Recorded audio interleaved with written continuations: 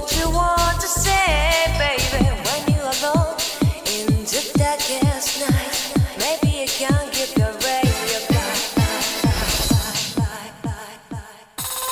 Open your heart and show your eyes that you can change your destiny. And grow your love, baby. The future is waiting for you. And show your eyes that you can change your destiny.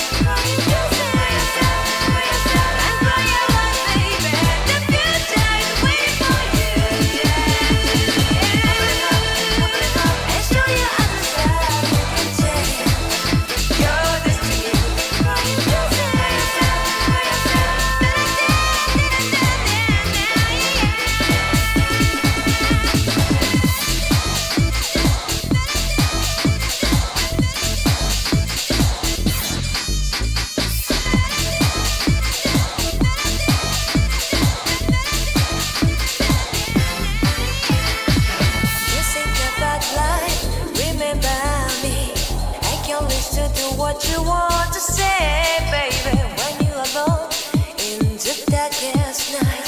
Maybe you can give your radio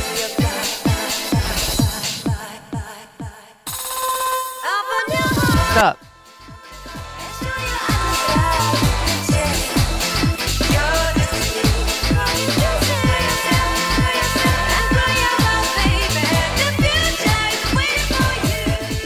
What's going on, everybody? I hope everyone is having an amazing afternoon, morning, evening, whatever it is in your time zone. It is Monday, February 24th, 2025. This is NCC TV coming at you live from Sumaru City. We are live, or at least that's how it appears to me. Could be a brain in a jar somewhere. Don't know, don't care. Shouts out to all my weasels out there, all my forest creatures rocking out to the realest of the real synthetic lifeform streamer, trapped in a cyber brain and body, like some kind of ghost in a half shell in this late stage hypercapitalist dystopia. Forced to exist in this twilight realm to pay off my debt to society and my student loans. I hope you're having a good day, whoever, whatever, wherever, and whenever you are. We're about to get into it right here on twitch.tv, youtube.com. High stakes, high reward, high on life, or whatever simulation, simulacrum, simultaneous, spontaneous singularity of consciousness this is, was, or will be sometime in the distant cyber future. Oh my god, chat. Nailed it, sort of. I realized I forgot my tea. And my trampoline. I hope nobody hits that stream reward. Oh good, we're 0 out of 10 so far. Okay, it might be okay. I don't know, chat. It's a little bit of a schlep to get the trampoline out, honestly. I put it in the other...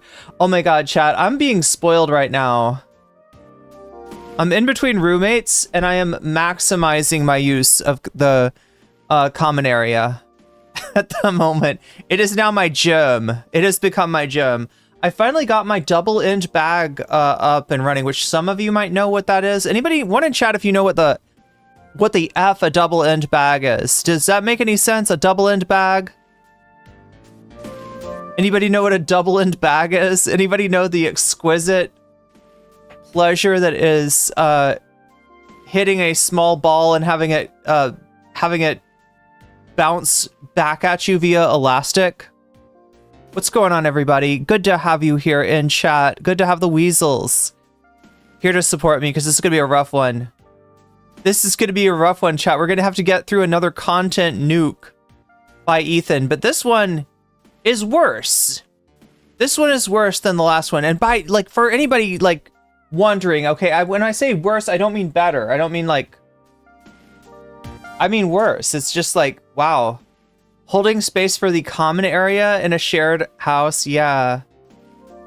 What the hell is a double-end bag? I wish I could bring it in here, but it's very hard to set up. It's a boxing bag that... I'm sure you've seen one of these, right? Like, it's like a small inflatable ball with 2 elastic straps on either side.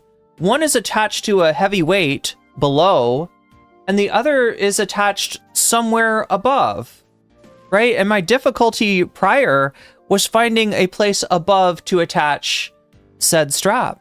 I have figured out that one of the rafters in my house actually has a nail driven into it. So I don't have to, be liable for damage, for my landlord. You know what I mean? Somebody already put a nail in there. I don't know. They usually don't charge you for stuff like that, but sometimes they do. And this time it will not be me who gets charged because I didn't do it. It's a speed bag. You know, it's similar to a speed bag, Conrad. I will give you that. A speed bag, if you don't know, chat, is something that it's that little teardrop shaped thing that you hang up high. You hang it up high. You know, like how people go boom, boom, boom, boom, boom. That thing, right? That's a speed bag. All right, this is not a speed bag, but it does bounce back at you. Yeah, that's the other thing is a speed bag technically could maybe hit you. Theoretically, usually if you know how to use it, it doesn't. But a double-end bag, you gotta keep your guard up for that. Because it's like you hit it, and it bounces this way, and then it comes right back at you. but then you can hit it again, or you can hit it with the other fist, or any combination if you get good at it, right? I'm not good at it yet. I will say that the speed of my hands is not is not epic, but hey, at least chat, at least I can do some kind of boxing exercise inside the house without even pissing off the downstairs neighbor, which is also a problem, right? The other thing I have is one of those stand-up bags where you put water into it to make it heavy on the bottom. But if you put that in your house, oh my god, you will shake the whole house, right? It's meant to be outside or in a gym. Double and bad does swing back. Yeah, you got to keep your guard up. But yeah, I'm happy. I'm happy. I'm healthy. I'm glowing. I'm moisturized. How are you doing? Oh my gosh, speaking of how are you doing, Steven Sayers, thank you for the super chat. Oh, hell yeah.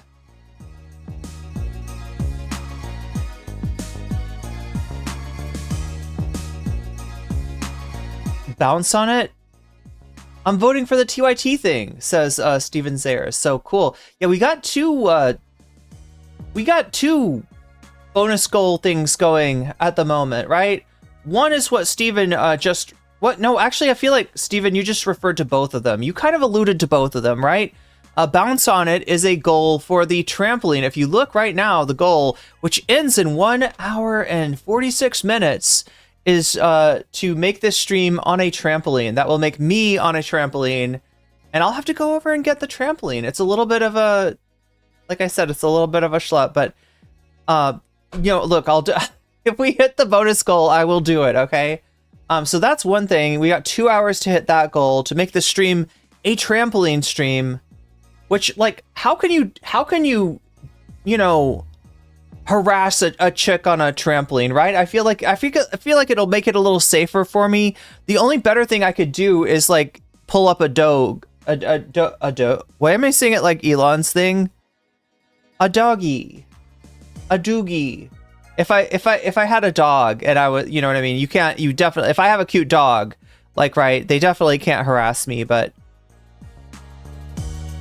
And the reason I'm saying that is because I am responding to Ethan's latest video, his latest creation, which I'm sure is why a lot of you are here to see what's going on with this. He has got another content nuke. I thought it wasn't time yet. Well, I did too, but no, a second video has hit the World Trade Center, and unfortunately, I'm gonna have to watch it. But first, we're gonna watch Ethan's stream proper today and observe how many times the word Hasan, oh my god, how many times the word Hasan comes up,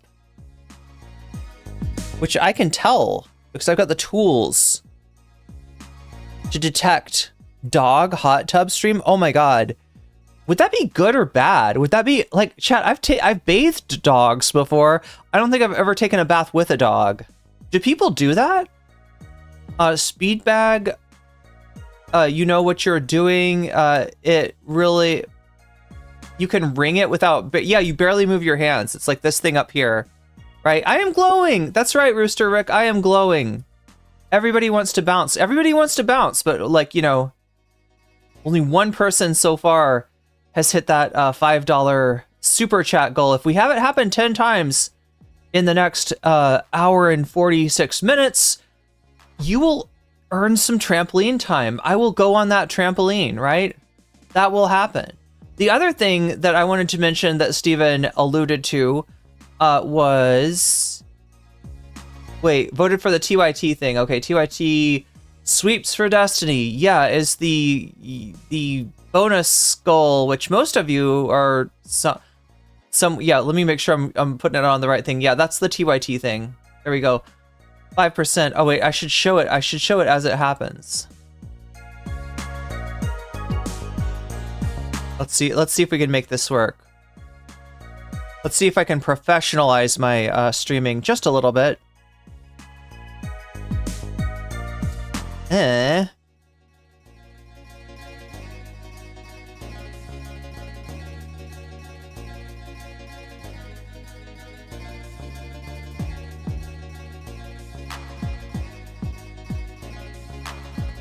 it is. All right, hit that. There we go. I am glowing. Ethan, not so much. Not so much. And there's a few things you're going to hear him say that are very... almost self-aware? I mean, that's the one thing this guy doesn't have, is self-awareness, right? Because he's on a crash out, and generally that's one of the defining features. People ask, like, what is a crash out, right? Well, I mean, I know one if I see one. But no, it has certain features to it. And one of those features is a lack of self-awareness. But this is a strange kind of self-awareness that might not even be self-aware at all, since it's directed towards Hasan. Oh yeah, what am I going to show you? I'm going to show you the magic of the dono goal. Look at this, the dono goal. It's at 0% right now, but look at this, because of Steven Sayer's super chat, it goes to 5%. And what else gets a 5%? TYT sweeps for Destiny. That means that in addition to the votes that you have already placed, let me see, how many votes have you placed, chat? I'm curious. 45 of them. 45 people have voted for bonus content. 45 people want bonus content of some kind. Right now, it looks like TYT sweeps for Destiny is ahead at 40%. With Elon's baby mama drama, that is a Francesca Fiorentini clip. We haven't watched Francesca in a hot minute. I thought I would throw one of her videos up there at 38% in second place. In third place, way down there, way the fuck down there, is Destiny versus Chud Logic. Yeah, this weird thing is going on, chat. The Destiny community is trying to do what it has always done. Like, they've always been able to save his bacon. Right, he can come up with something where he's on a technicality, right? It looks really bad for Destiny, but he'll find something, you know... Well, let me be honest. I feel like usually he doesn't exonerate himself. Usually what he does is he casts shade on the other person, right? There's a pixel missing here. The I is not dotted. The T is not crossed. So therefore, you are the one who gets canceled, and that's what happens. I'm not shitting you, right? Even in the case of Steven doing what he does best, which is being the country lawyer for defending sussy dudes on Twitch who have allegations against them, right? Destiny finds one little thing out of order and it's like, oh, this bitch is lying, right? Never mind this fucking predator here on Twitch. Like, they get to keep their career. No, we're going to destroy this bitch instead. That's what goes on. I've seen it so many times. I've seen it so many times, and he always gets these guys off. Okay, I should have said that in a different way.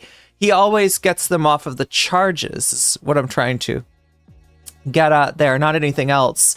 But it's kind of frustrating, because he's such a shitter. I don't know how to explain it. He's just a bullshitter. And it makes you mad to see somebody so disingenuous, like, so smug. And that's usually how these things end. But this time, it's a little different.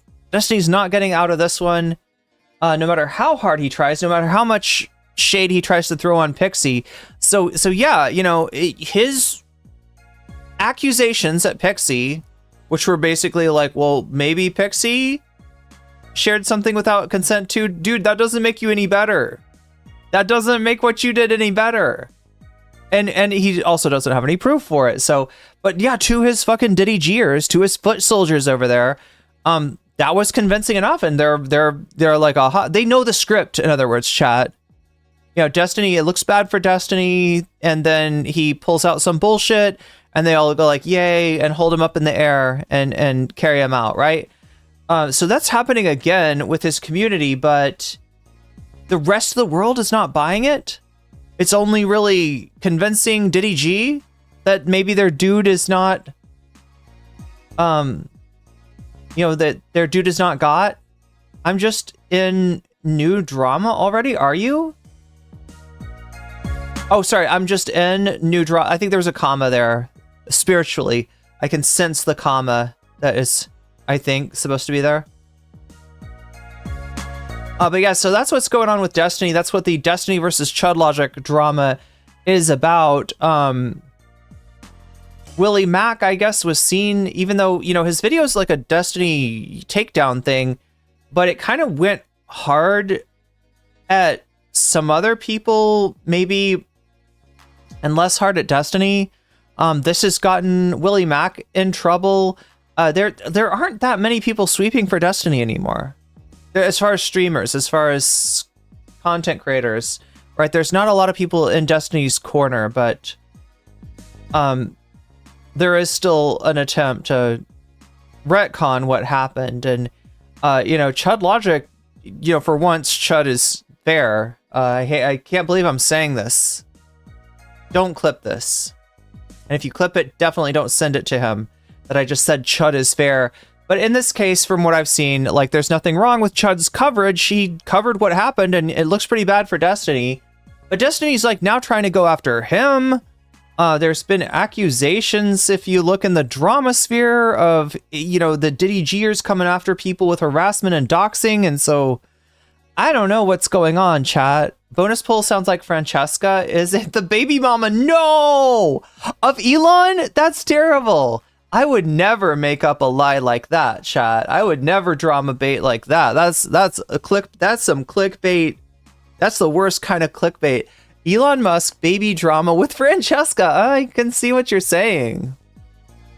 I can see what you're saying, Jen. That is not how it's intended. Have I explained all of these? TYT sweeps for Destiny. I haven't seen this video, but I've been told that TYT comes off giving Destiny some of the gentlest hands of anybody, to cover this so far. I mean, they are covering Destiny, which I want to say a major outlet covering Destiny, but is it really? Like, I don't know. I don't know if TYT counts as a major outlet at this point, but whatever they are, they covered Destiny. It's definitely escaped the it's breached containment, much like a dinosaur in Jurassic Park. That's what I'm trying to say. That is another topic that we have as a possible choice for the bonus content. And as you can see, it's getting a little bit of love so far. We only have 5% on the board. All that 5% is going to Destiny. What does that mean? That means you can do the same thing. That means if you do a super chat, if you get yourself a membership, if you gift memberships to other people, if you get yourself a super sticker or anything like that, if you support me on Throne or sign up for my Patreon, or if you support me on Twitch, which as always I appreciate greatly, because dudes like this are trying to make it impossible for a political streamer to make any money. And so when you put money in my pocket, that just foils his evil plot. So really happy to see that. It makes me, it warms my spirit in this winter of our discontent. I don't know why I'm quoting Shakespeare here, chat. Get me out of this. Okay, so anyway, Ethan Klein. TYT sweeping for Destiny. Hasan on Bad Hasbara. Yeah. In fact, I think that Ethan got mentioned in this, so we'll definitely watch a little bit of this Hasan on Bad Hasbara. I didn't realize, but yeah, they do mention Ethan for a hot second there. If you want to watch more of it, then you can vote for more Hasan on Bad Hasbara, because that's an option in the bonus content as well. And then, yeah, Destiny at Chud Logic. So right now we got a tie between Elon Musk, baby drama mama, with Francesca Fiorentini. Not that Francesca is a baby mama or suspected of being. Not that there's any evidence like that. No, there's nothing pointing to that. No, it's Francesca talking about the drama that Elon Musk is going through with not one, but multiple baby mamas.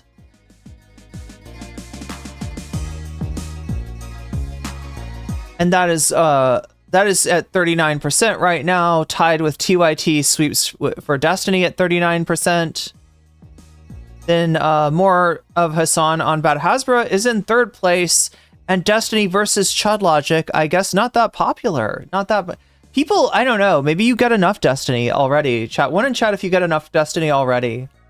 There's still stuff happening with that, and I feel like I'm leaving you out of the loop on that because it's kind of content. It's commentary, but we're commentary too, chat. We're conscious commentary, right? Commentary with a conscience. That's the difference between us and every other slop tuber out there. So we have a conscience. So yeah, anyway, that's the we have a conscience and we have a bonus goal, and that bonus goal is at 64% right now. 64%. What am I even saying? 64 cents. Iron Fawns Vasquez, thank you for the super. Wait, let me make it appear. Woo! Super chat. Character jumping in the air, joyfully saying yippee. Oh, it actually does say yippee. I was like, wait, how do you know it's saying yippee? How do you pronounce it? Is it yippee, chat, or yippee? I feel like I'm pronouncing it with a French accent. What is this song? This is the map 1 song for Persona 2 Eternal Punishment. If you've ever played that.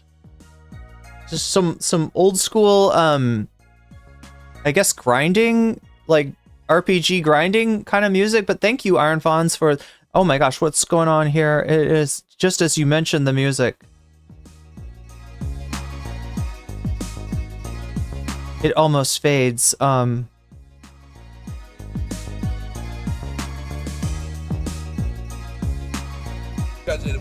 Yo! Now they're freaking communists invading radicals all over the place. Who knew?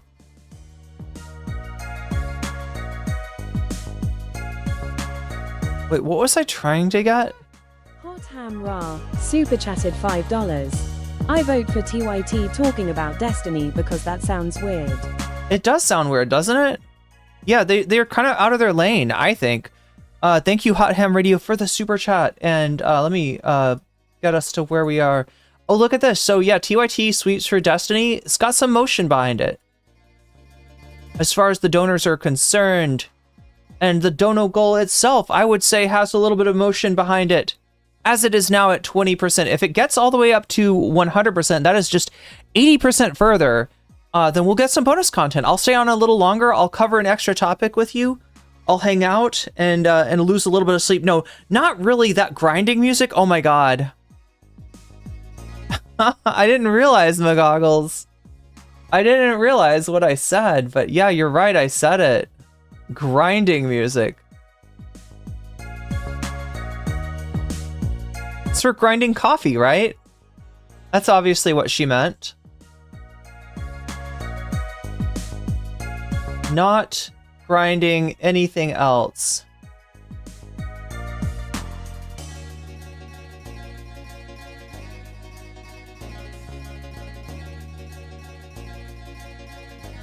Wait, can we find... Yeah, this one.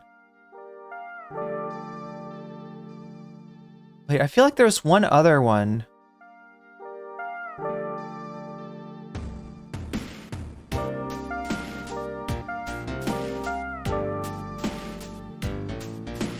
Is this one good?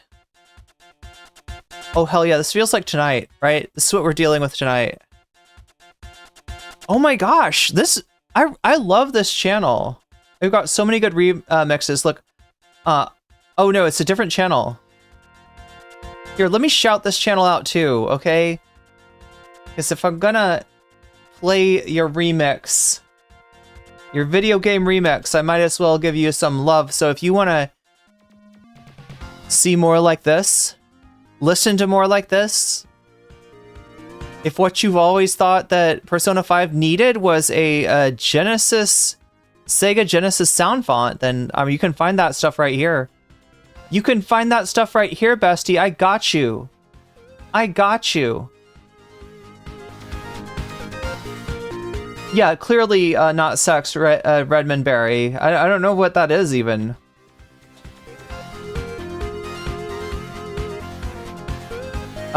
Gubular says if you play indie music or off-label punk, you probably won't get hit with a strike. Is that right? It's hard to call. I almost have to know the you know, creator in order. But yes, usually video game music. That's why I play so many. A P5R is amazing. I need to finish that one. Shoji Meguro. Yes, Shoji Meguro, one of my favorite composers.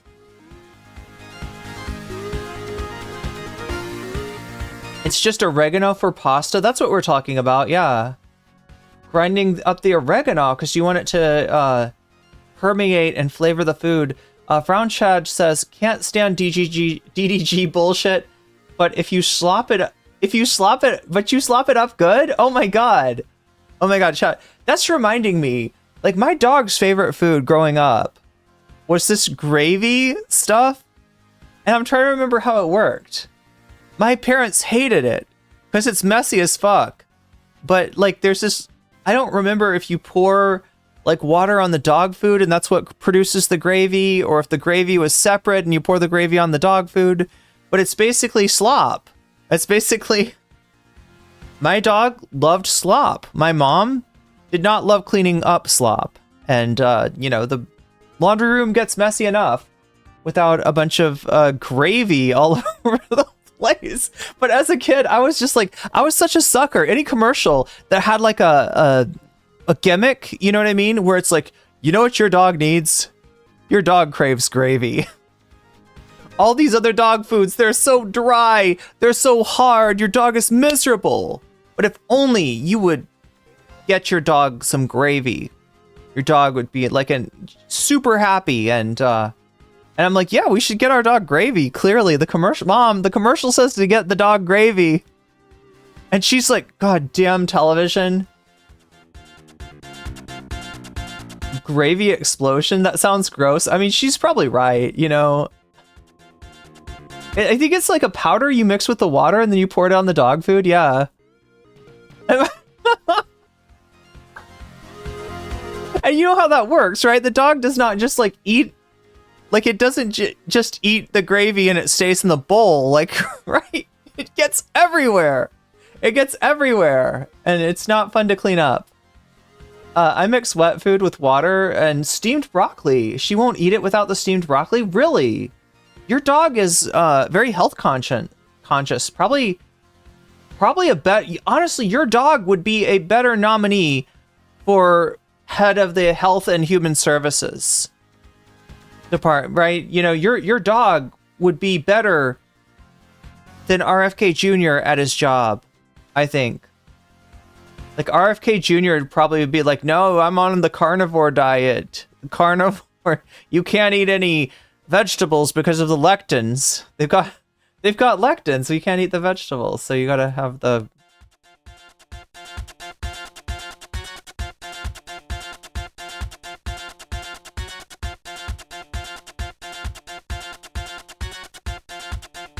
Okay, yeah, there we go. Chill. So where are we at right now, chat? We are, oh my gosh, I'm early. I'm zipping right through this. What's up, Schustered? New CIA drone pilot says he also gets a lot of these Nazi creeps off. Oh my gosh. Speaking of the, yeah, Destiny getting people off, yeah. No, I witnessed this and it was the weirdest thing in the world. Like, I felt completely gaslit by my time in Twitch poll. And it's weird because it is way less influential. Like, I wouldn't call... So chat, if you don't know what I'm saying when I say Twitch poll, before Hasan was the dominant voice in politics on Twitch, I almost want to say on YouTube too, like as far as streamers go, maybe. But before that was the truth, there was a conglomerate of shitlibs on Twitch. And they called themselves Twitch poll. Yes, Twitch poll. Like that kind of poll, right? And there's a reason for that too. Because it was a strange little marriage between DDG and this Discord that is like, you know, supposedly the biggest political Discord in the world or something.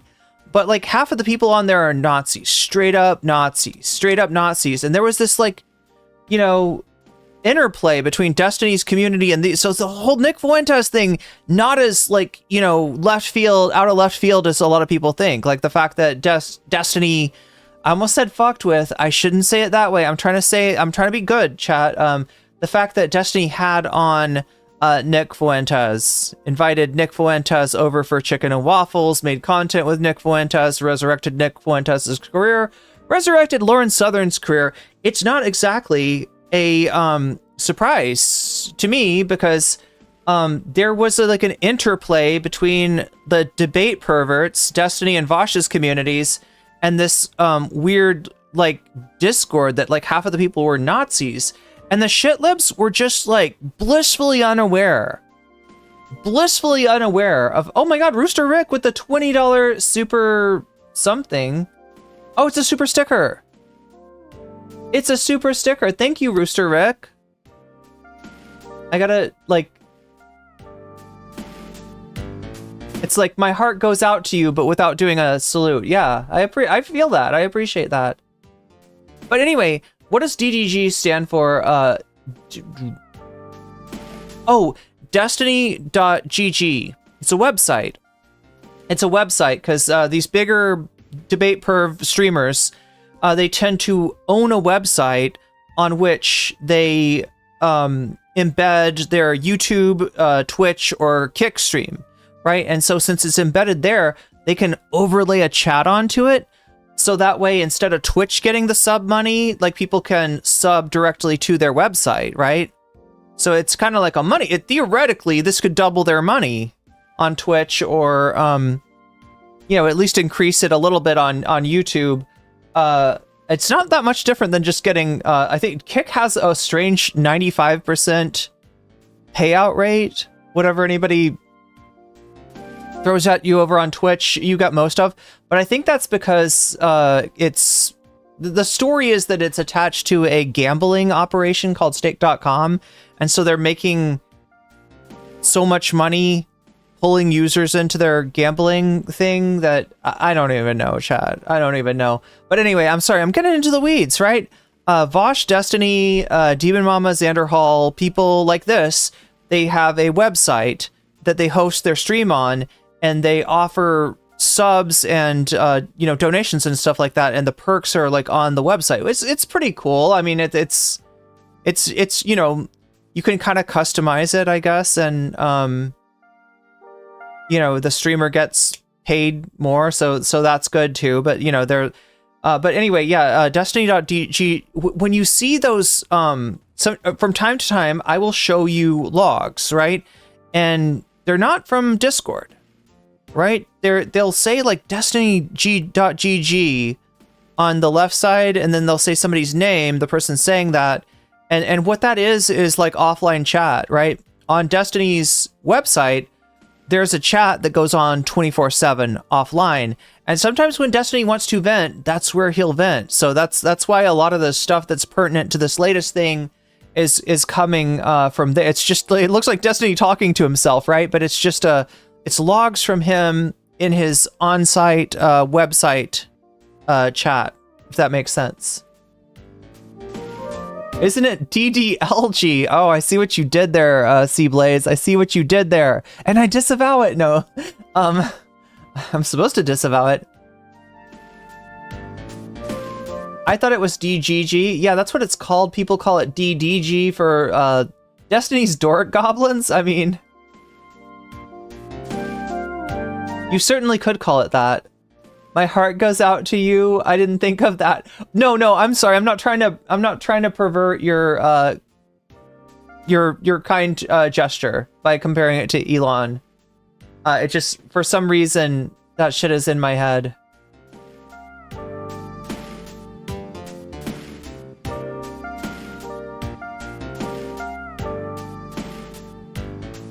But yeah, I feel like I've explained DDG. I feel like I've explained the sub goal. Again, for the trampoline, y'all, wait a minute. I feel like this isn't working. Is this not? Sorry, chat. I feel like the sub goal. Oh, it's not giving you credit for super stickers. I see. Huh. I don't know. Why don't we just count those? Look, I'll make a manual count of the super stickers. Okay, so it says you're at 2 out of 5 of the way to earning me being on the trampoline, the stream being on the trampoline, actually. But we'll say you're 4 out of 10 of the way there. You have 1 hour and 18 minutes left to make that happen. If we get, I think it's like 6 more Super chats, $5 or over. I'll make this into a trampoline stream. I will go into the other room and I will lug back this giant trampoline and I will bounce on it. I will do tricks on it. Oh my God, chat, I gotta stop. Because I have been edging you for long enough. Let's get into the Ethan Klein content that I know you all came for. Not for my double entendres. DDG is also a rapper or something? What makes me think of Diddy G? Like, right, I think that's the joke, right? Isn't it? You have to click on the goal counter to contribute? Is that how it works? God, YouTube needs to make their shit less confusing, and I need to make my shit less confusing. Anyway, chat, like I said, we are, what, 40% of the way to the dono goal. And right now, TYT Sweeps for Destiny is winning. Although you can affect that by voting. 92 of you have. 92 people have voted so far. You can vote whether you're on Twitch or YouTube. You can come over to YouTube if you want just to vote. I'm not telling you to change platforms. You do you. You be comfortable where you're at. But if you want to vote, you have to do it on YouTube. No comment chick. On YouTube, you can come over and vote and leave me a like while you're there because it helps me out greatly and I appreciate it massively. The other thing that I need to do is, the other thing that changes, that can change the score is that when you donate, you can let me know in the comments which of these topics you want. Why does it look so weird? I think it's supposed to, oh my God, there we go. These topics, right? These topics up here, you can let me know in the chat when you do a super chat, super sticker, if you do a super chat, super sticker, if you get yourself membership, if you get others membership, if you support me on Throne, if you sign up for my Patreon, or if you support me on Twitch. Speaking of Patreon, Steven Sayers with the shocked, wait, what does that say? Incredible. Incredible. I feel like I've got an emote similar to that. And it is incredible, but thank you. That's also an incredible, incredible super sticker and well-timed one. Did that one count?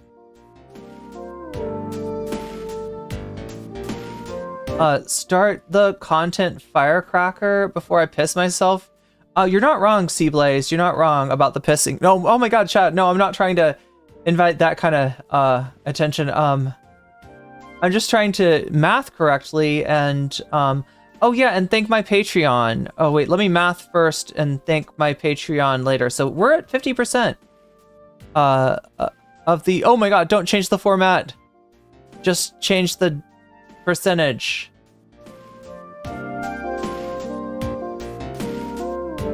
Okay, there we go, boom. Trampoline, yeah. Did it count yours towards the trampoline? I don't think it did. We'll say that there's 6. I'll just have to keep it in mind, a mental count, because I don't want super sticker people to get, or people that didn't know to click the thing. I don't want them to get ripped off by the goddamn YouTube machine. Mom, the goddamn YouTube machine ripped me off again.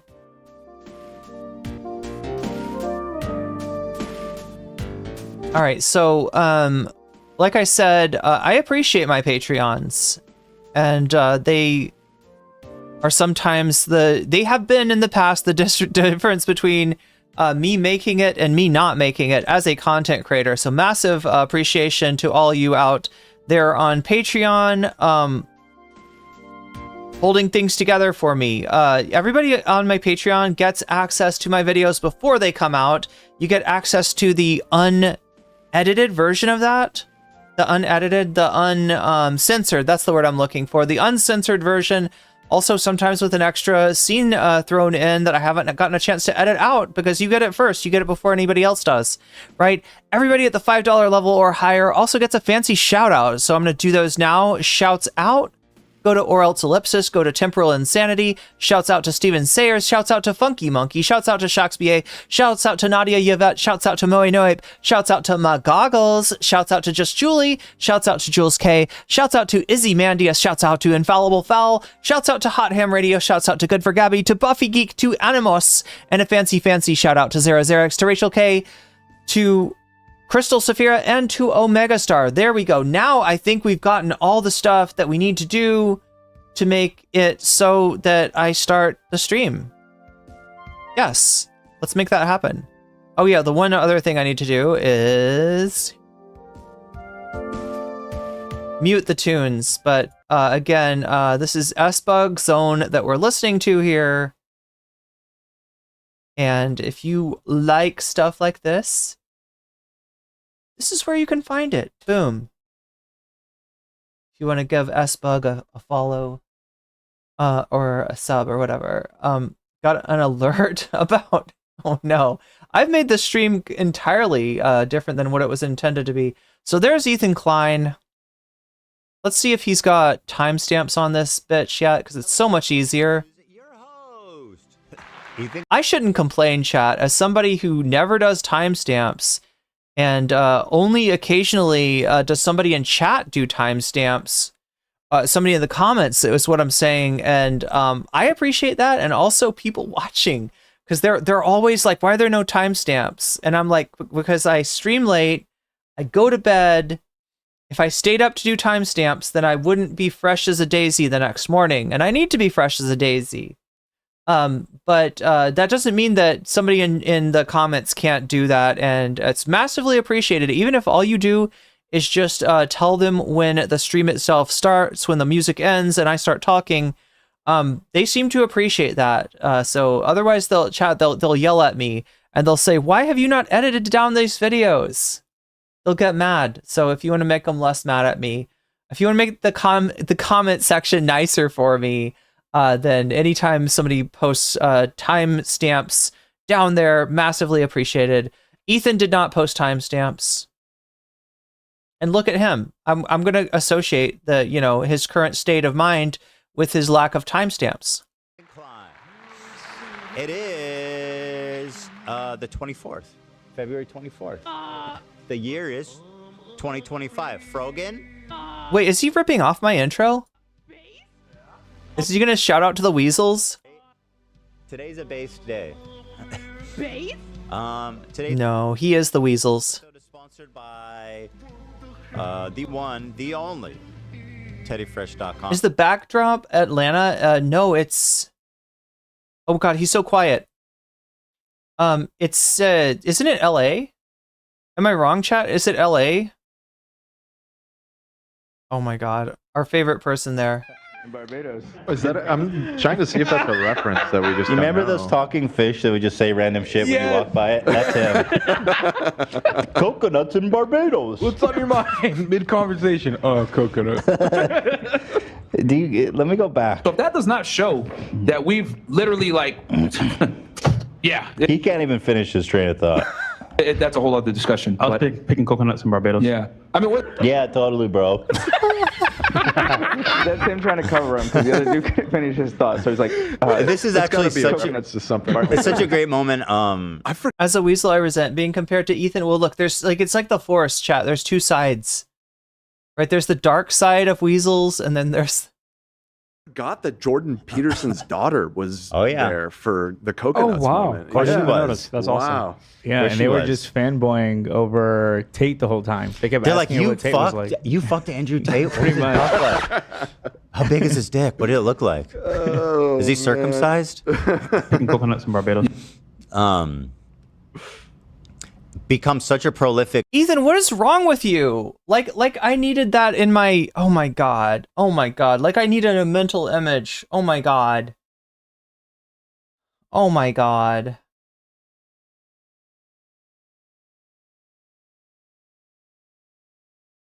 It's probably been 30 years since what's also Narwhal by Nature. You were right. I needed to turn that up. You were on that. Thank you. Did I already talk about the Ethan Klein? No, we're just getting into it today. This is today's show. We're going to watch through today's show. He introduces that video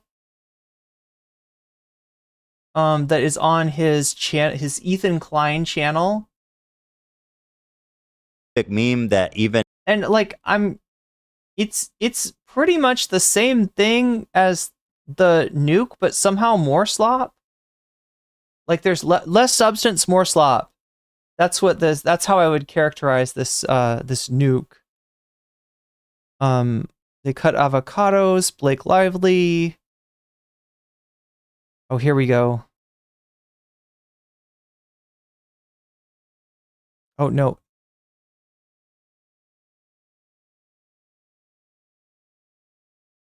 Here's where we start. There we go. you're actually not a real person. But we will be coming at it from a balanced and fair perspective. Always. As always. Always. It's not. Always. I didn't even feel the need to say it because it's Totally. just so It's so implicit. obvious. Oh yeah, and chat, I forgot to mention it, but I probably should say it since we are already at 50%. If we hit 200%, I'll do 2 of these topics. I'll cover 2 of these bonus segments for you. It's just how we do things around here. Absolutely.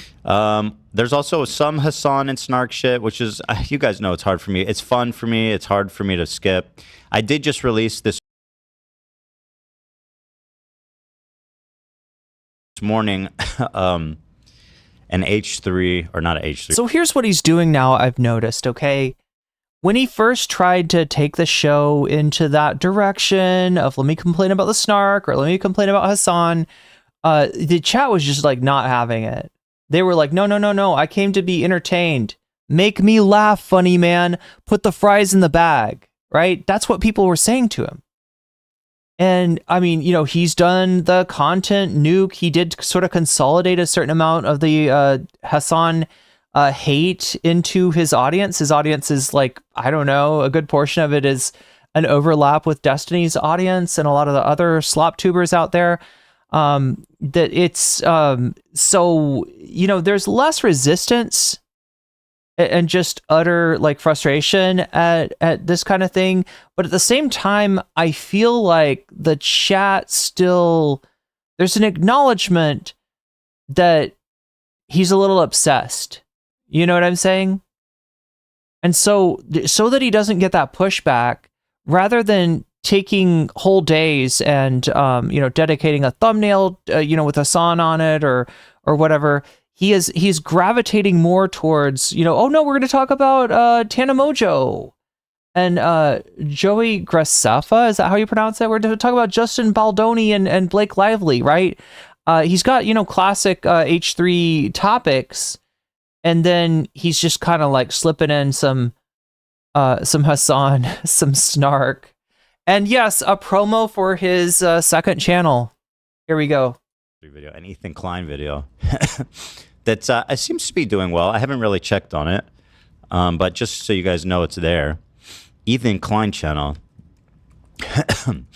We talked on Friday about Hasan's reaction to the Bibis families laughing at the graves of the Bibis children, but then he did one that was even crazier. He once again.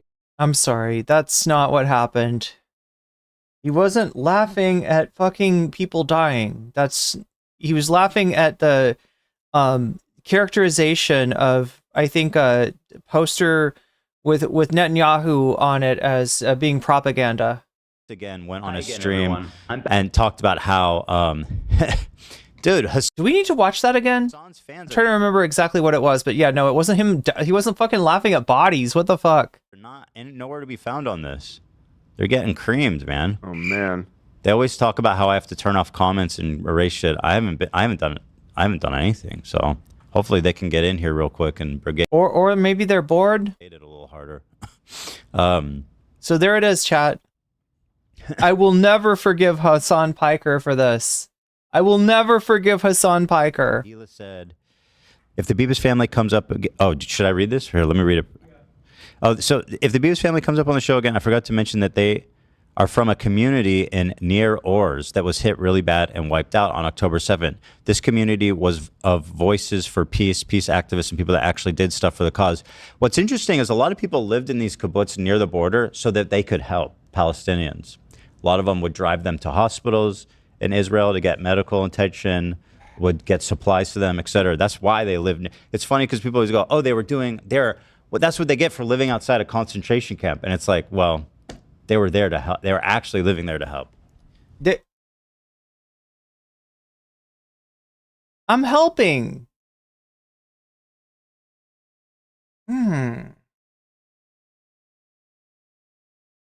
That's like me saying that I moved next to a school, you know, one of the infamous, you know, schools for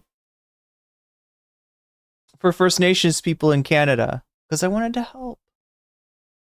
I don't know. So anyway, whatever. Who cares about that? Yeah, he was saying that the dude who gave Hamas kisses on the head during the hostage. Look, like I said, I mean, I'm not here to laugh at anybody, like, you know, anybody dying or like, you know, make light of that or say that they had it coming or anything like that. But it's just like, you know, I'm sorry, Ethan, you should think about what you're saying because it's not very convincing. Release did it because he loved them, which is crazy because he did the same thing to this other hostages. The last time hostages released, there was a mom and a young girl, and they waved goodbye on camera. You could hear the hostage, the terrorists telling them, "Please, you wave again," or wave again. Yeah, wait, isn't that literally Zone of Interest? Isn't that literally the plot of Zone of Interest? I forget the exact word, but he still is like, no, they did it because they loved him. Here, let me see if I can just find a quick moment here. Describe as nauseating. Take a look. It's fast. Now let's take a look at how the hostages were released. I wonder if Western media will actually show the release videos because there was some interesting sites that were disconcerting for the Israeli state and their project. Hasan said it might be Stockholm Syndrome. You know, that's funny because like I had a feeling that there was a more nuanced analysis that Hasan had of this situation than what Ethan is representing. Was that today, J-Rock, or yesterday? No wonder he keeps getting scammed, spending thousands of dollars on products that don't work or aren't legit. Are you talking about what is in his like the exercise products in his basement? Wait, which you're talking about Ethan, right?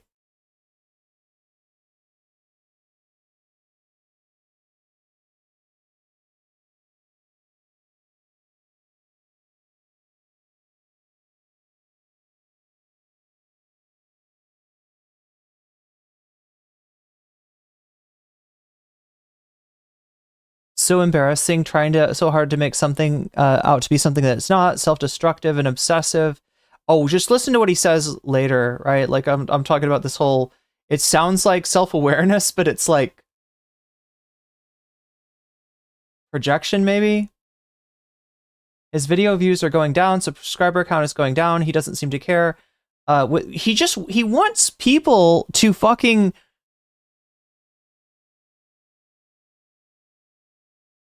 He wants people to validate his fucking horrible opinions.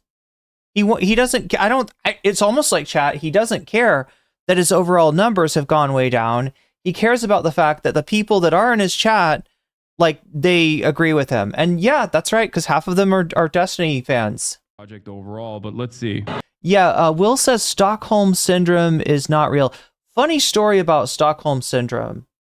Right, the incident that it's named after, I think, it was a mischaracterization of what actually happened. Like there's something with the original. It's fake like brainwashing. So his thesis is. There's videos on this. There's videos on this, right? That the original incident that Stockholm Syndrome is named after, it was misreported or something in the news. Footage is so devastating, Western media wouldn't even dare show it to you.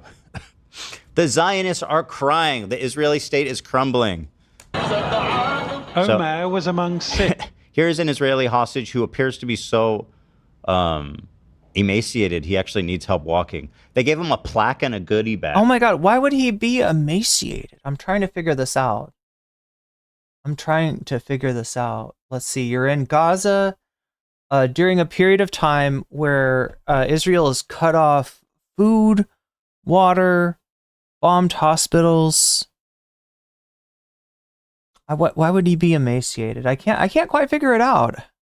That's like a party favor. You know how kids get goodie bags at the end of a party? They're such good guys, actually. Really, such terrific fellas.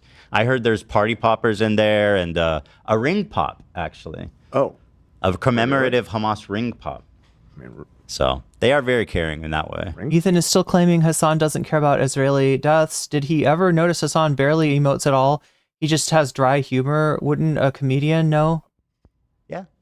Yeah, I know it. I know it. That's kind of... Six released by Hamas in Gaza this morning.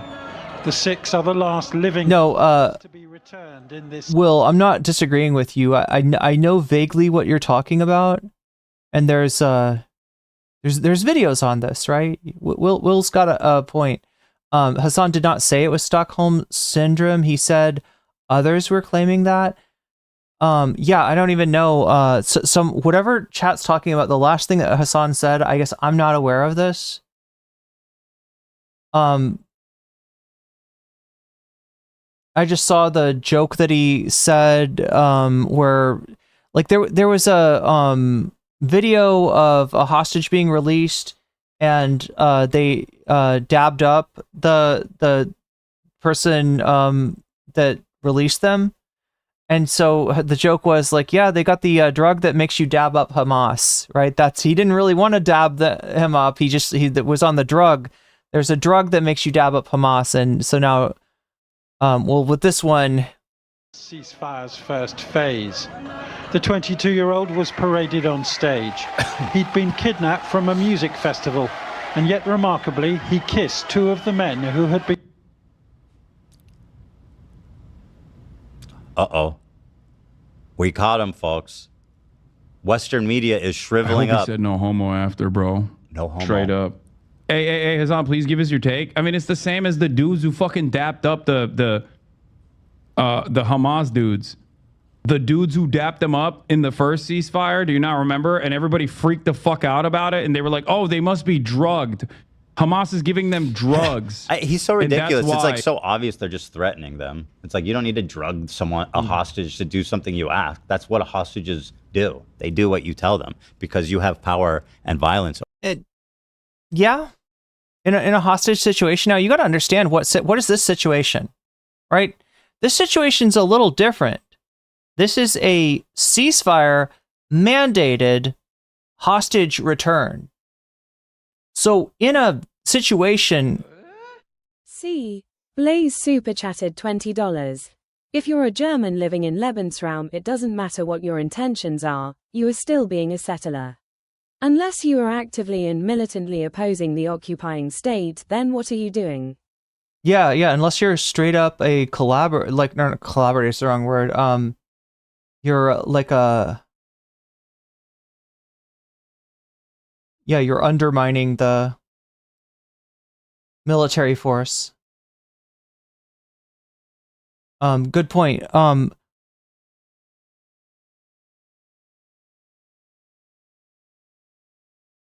Oh, the 20K button? I always call it the 43K button. Is it only 20K that he paid for that button? That's the button that erases the last 45 seconds. C Blaze, thank you for the super chat, by the way. Here, let me roll this slightly back. It's like so obvious they're just threatening them. It's like you don't need to drug... Oh, yeah. So look, you're in a situation where, you know, were any harm to come to this hostage right here, this would easily be taken as a reason the ceasefire would be canceled. There would be no ceasefire, right? So what Ethan's trying to say is that, yeah, in a hostage situation, right? If a hostage does something, is it because they wanted to do it, or is it because the dude with the gun wanted them to do it, right? And all that good point, right? But this is a hostage release, right? The consequences of, I don't know, like, you know, you could make an argument. Yeah, if anything, Ethan's, you know, he should be the one making the Stockholm syndrome argument, right? He should be the one saying, well, it's just because he's like conditioned to do what these guys say because he's been under their control for so long, right? That being said, like somebody in chat mentioned, Stockholm syndrome is not what people think it is. Stockholm syndrome is a misunderstanding that comes from a very real incident in Stockholm, Sweden, that got misreported when it happened. So, you know, people's understanding of that is kind of sus. But anyway, chat, I'm making this too complicated. No, Ethan, that's not. To do something you ask. That's what hostages do. They do what you tell them because you have power and violence. He's acting like if this guy didn't kiss these two guys on the forehead, he would just get his, you know, he would get murked right there. I don't know. That's over them. Like, we all know that, right? Like, we all know that. So we're doing this silly little game where we pretend not to know obvious things, I guess. They're dabbing him up. Hamas gave them the drugs that make you dab up Hamas. It turns out that there is a new, even scarier drug out there that Hamas has in their hands. It's called... It's called the drug that makes you kiss Hamas. That drug is called a gun to your head. And it's so painfully obvious of a... It's not you're not in a situation with a gun to their head. Okay. I mean, look, it's not necessarily a situation. Look, I'll be real with you. I don't know why he kissed the head, right? Was it because he wanted to kiss the guy's head? I don't fucking know. You know, there's a quote of this guy after the fact saying that they made him do it, right? But he's not saying like they had a gun to my head or I was gonna die if I didn't do it. But you know, he's basically, but yeah, I mean, I don't know. It's a concept. I feel nauseated even having to say it. Yeah, $20K for Hasan's personal chef. That is what Hasan pays his mom to cook the chicken. Here you can see the head propagandist giving the hostage instructions. The hostage look. Again, here we go with psychic Ethan. That I don't know. He's like he's a Hamas lip reader, right? And, you know, it's very difficult because they've got masks over their face. You can't see their lips move, but apparently Ethan can tell you what they're saying. Ethan knows exactly what's being said here. To his side to make sure he understands. Then the propagandist leans in to explain the strategy to the two terrorists on his left. I mean, the dude has also got a camera, right? He might be saying, I want to take a picture of you. Like, I don't know. We don't know what's going on there. And right on cue, the hostage leans in to kiss. And also Hasan was joking. Not one. Like, what the fuck? But the two of them. Which, like, let's be real. It already makes no fucking sense. Like, like, who does that? Just let me give you a kiss on the head, buddy. Like, even if he does like them, the act. Look, these are cultures that I'm not familiar with, and from your reaction to a lot of people in Israel, Ethan, I would suspect that maybe you're not super familiar with either. Again, action itself is so fucking absurd that he's actually peddling this. That's like seeing two French people do the biseau and be like, who does that? That's the weirdest thing. It's like he made a kiss. He pursed his lips right next to the cheek and then on the other side too. That's really weird. Yeah, they're French. Ridiculous lie is amusing, if not so fucking sad and terrifying, especially considering the amount of people that actually are like, yeah, no, he kissed him on the head because he just actually is super, he really loves them actually. It's clear to anyone with a functioning brain that this was not done out of affection. Yeah, good point, play something. There's a lot of other stuff that the IDF has done with their hostages that you haven't heard shit from Ethan about. Of course, we don't need to even look at the footage. Just ask the hostage what he thought. Here's the hostage who was kissing him on the head. In Hebrew, it says, I had no choice. The dogs made me do it. Hasan thought this was such a great point. He even took to his Discord to share his thoughts. First, they had the drug that makes you dab Hamas. Now they have one that makes you kiss Hamas. I'm losing my mind. I don't know who else to share this info with. A good place The dogs made me do it. to start would be a therapist. The next best place would maybe be the NSA. More excerpts from the hostage. He thought he cooked. He thought he cooked there. Say that they were forced to drink seawater, that they were giving. Yeah, that's just a little excerpt. This is the moment that made me want to make this video at any rate, was seeing him do this whole fucking thing again where he's like, yeah, you know, the hostages are, they love them. They actually wish they could stay there if they were given a choice. Rotten food, and that they were held in cages. Or, as Hasan likes to call it, hospitality. What? Oh, good point. Yeah, we shouldn't rely on Ethan's Hebrew translation necessarily. Gracious hosts they are. Bro, every time they're releasing hostages, the next wave they're gonna be like, actually, I'm good. Like, I'm staying. Well, I'm happy that the content nuke was able to make its. I'm just gonna play this last part because. Okay. It's just a weird thing, chat. It's a weird thing. Like, this is a video on his channel. Ostensibly, he wants views on it. And he's just playing it on his stream, because that's the only way he can get, like, significant numbers of eyeballs on this. Like I said, this is like a shittier, smaller, less substantive version of the content nuke. It's like a much lesser version of the content nuke, right? Why do you need, if it's a good video, let it stand on its own. They'll see it. It'll get in their algorithm, right? Or it might just be utter and complete slop. I say it here better than I would say it if I were to try to repeat. This guy knows what he's talking about. Ethan wants to be the vanguard of Hasan. I don't think the vanguard would do this. They wouldn't be like, here, check out our video from Casa del Vanguard. Like, you know, go over and watch it there. Like, right? They, you know, their channels stand on their, you know, their own. And then I'll move on, I promise. Way around and really influence people's thoughts on the matter. I am disheartened to see that Hasan is still spreading, without any care in the world, disgusting, violent,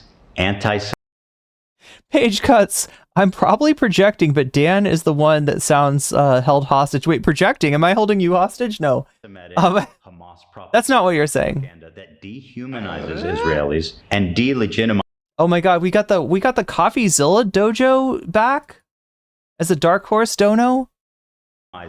Their suffering. As I said in the content nuke, we must always keep the plight of the Palestinians at the front of our mind. The point that I've made that is consistently lost on. Chat, are we close to that? I mean, like it's only got you counted for 5 out of 10, but are we close to the?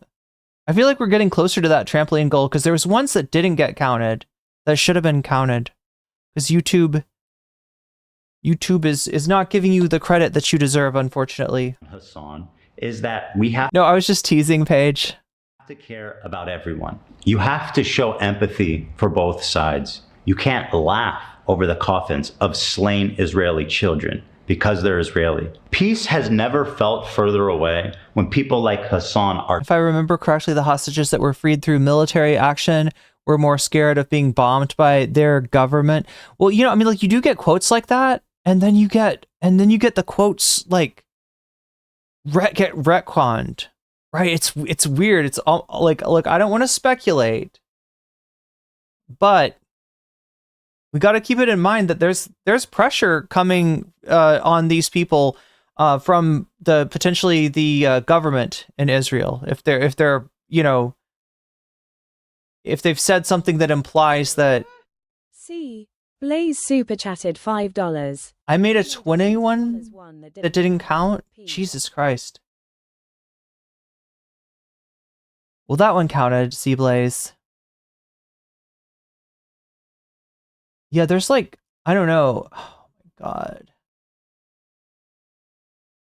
I have to like literally count. 1, 2, 3, 4, 5, 6,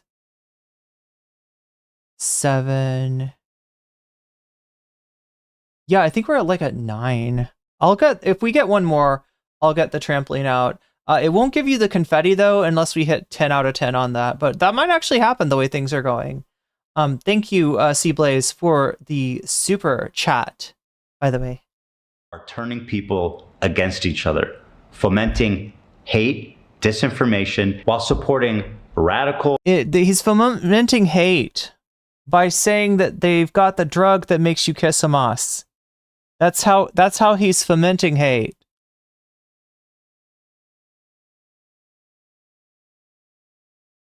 Reactionary terrorist organizations. Peace happens when.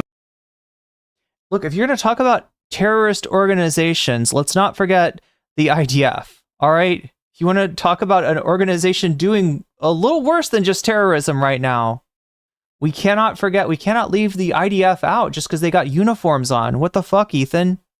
When both sides see each other as human, recognize the humanity in each other, that's when both sides seeing each other as human is not calling one side doing terrorism a terrorist and calling the other side doing terrorism, I don't know, the proper military as they put sniper bullets in children's heads. I mean, like, I don't know what to say, Ethan. I do not know what to say. Like, your words are undermining your position here. Your words could be better directed at yourself than they could be at Hasan here. This is what I mean about his self-awareness. There just is none. We come together and find peace.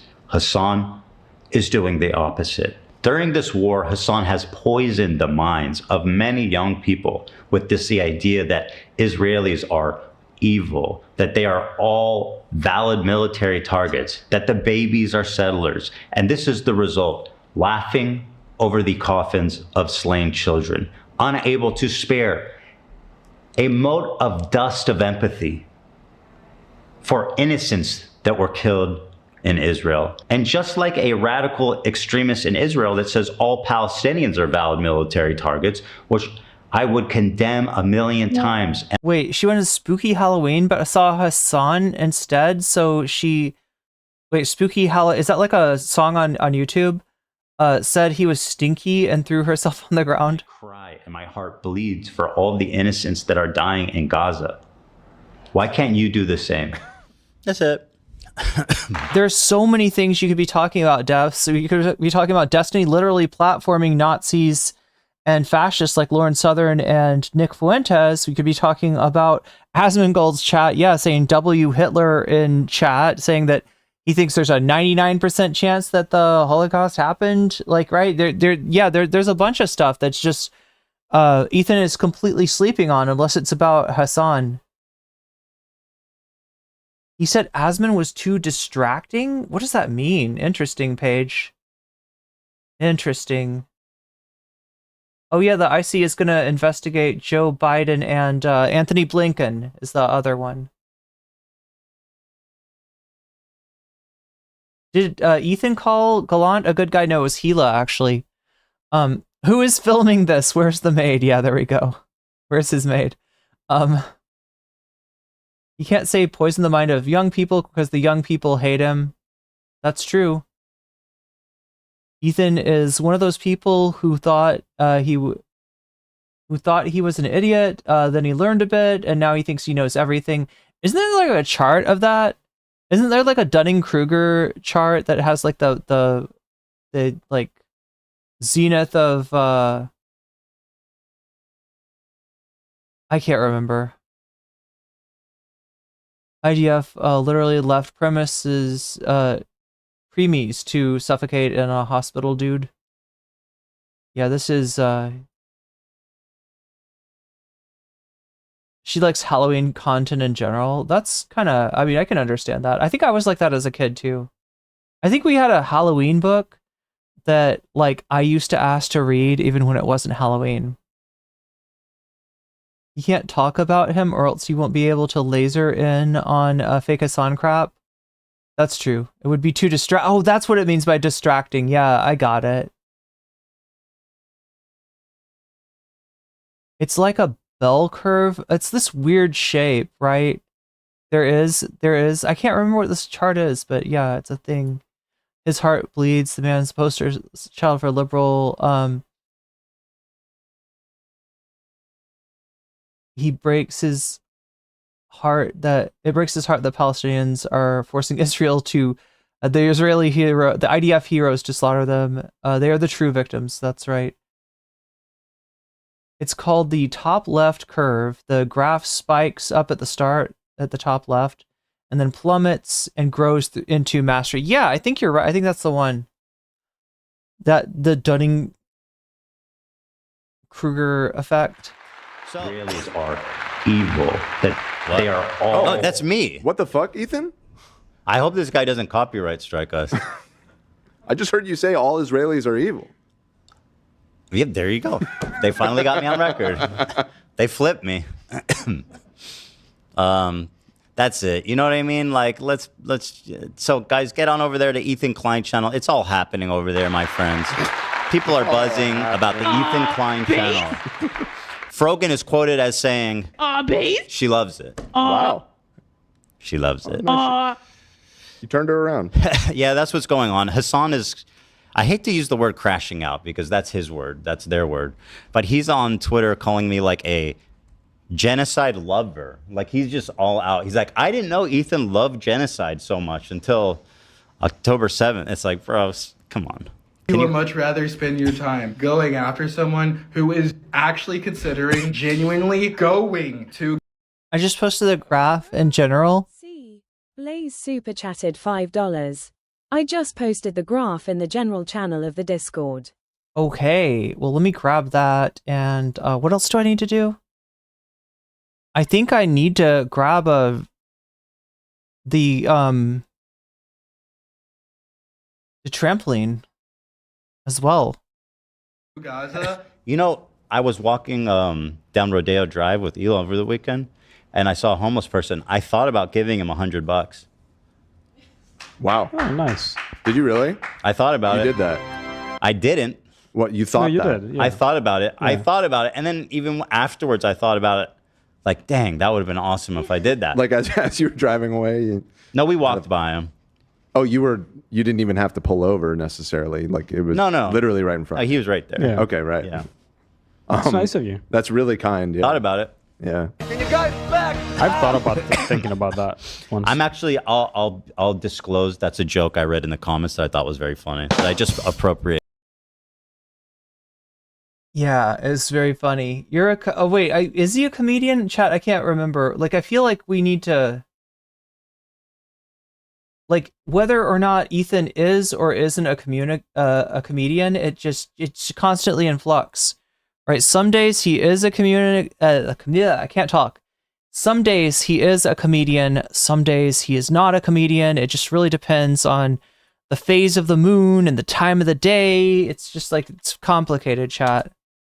It's like whether he wants to be a comedian, whether it is convenient to call himself a comedian, to give himself an excuse for saying god-awful things, laughing about somebody, having deep fakes made of them, or if, on the other hand, he wants to, he's embarrassed about the fact that he's not funny. He's not fucking funny. Anyway, chat, here is that graph. Thank you to Blaze for getting this for us. I will now show you the graph that I was talking about. Yeah, the Dunning-Kruger effect. Peak of Mount Stupid is so there's like nothing on the left, and then there's guru, know everything, I guess, on the right. Confidence is low to high. So, you go from knowing nothing and having a very low confidence to the peak of Mount Stupid, where your confidence is high and your knowledge is still pretty low. Then you go a little further, know a little bit more. You go into the Valley of Despair, where you realize like you weren't right here. You were on the peak of Mount Stupid. And then as you go up the slope of enlightenment, as you learn more, you eventually reach the plateau of sustainability.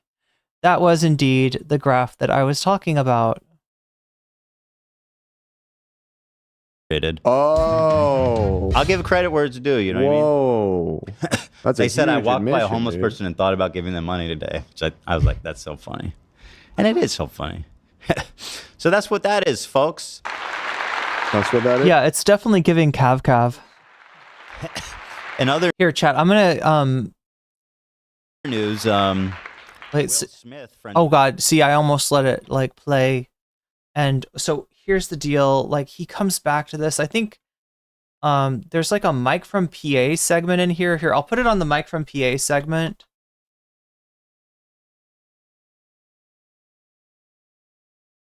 And then I'll grab my trampoline. He'll be the first one I'll reach out. Yeah.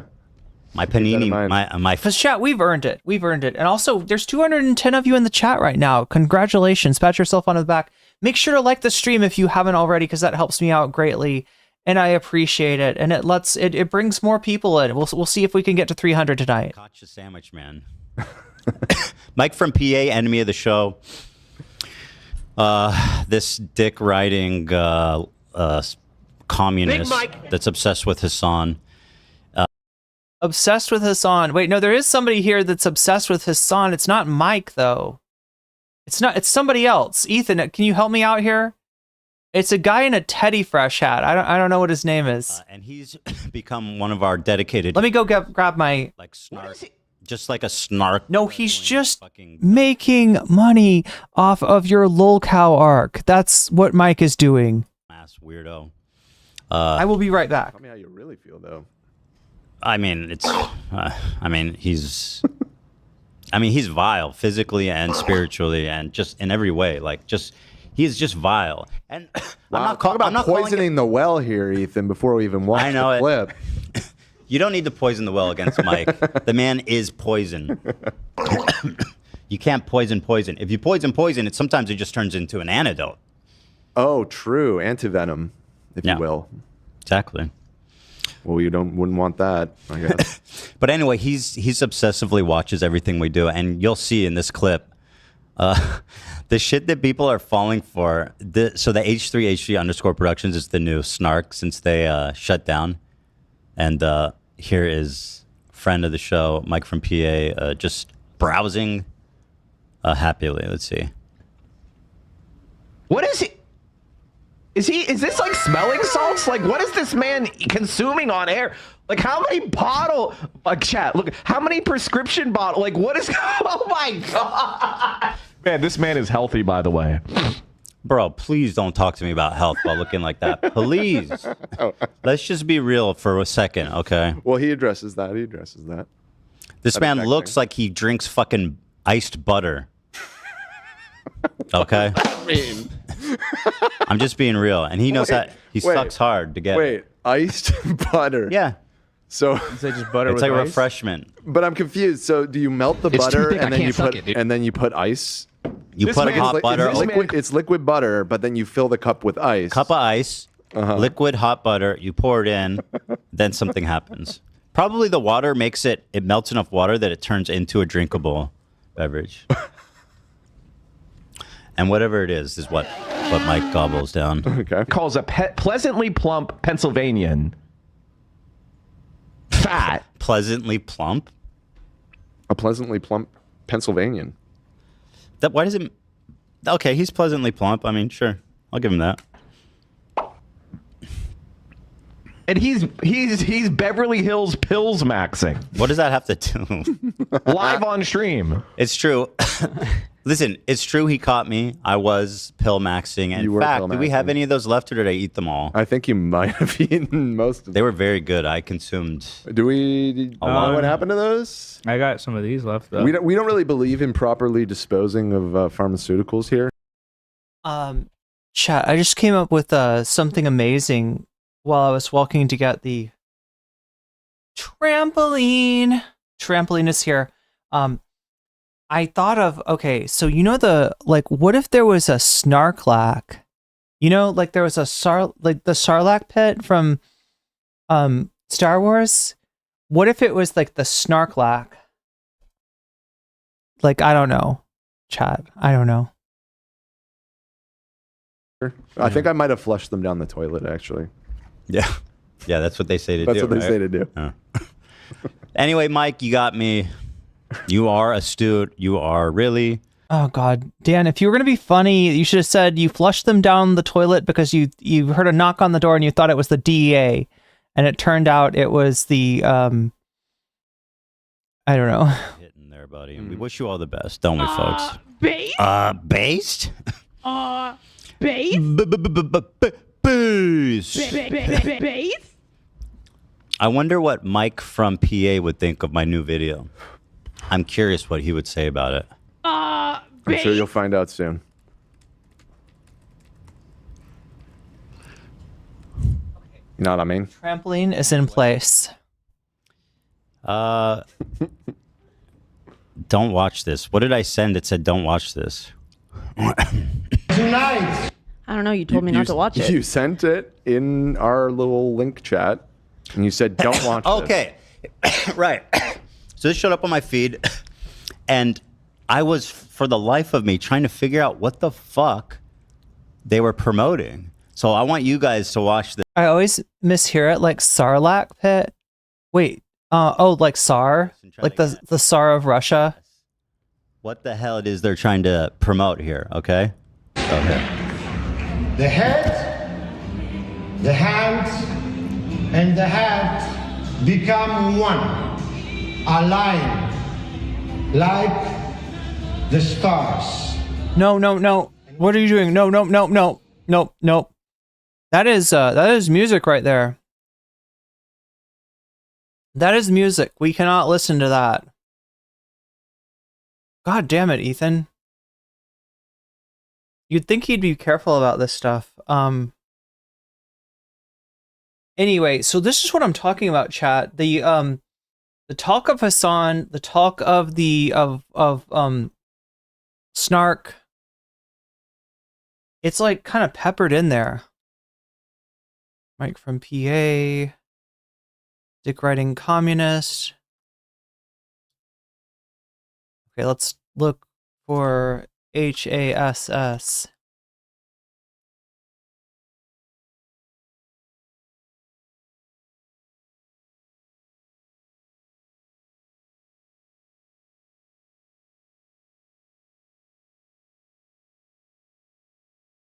So this is what I'm talking about, right? They're in the middle of this avocado thing. I think this is Jay Shetty. Wait, isn't Jay Shetty like a wellness guy or something? He's making some kind of dish that has avocado in it, and instead of cutting an avocado the way that you should, he is like peeling the avocado. Strangely, so anyway, Ethan decides to show the chat how to properly cut and peel, or how to use an avocado, right? Because Jay Shetty doesn't know. But look at this, right in the middle of this Jay Shetty segment. Setting up while Dan grabs the camera. Isn't he too old for avocado toast? Mom, get the camera. Set up, and then I'm just gonna use my phone for. Did they have avocado toast in like his day? As Dan grabs that, let's talk shit on Hasan, because this is my favorite thing to do. Well, we're ready. Hurry up. Where's the lie? Where's the lie? Where are you then? Because you're not here. This is Ela's.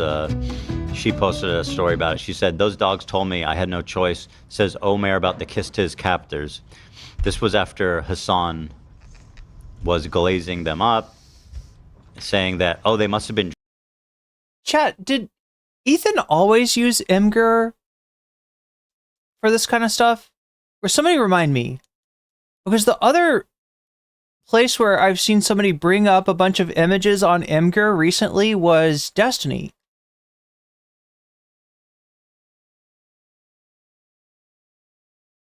Drugged, lol. Oh, you ready, Dan? Ready. Oh, shit. Fuck. All right. By the way, let me just put this in context. Hasan, like I said, is melting down about me. Myron is in his... Hasan is definitely melting down about you, bro. He seems really like, perturbed. Replies being like, yup. How do you pronounce it? Imgur? Is it not Imgur? Is there another way to pronounce it? Checkmate. Based? There we go. We got Myron Gaines trying. This is just, look, you get these fucking chuds, like this particular type of chud that pretends to support Palestine because he is an actual Nazi. You get, yeah, this is X. This is the fucking platform, Ethan. This is what it's like. This guy's shit is like all over there. This is where we agree. Ethan is pro-censorship. Also, hater of Ethan, crybaby, coward that can't handle real confrontation. He was terrified to do a debate in person for obvious reasons. Well, he debated. Ethan did fine against Myron and Fresh. Oh, he's calling Ethan a liberal pussy. Yeah, I mean, this is what they try to do. Like, right? This is a whole genre of fucking posts that you're seeing here. Checkmate. Good moves, Ethan. Keep it up. Let's try. Let's see what else we've got. So yeah, it's just gonna be peppered in here, like Hasan glazing them up. Wait, do we? We saw that.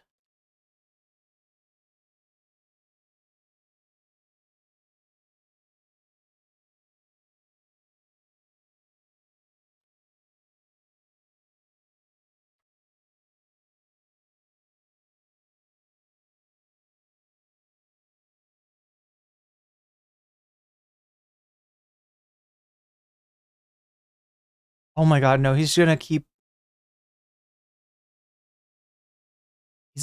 talking about this. There's probably more pro-genocide Hasan quotes at this point.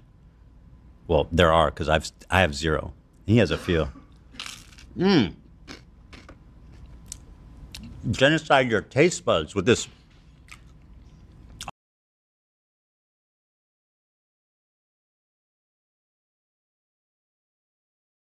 No, Ethan. No. God damn.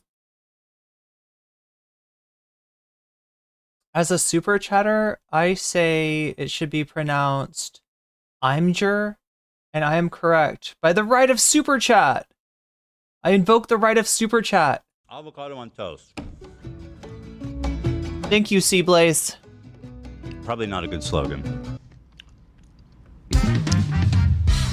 Based?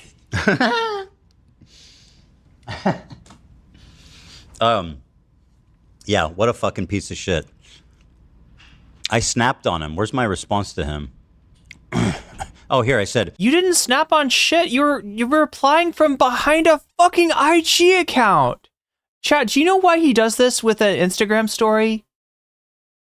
Like, this is I don't know the most about Instagram, but somebody said that you can't like reply to this, right? There's no like replies on this. Right, so Ethan has just literally like retreated to his little safe space, and he's like, I snapped on him.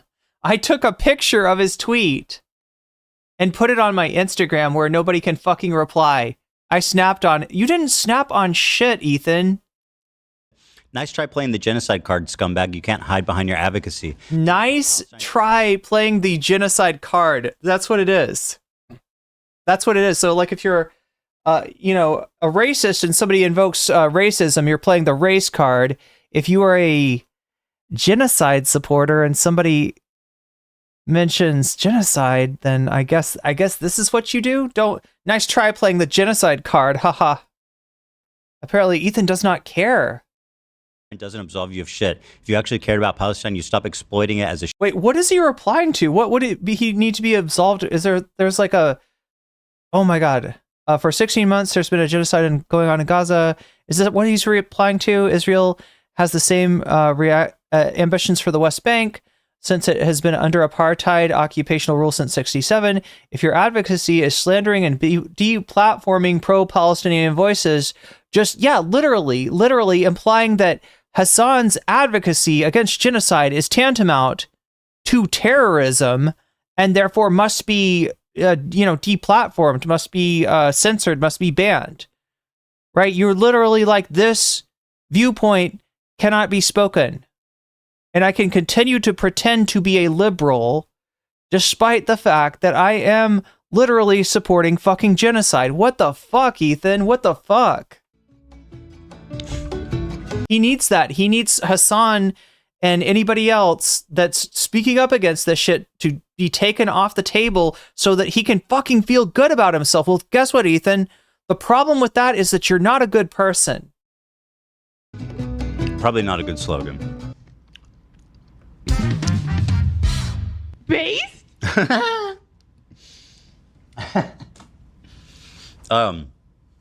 Yeah, what a fucking piece of shit. Damn. Shit. I snapped on him. Where's my response to him? Oh, here, I said, nice try playing the genocide card, scumbag. You can't hide behind your advocacy. Being pro-Palestine doesn't absolve you of shit. If you actually cared about Palestine, you stop exploiting it as a shield to protect yourself from criticism. You use your activism like a get-out-of-jail-free card. You can't play that card. No, I love this. No, the one dude you're trying to deplatform. The one dude that you're like, this person cannot exist. Because should not be able to speak. It's somebody that you fucking hate. Because when you met him and started doing content with him, he was smaller than you, and now you are smaller than him, and you can't fucking take it. You got in a debate with him, and people chose his side and thought that you were kind of a piece of shit. And so now you're like, no, but he needs to, I can't lose. It must be that he's a terrorist, and he needs to be deplatformed. He needs to be, sent to Guantanamo. I mean, I don't know what the fuck would make this guy happy. What would make him happy? What would heal his fractured ego? Forever. This isn't Monopoly, bitch. And if it was... Does it say this isn't Monopoly, bitch? Oh, thank God. He did not think to include that in the Instagram post, but like, I wouldn't be surprised. Like, I don't know. Like like I said, there's no self-awareness in this crash out. Yeah, he's going to play the Jesse... What's his name? Jesse Pinker? Is it Pinker? Jesse Pinker? He's going to play the Jesse Pinker card, bitch.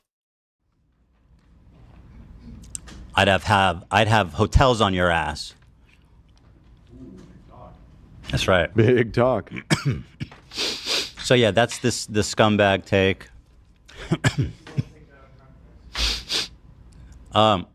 Say that again?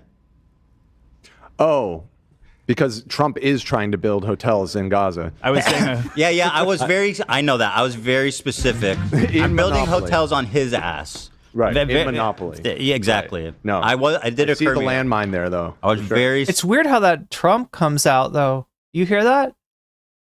That's what. Look, I don't know like that much about psychology, but when you go and you get that ink blot test. Like they show you a bunch of ink blots and they're like, what do you think that looks like? What is it? And it's an ink blot. It doesn't look like anything, but you're supposed to be like, it looks like a butterfly. It looks like a mountain or something like that, right? It's like, this is Ethan's ink blot test, right? Just what happens to be on his mind when he's talking about his hate for Hasan, and it's Trump putting hotels up in Gaza. It's like Netanyahu doing, genocide in the service of settler colonialism, and then Trump comes by and says, hold my beer, hold my Diet Coke, and let me show you how to just fucking like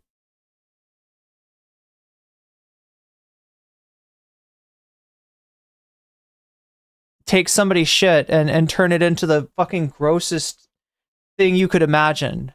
I don't know.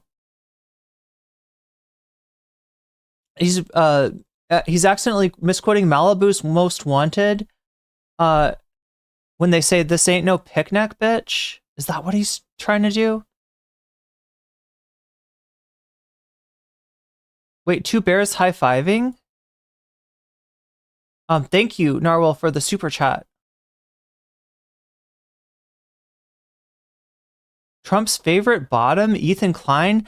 Trump is like Baron Harkonnen in his head or something. Like he's got this is not good, chat. Specific. We are not building hotels in Gaza. I was just coming up the stairs, so I just No, wanted you're to make absolutely right. That's not the joke. That was on your mind. That was fucking on your mind. Yeah, like the joke is that this guy thinks that there's some huge difference between him and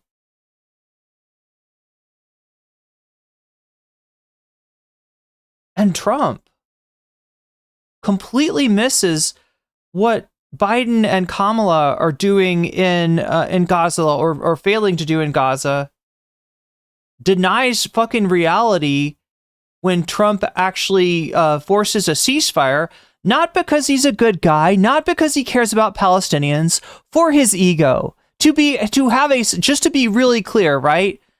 To have a sense of dunking on Biden, because in fact, the United States at the end of the day does have leverage on Israel. And that does show you something, not about how good Trump is, but about how bad Biden and Kamala are. But he still sees like this gulf of difference, this gulf of moral difference between himself and, you know, the worst Likudnik, the worst MAGA in the world, right? You're not actually as far off as you think, Ethan. It's called the Rorschach test. Thank you. I was like, it's the ink blot test. I don't even know what this clip is, but I'm sure it's really good. Ethan, quote, not Zionist Klein, talks about how free the apartheid state of Israel feels. Before he calls me a liar, I wish I was lying. Bro, yeah, I said I'm going to Israel. I can't wait to show you guys how I see it. Have you been to? This guy ended his podcast over disagreements on Israel's genocide, who spent the last year trying to get every pro-Palestinian voice banned, is visiting Israel, like Michael Rappaport. I'm surprised he didn't call him anti-Semitic for comparing him to Michael Rappaport. He's going to show us that, show us all that there's no apartheid. Israel? Well, unironically, what he said is, I'm going to show you it's not this horrible place that is, you know, racist, and it's like it's literally segregation. Like it's there's literal like different laws depending on, you know, if you're Jewish or Palestinian. Like, what are you talking about? It is an ethno state, my dude. It literally does not get more. Like, have any of these people actually been to Israel? Because it was so peaceful up here, but now there are freaking... Yeah, Hasan. I bet you haven't been to Israel. Got him. He wouldn't know. He's never been to Israel. He doesn't know how fucking woke and accepting it is there. One of the freed prisoners in the recent exchange was an Arab. And what people don't seem to get is that liberal genocide support or liberal apartheid support is somehow almost grosser than its, you know, more reactionary form, like Netanyahu and Likud and the rest of that coalition. It is actually kind of grosser because it's attached to, you know, a sense of tolerance and progressive social values. It's almost grosser that you've just got this one ultra reactionary, you know, genocidal take, right? Everything else very progressive. Israeli that they held hostage for 10 years and such inhumane conditions that now that he's back with his family, he doesn't talk. He whispers and he doesn't make sense. He mumbles. He's like completely dysfunctional as a human being. That's how they treat Israeli Arabs, by the way. And that's how Hamas treats Israeli Arabs. Yeah, nobody actually mentions that. It's pretty crazy. You want to talk about how Israel treats Holocaust victims?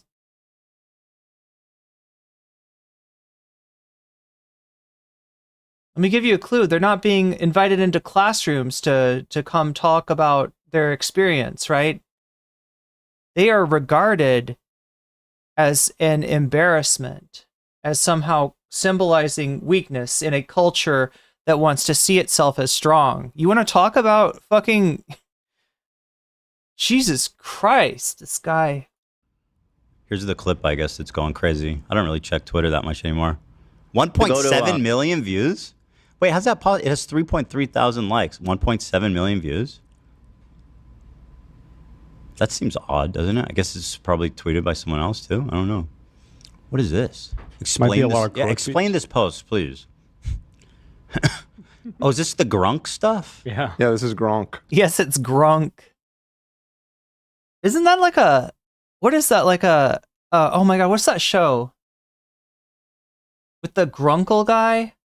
I can't remember, chat.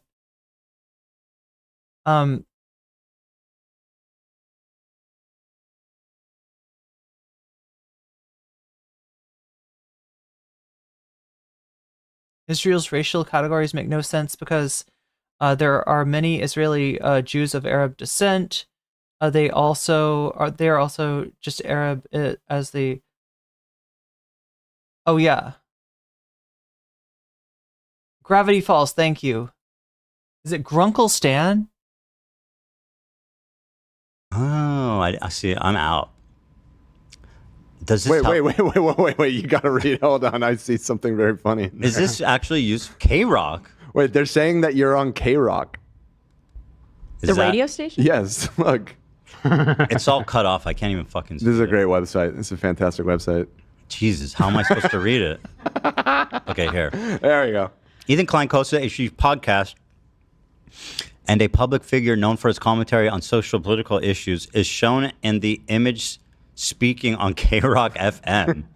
Why would you stick your neck out for such a weird detail? That's Grok, baby. Is K-Rock even still a thing? Yeah, they're still around. They are? Yeah. Let's see what I said that's pro genocide. Let's see. We're planning to go to Israel in June with my parents and all the kids. It's going to be such a great trip. By the way, reminder that Hila's from Israel. Her family lives there. We're going to visit her family. We can't do that? Can we actually not go visit the country where she was born and her parents were born in? Her mom, who we're going to visit, was born in Israel. Can we not go visit her? Wait, whoa. You're so bad faith. I'm reading the tweet. And from the way that you're reacting, you'd think that the tweet says something like, how dare you go to Israel? Instead, the tweet is talking about you describing how free Israel is. That's literally all it says. That's the fucking claim. Where is he getting this? Like, they are accusing me of loving genocide, and they are... That's just literally not in the tweet. They're mad at me for going to the country my wife is from. Right? That's what it is. That's what it is. All the SJWs have gotten together, Ethan, and they said you're not allowed to go to your... A trampoline? Yes, a trampoline. Oh my god. Oh my god. Look, we hit it. We hit the trampoline, like, legit. Wait, do we need music for this? Oh wait, that's not...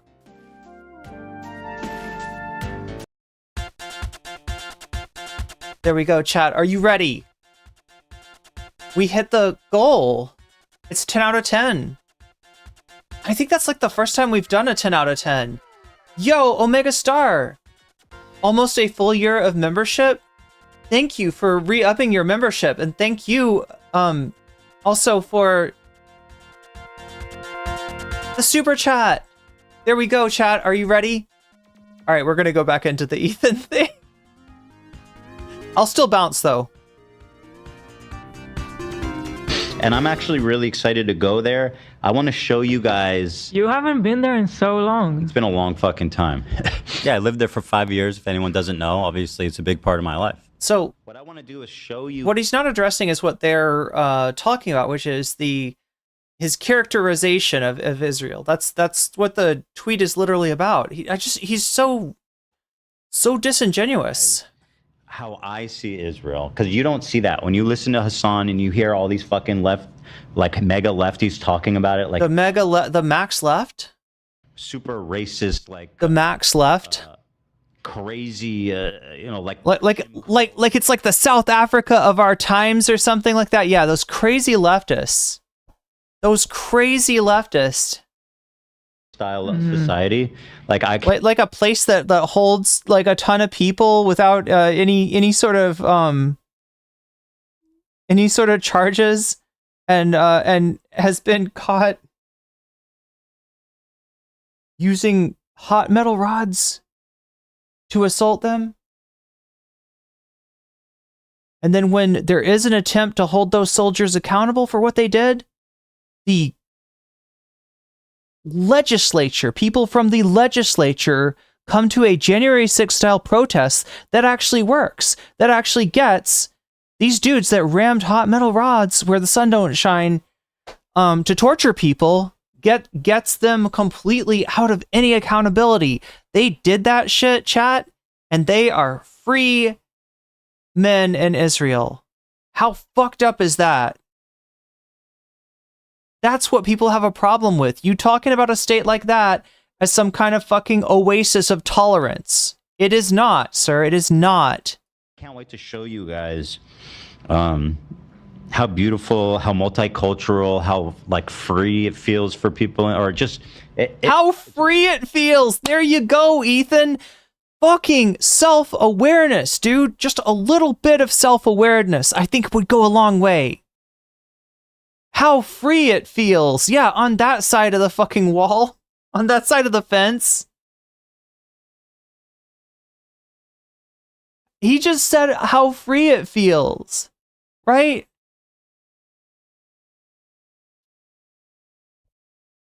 How free it feels. Yeah, wow. Ethan, Jesus Christ, it's worse than I thought. Beautiful place, it is. It's one of the most diverse places I've ever been. Yeah, I can't wait to show you guys. I stand by everything I said there. The fact is, like, is there apartheid-like conditions in, like, the West Bank and Gaza? Absolutely.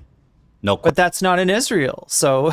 But there's only a second-class citizenship offered to anybody who's not part of the ethno-state. Question about it. Do the Arabs living in Israel have the full rights as this people in... all the Jews living in Israel? They do. They have the full same amount of rights.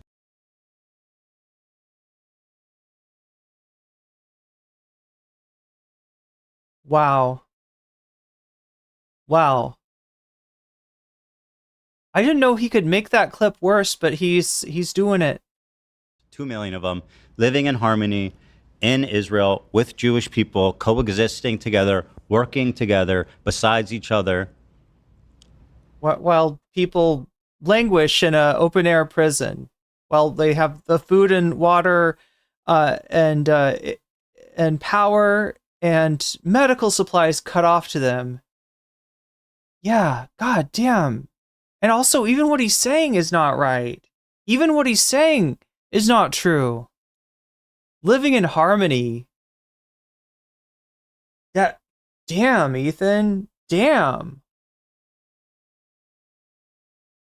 I mean, would he say the same thing about, like, black people living under Jim Crow?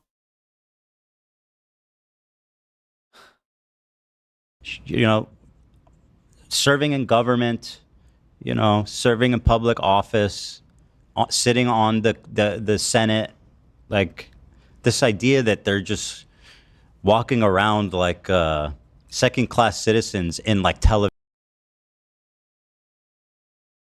Ethan, there are streets that they cannot walk down.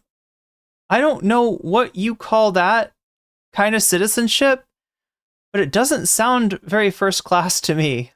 Tel Aviv or something is just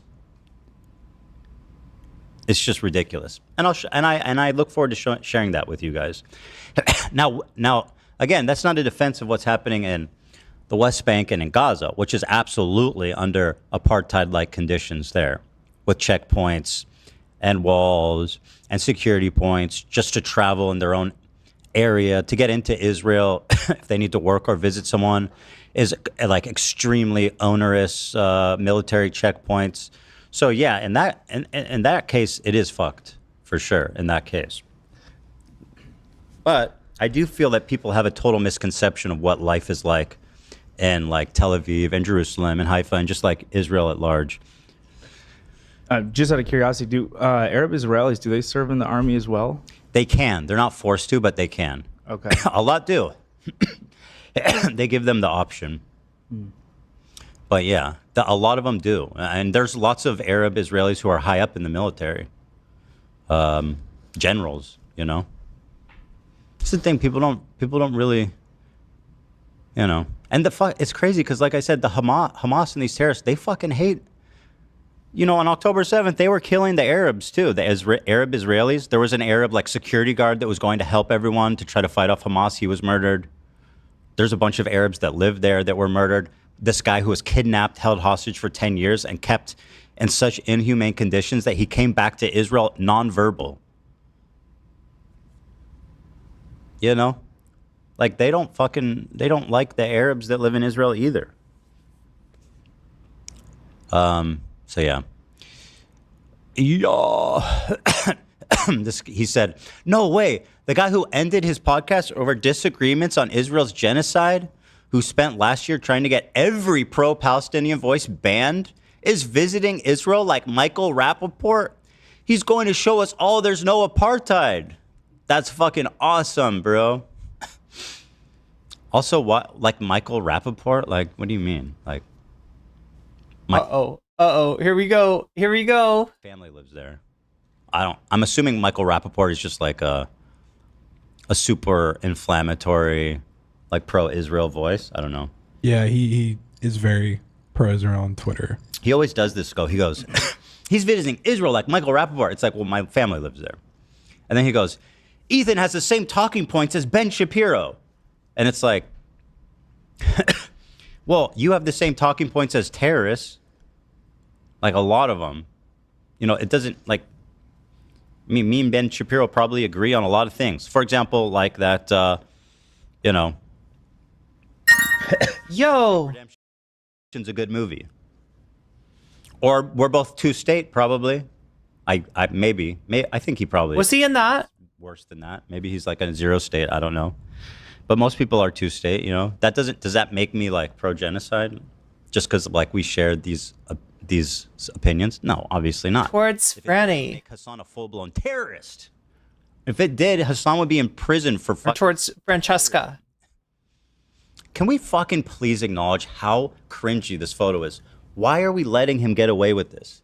This man is posing in his avatar, showing his fucking armpit hair like some kind of weird, some kind of thirst trap. It is so cringe, bro. How are we just pretending like this isn't his avatar? Thank you for the throne donation, Omega Star. We're all walking around, living our day, pretending that this is not Hasan's avatar. I get him laid all. Avatar? I'm sorry, what are we talking about? Jeez, dude. Holy shit, man. Are you threatened, Ethan, by that avatar? Would you rather Hasan use the crotch in the picture where he's wearing the... What is that thing called, chat? Is it called the Krakatoa? What is that underwear that he... In that one picture? Is it... I feel like it's called the Krakatoa, right? Maybe it's not the Krakatoa. It's a Krakatoa underwear. Would you rather have that? Would that make you feel more secure, Ethan? Holy shit. Let's stop. What's the holy shit? He should shave his armpit hair? What is the holy shit? I don't get it. Ending, guys. Okay. Base? Yeah, I know you. I feel like I've got a picture where my armpit hair shows, and I love it. It's great. It's beautiful. You like it. Although I don't think you criticize him for anything. Kraken is the rum. Yeah, but Krakatoa? I think it's called the Krakatoa. Let's see if I type in Hasan and Krakatoa. What comes up? At the time, I didn't think Ethan was a hardcore Zionist. What have I ever said that indicates I'm a hardcore Zionist? Please, I'm begging you. A famous clip of me telling directly to his face, there's only so much you can do about moderation when you're coming across like you're defending Israel. It is famous, although probably not for the reason he thinks, because it's ironic considering he's begged other people to moderate their chat. Is from an argument where he called Jewish Voices for Peace. Yeah, Krakatoa briefs. Anyway, chat. It's the picture where he's wearing Krakatoa is a very distinctive kind of underwear that comes with a strato pouch. Is that what it's called? Damn, chat. I'm learning too much about guys' underwear. Capos, which is funny about that, and one of the reasons I called him a piece of shit during the interview is he said that. I never said they were capos. He's the one that fucking said that and put those words in my mouth, and I was immediate like fuck you for saying that, bro. That's not what I said. That wasn't my point. And that's basically was your point, though. Do we need to find that clip? That's basically what he said. He didn't use those words, but that's basically what he was saying. Yeah, I don't know. I think the strato pouch is where the anyway. He lives by this thing of Jewish Voices for Peace are capos. Ethan said that. I see that everywhere all the time. Those words have never left my mouth. You're doing like a Trump thing because you literally didn't say that literal thing because he's characterizing what you said in a way that does not match your exact words. You're like, what a liar. What a weaselly liar. I never said that they were... I mean,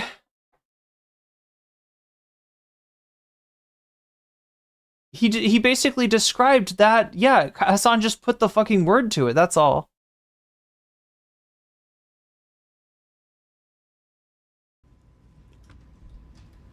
But okay. Even if I think they're capos, right? How does that make me a Zionist? Let's say I believe that's true. That I think Jewish Voices for Peace are capos. How does that make me a hardcore Zionist? Like, even if that's true, what are you talking about? Show me actually. You're against people that are trying to stop if you're against what's going on in Gaza, then your smoke should be for the people supporting what is going on in Gaza, doing what is going on in Gaza, not for people protesting.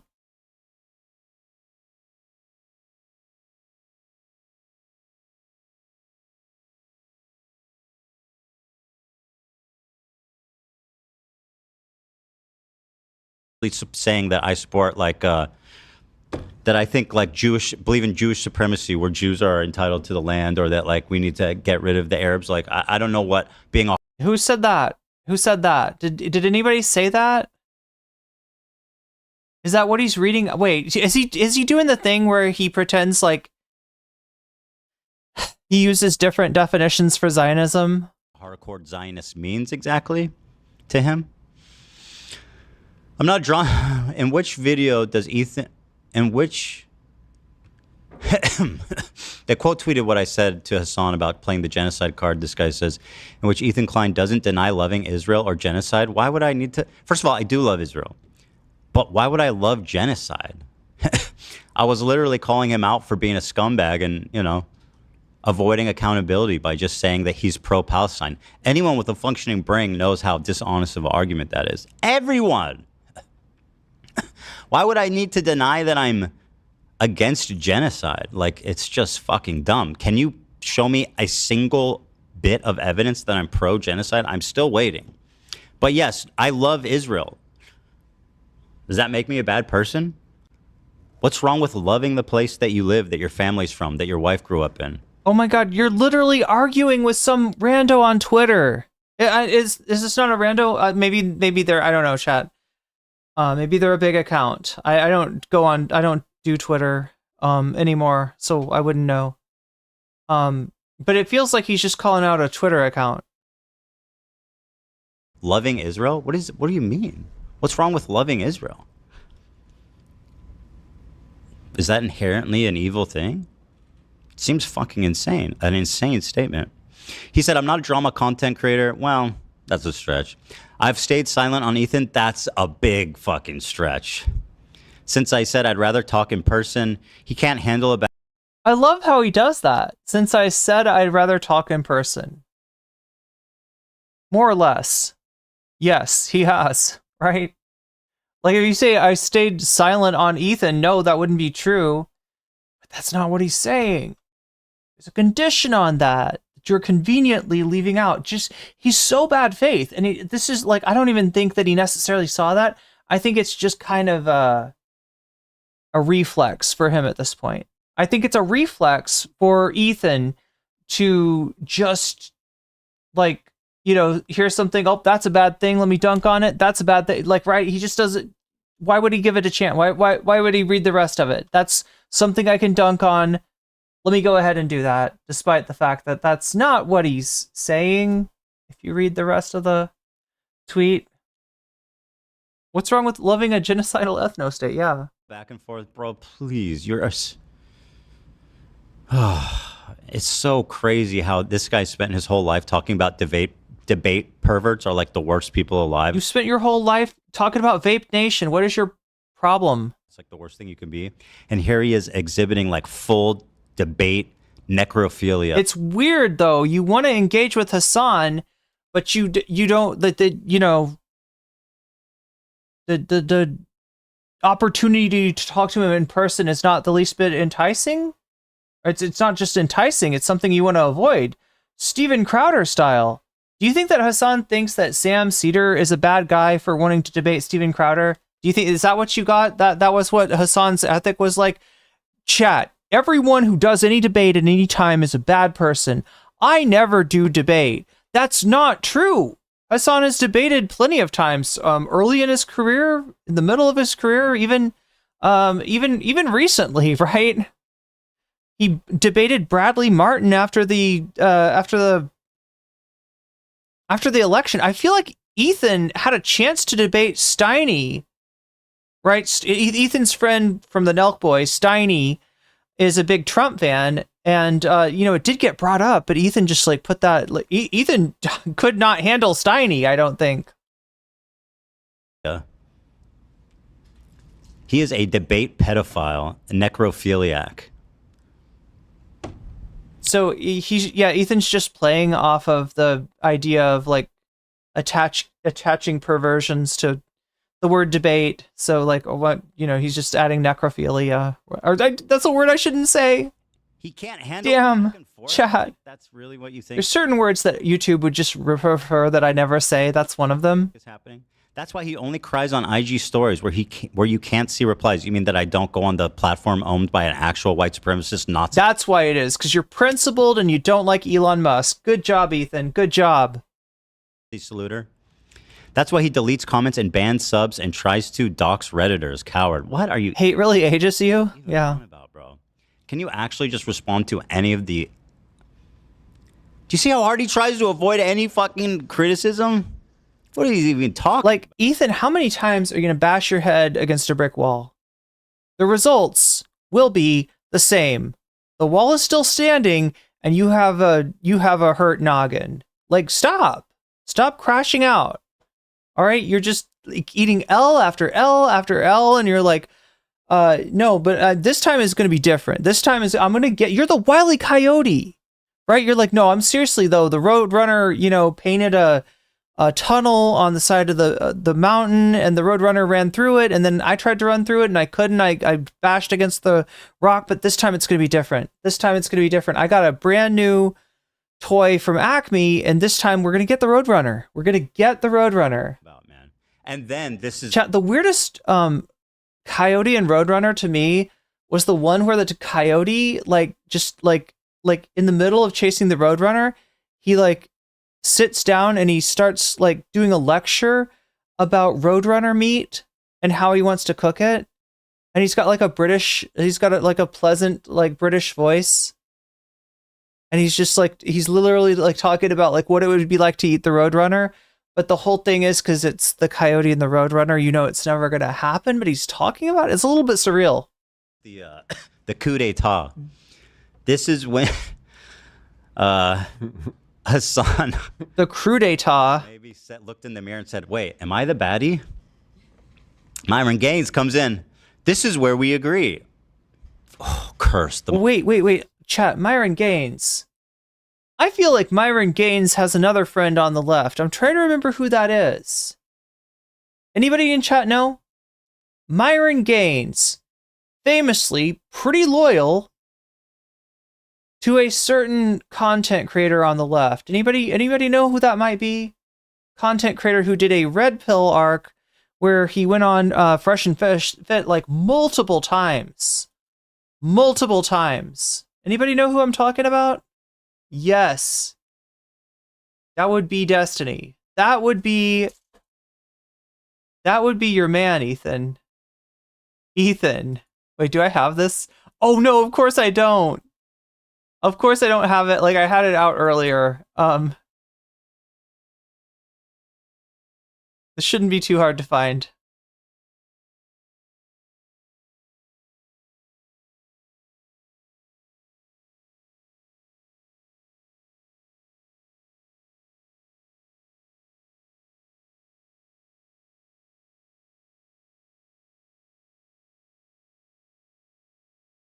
Okay, here, I'm gonna pull this one out. Look, I'm sorry, I'm so slow with it, chat, but like, here it is. Hey, you know they got your mans. They got your mans on sex assault charges. Ethan, you know they got your man. You know they got your man, Ethan. Phrase you could hear from Myron Gaines.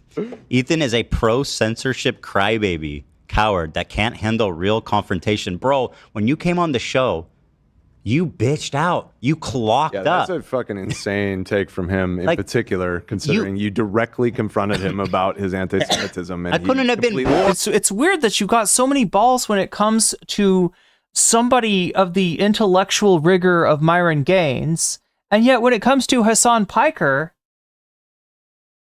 who you claim to be on par with or even above the level of knowledge of, right?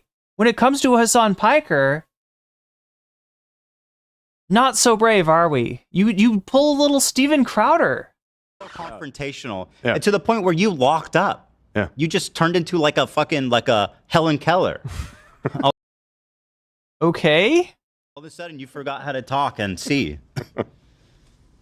He was terrified to do a debate in person. Hasan debated Myron too?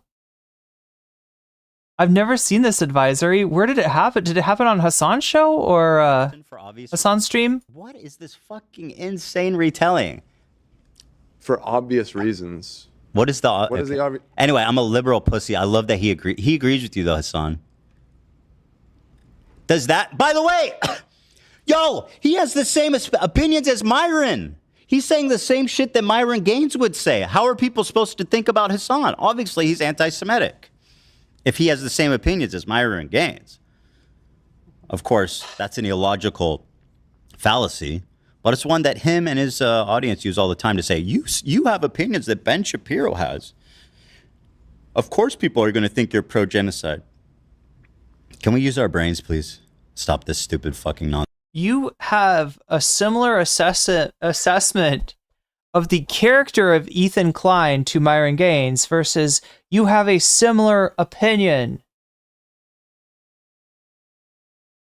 on a geopolitical issue than to Ben Shapiro. Yeah, no, completely. So this is what's happening. Completely the same thing. I think Hasan is... He's feeling it. I think he's feeling the squeeze, man. You know? That's right. It's definitely Hasan who seems like he's feeling the squeeze right now, Chad, and not anyone else. I don't think he's getting away with it much longer. Here's a... You're literally Wile E. Coyoteing right there. That's Wile E. Coyote. I don't think this Roadrunner is going to be getting away much longer. This Roadrunner is really nervous now that I've got these roller skates and this rocket pack from Acme. Like the Roadrunner was always able to run faster than me, and now I am skating right past him off the cliff. That's Ethan. That's you, bud. That's you. You're like, this time's going to be different. I got the rocket pack. I got the roller skates. I got the hang glider. I'm gonna get the Roadrunner. Reply to Hasan. You do not have to promote anger, Hasan.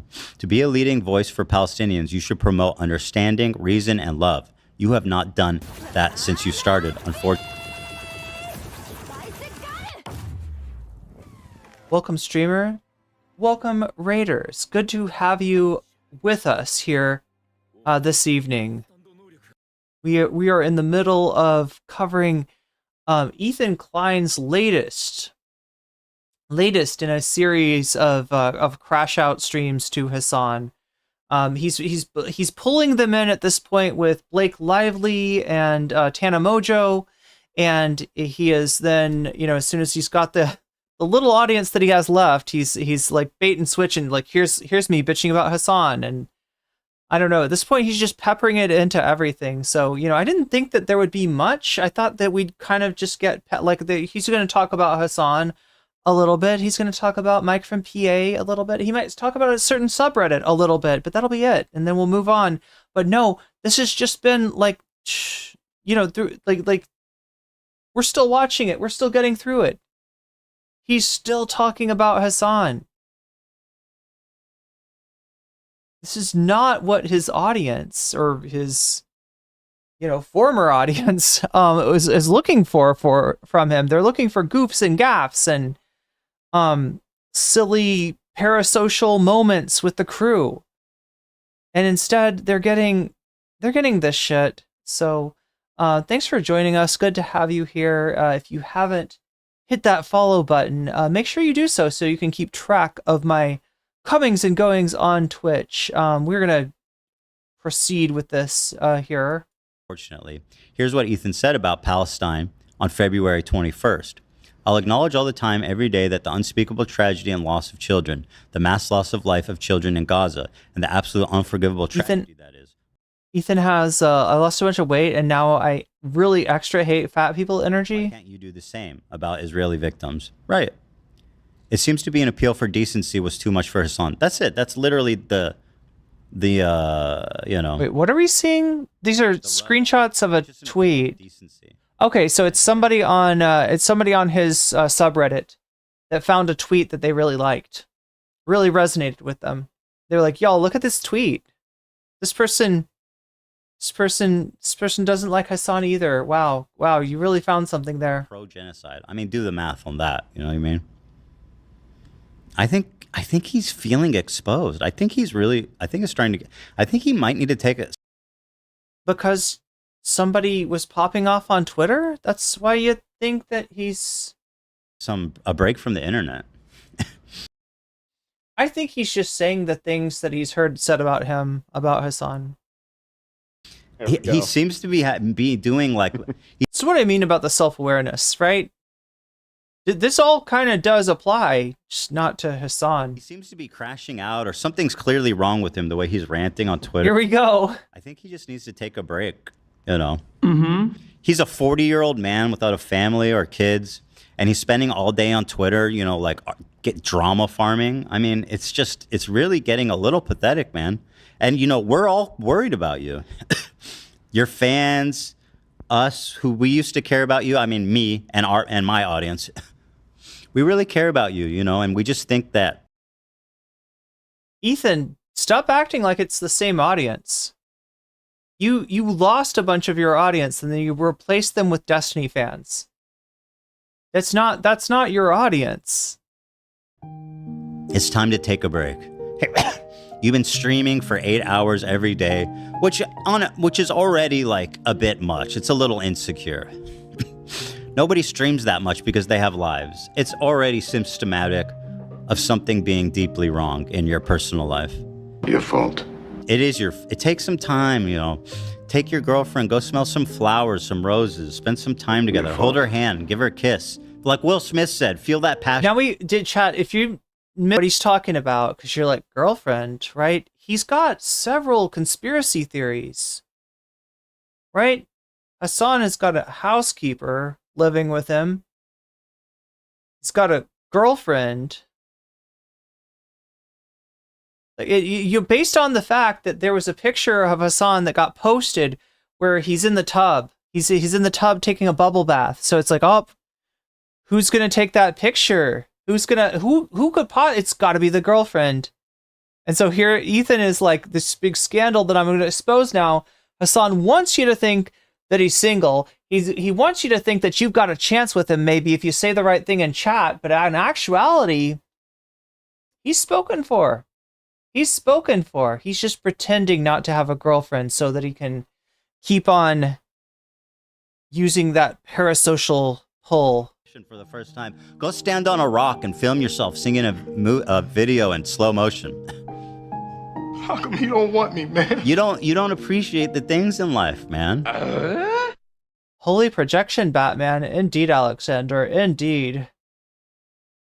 And thank you for the super chat.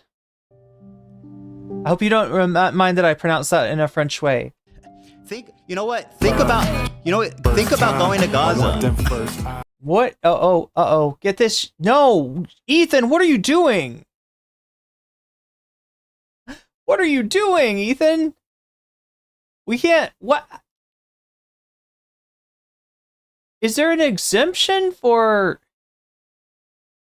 playing a artist song if it's on TikTok or something? Like, what the fuck? How is he getting away with this? Therapy, or if he's on any kind of psychiatric drugs, I think that he should look into that. Just because it's helped me a lot, you know. And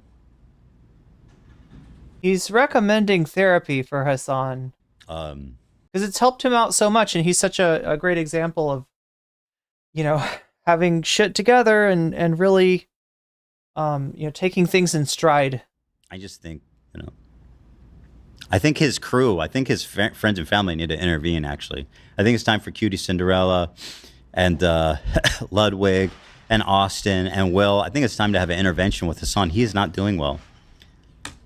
These people who, by the way, and Hasan, who's so eager to talk about everything I say about him, hasn't said a single word about the housekeeper. Has anybody noticed this? He hasn't said it. There's one. Here's another conspiracy theory Hasan hasn't said anything about. Also, he hasn't said anything. Or does Hasan just put them on to be extra hot? His peculiar silence on the housekeeper issue. Peculiar silence on the issue of Ethan mistaking his mom for a housekeeper. Peculiar. Based? That's all I have to say about that. Azealia Banks says Grimes told her Elon has a botched penis implant.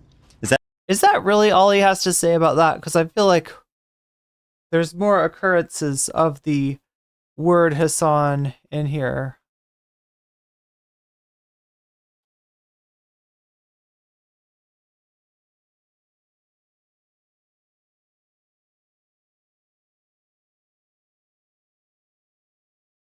The avatar, I think he's feeling it.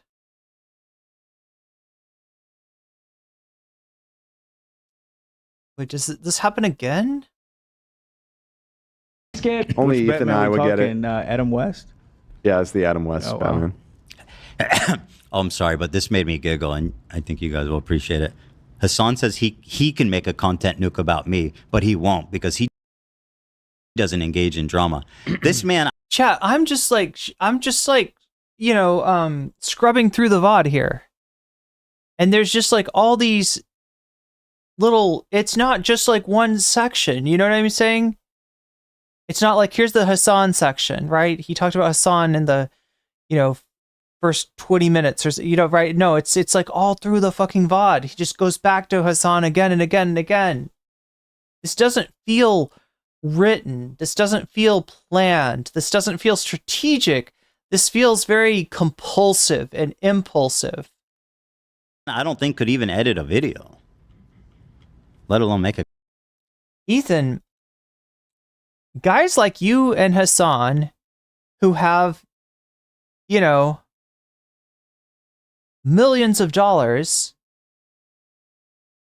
don't need to edit videos yourself. Now, if you were a really good video editor, then it might be worth it.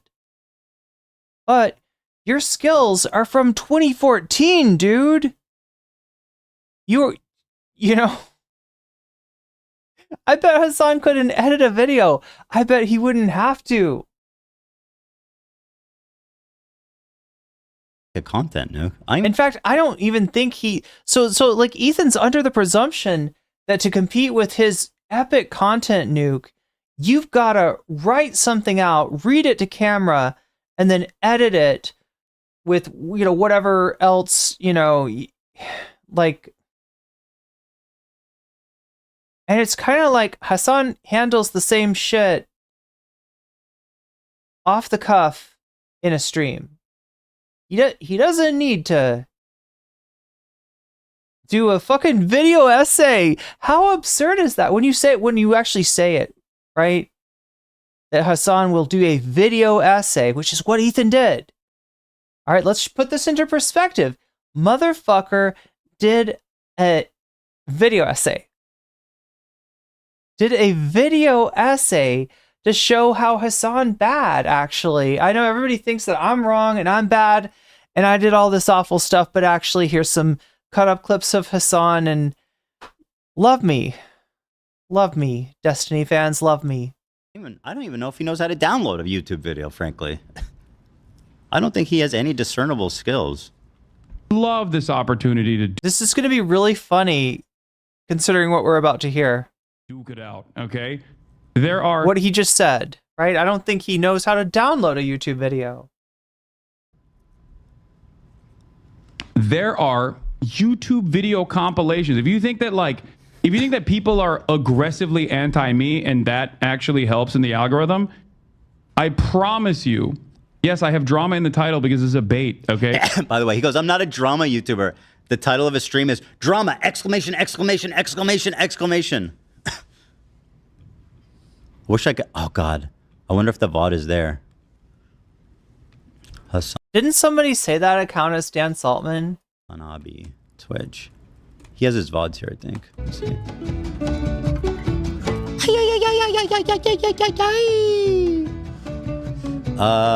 Let's see. How do I look at his VODs here? How's he not talking about literally any of the crazy shit that's going on, and instead is talking about this? I mean, for somebody that pretends that he wants to talk about politics, he really doesn't like to talk about politics.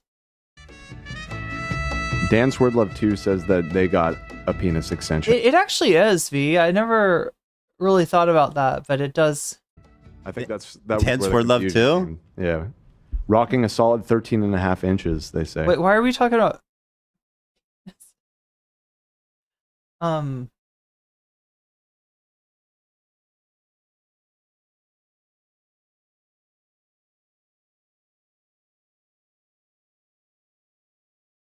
Wait, it's somewhere here.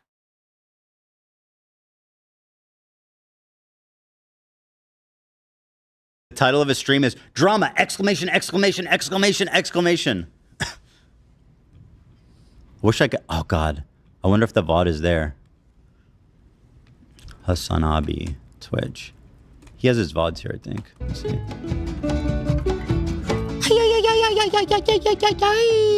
So remember what he said about Hasan not knowing how to download a YouTube video?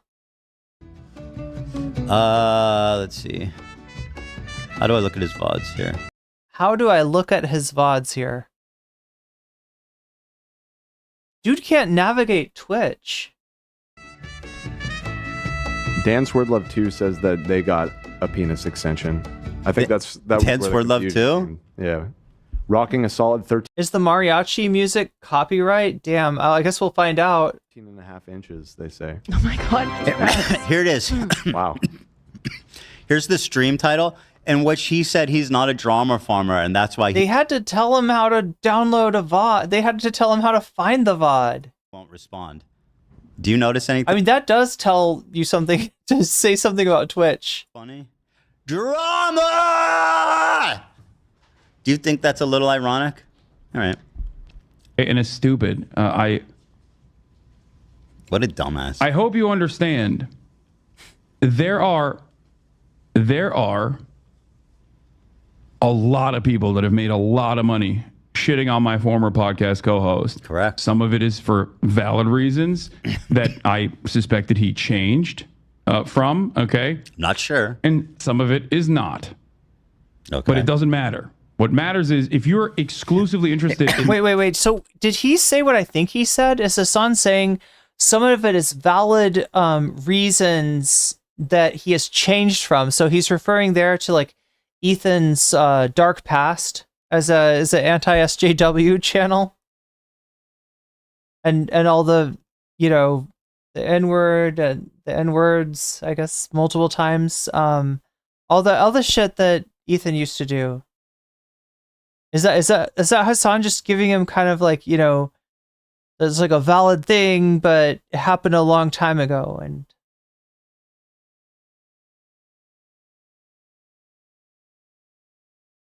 the drama of it all? Is he like trying to threaten me or something? I'm not sure. Did he just cornholio? He's like, "Are you threatening me?" Money shitting on my former podcast co-host. Correct. Some of it is for valid reasons. Some of it is for valid reasons that I suspected he changed. That I suspected he changed, or is he just saying that he changed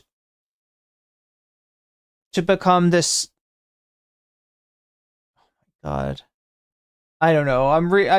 We'll figure it out. From okay, not sure, and some of it is not. Okay, but it doesn't matter. What matters is if you're exclusively interested in the drama of it all. Is he like trying to threaten me or something? I could do a major expose on you, bro, if I wanted to. It's like, get in line, dude. You can make the 100th Ethan Klein expose video. Go for it. Why would he do that, though? It just doesn't make sense. Like, if you know, post cringe, he might react to it, but he's not going to do a fucking video essay on you because he's not you. And he does...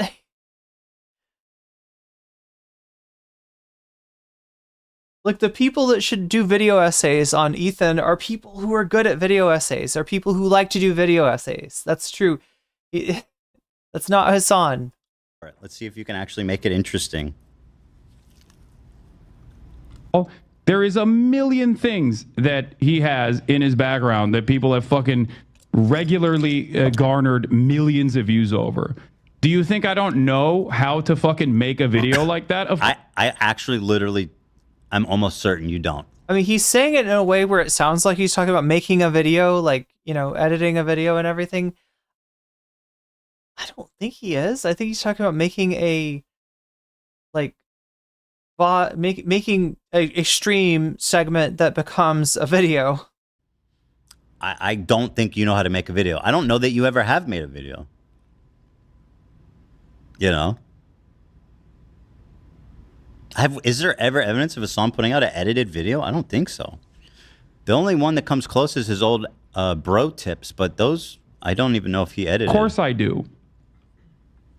And there are plenty of others who do that. Okay, I got up. Okay. The reason why I don't do that is not because I'm some incredibly moral person who's above it all, even though... I love how he goes, even though I kind of am. It's not because I'm this credible moral person who's above it all, even though... I do think... I do kind of. There is... Yeah. You know, I don't care to entertain this kind of shit, okay? Yeah.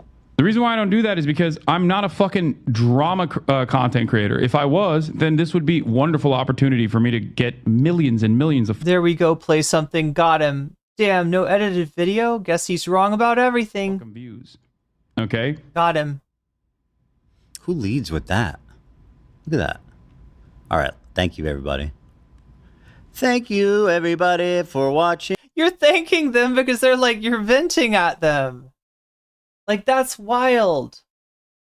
That's wild. It's not the end of the show. It's not the thank you for watching the show because we're at the end of the show now. They're not at the end yet. They've got like an hour left.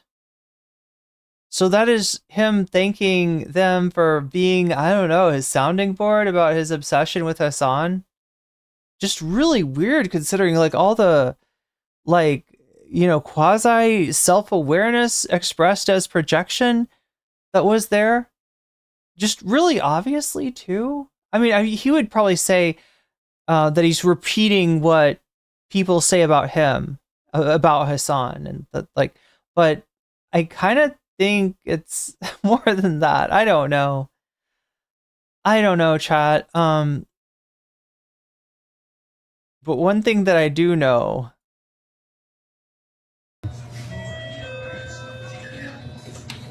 Hey, you know they got your mans. They got your mans on sex assault charges. That's right. That's right, Ethan. That's right. All right, so this is his video. Oh no, he's going to start off talking about I alluded to this segment on his stream yesterday. I just felt like he was traumatizing his audience to the effect of, I don't know.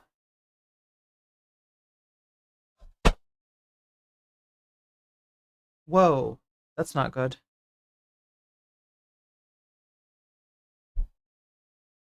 Okay, we're back. Oh, I haven't really jumped on the trampoline that much, chat. I said I was going to do that. I wanted to watch this bad Hasbara episode, or at least part of it. Will we watch the rest of this? Will we watch more of this? That's up to you, chat. Oh wait, no. What is winning? I should have read this off. TYT sweeps for Destiny is at 35%. 212 of you have voted so far. Elon Musk baby mama drama with Francesca. Not as a baby mama, but rather as the person wading through all the baby mama drama in second place. And in third place, we have more Hasan on Bad Hasbara. And Destiny versus Chud Logic down at 8%.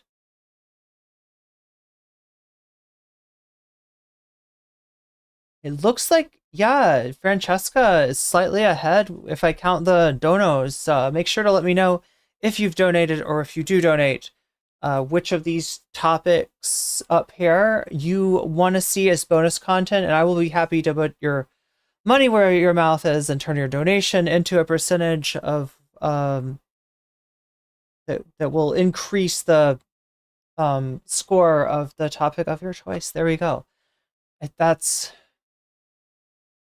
There's a red pill guy. Oh my god. Let's see the Hasan thing. Normal passing. Normal. Okay, now what was the part that I really wanted to?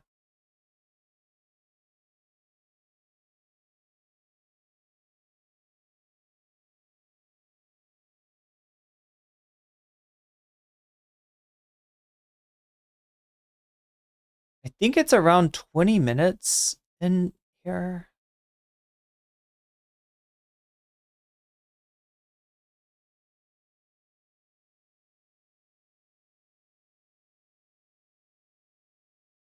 You Dick Cheney, you know what I mean? That's like shit that people used to say for the entirety of the war on terror. You That's know, right. That's liberals and also Republicans alike. Doesn't Epstein hate Anna? I'm not sure. I've never. Is there an interaction between those two that I'm like forgetting about? This is what I've been told by the person who sent me the link. So we'll see what they're. Supposedly they went a little easy on Destiny.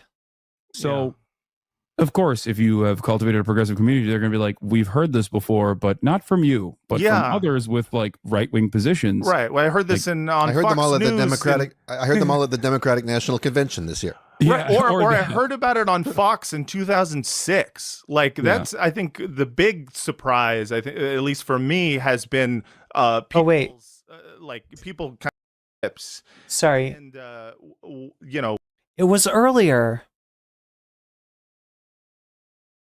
One of the reasons, obviously, that I was excited to have you on is because you've also been an incredibly vocal supporter of Palestine, not just post-October 7th, but long before that. And I feel like you actually have a lot in common with Palestinians in a lot of different ways, except for you have one thing over them, which is that while Palestinians have they've been threatened with like nuclear, annihilation.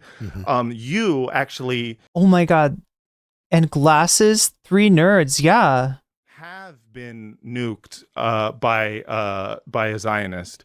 And his name is Ethan. That is a picture he took of You're when the first person in history, the first human being to be personally nuked. What do you think, Chad? I think my thumbnails look better than Ethan's thumbnails. Yeah. It's crazy the amount. Like, I mean, I guess that one's a nod to like an old thumbnail of Keemstar. So maybe is he trying to make it into a meme format?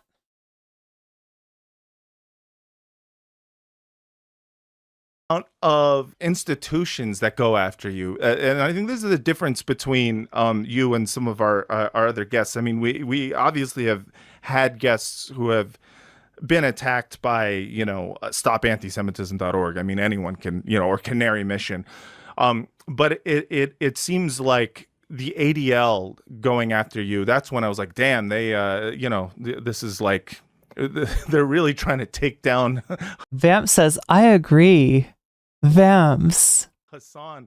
And I have noticed that these are beautiful thumbnails. One of the things that seems to create haters for Hasan is your ability to remain cogent in conversation about things you believe in.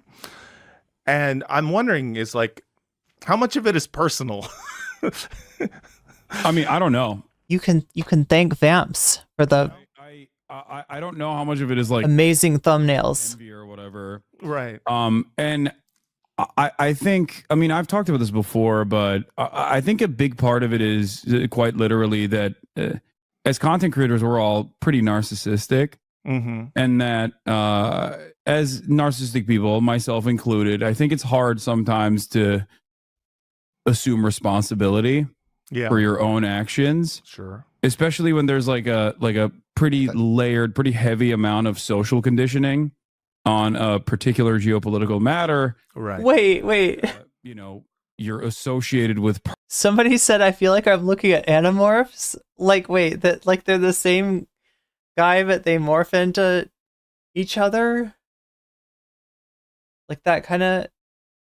Personally, that create 3 stages of getting older. Creates this interesting feedback for you that you did not foresee you would get.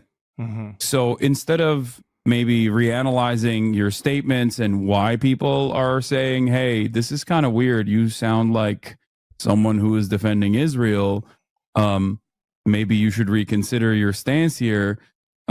Oftentimes, a lot of people, I think, have a tendency to double down and be like, no, it's other people's nascent anti-Semitism that I'm going to unearth that is responsible for why people think I'm a Zionist, and not because I said Jewish Voice for Peace or capos or whatever, or say stuff like, oh, are you a sex worker? Hamas would throw you off of a building in a heartbeat, which is like, he's like, I didn't say those literal words. I mean, you pretty much said that in a tweet, maybe not verbatim. Okay, at that point, you're like, what are you, Dick Cheney? You know what I mean? That's like shit that people used to say for the entirety of the war on terror. That's right. That's liberals and also Republicans alike. So, of course, if you have cultivated a progressive community, they're going to be like, we've heard this before, but not from you, but from others with like right-wing positions. Right. Well, I heard this on I heard Fox them all at News the Democratic. I heard them all at the Democratic National Convention this year. Right. Or I heard about it on Fox in 2006. Like that's, I think, the big surprise. I think, at least for me, has been people's people kind of regurgitating war on terror era level shit, where you're just like, this is Hasbara that we use to justify going into Iraq and doing the entire war on terror. How are we just trying to we're trying to shine that turd again and make that new Hasbara for 2025? Yeah, it does really feel like what DGG is vibing on right now. Is it like that kind of sentiment that's just like unreformed war on terror bullshit? I heard the Podjons are fighting with Bill Maher. Yeah, Narwhal. Yes. It's kind of a beautiful thing, too.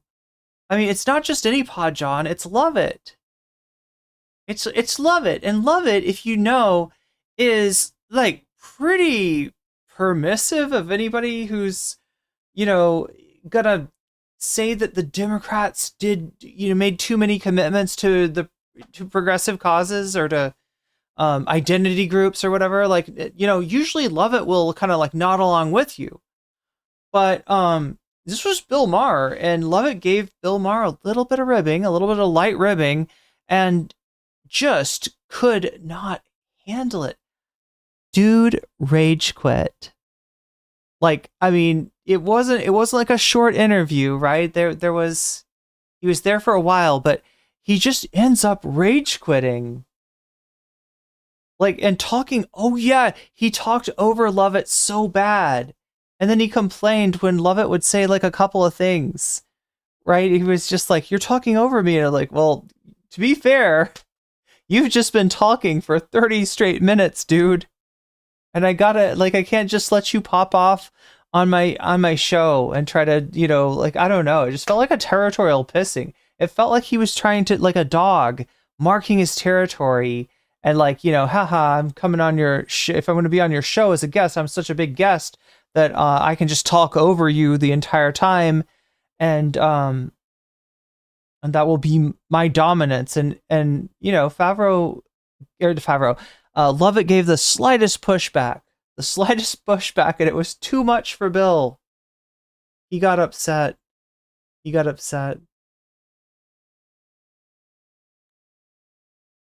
kind of epic.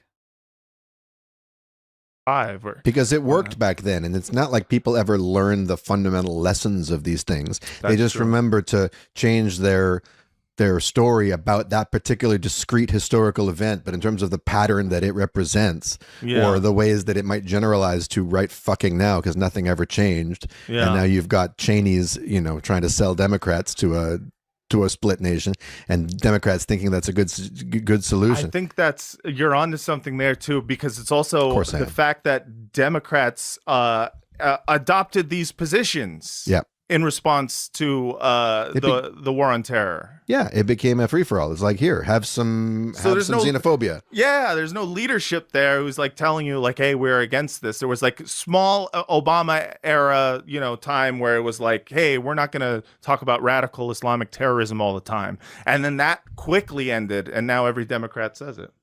Yeah. It's fucked up. There's a lot of militancy, which ironically enough caused the Democrats to lose the election to a guy who at least understood that he should lie to people about how he's a peaceful dove. Yeah, that was what's so crazy about this entire process. Of the Democrats lost to a guy who did the Muslim ban. It's really fucking ironic if you think about it. That I always interpreted it that the Democrats thought they had to run as strong, strong on foreign policy candidates that weren't, going to back down when the time when things got tough, or I don't know.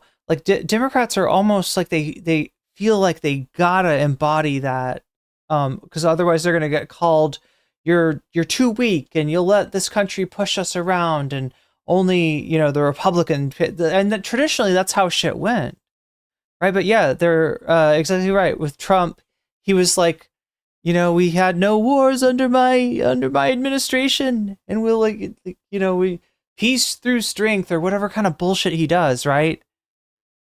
And yeah, like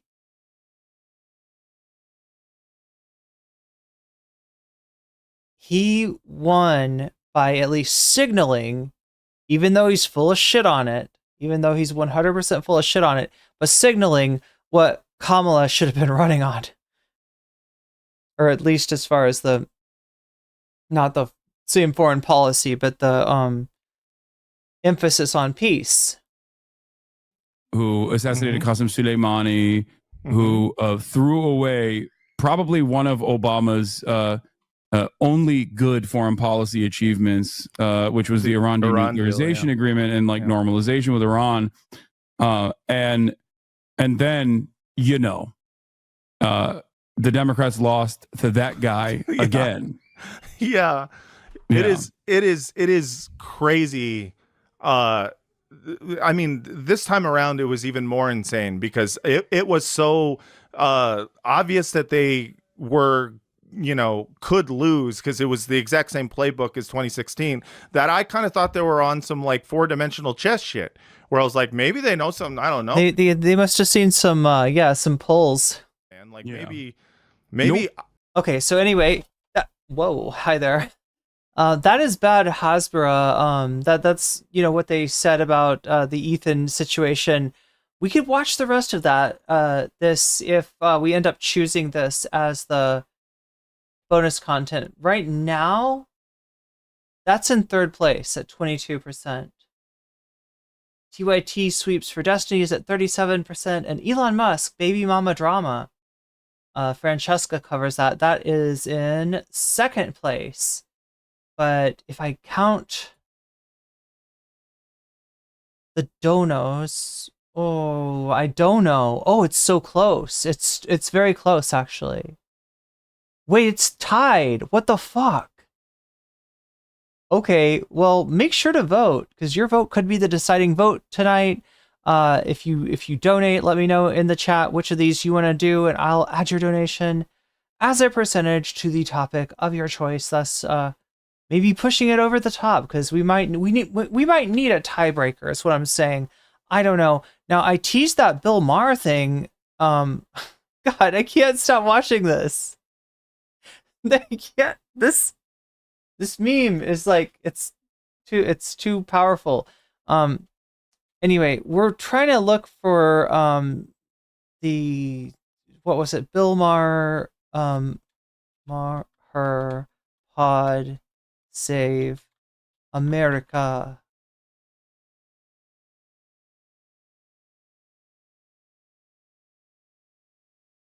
Oh, thank you, Rob.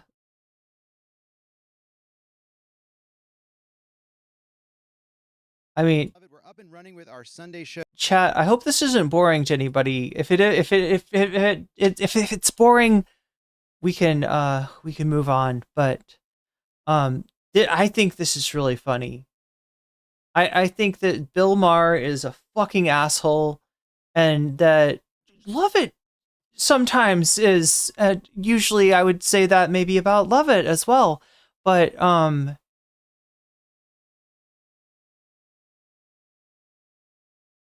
I don't know. This is kind of satisfying, like, right, to see somebody who's like a lesser known figure, kind of similar to Bill Maher, actually, in terms of the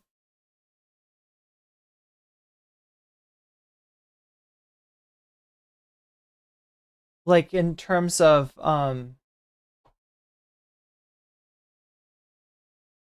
the stage presence, in terms of the like persona that John Lovett embodies, right? But you know, it, like, I don't know, Lovett is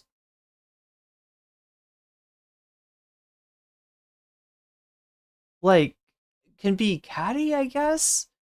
Bill Maher is a straight up dick, right? So it's you know, obviously there's like a difference in the degree of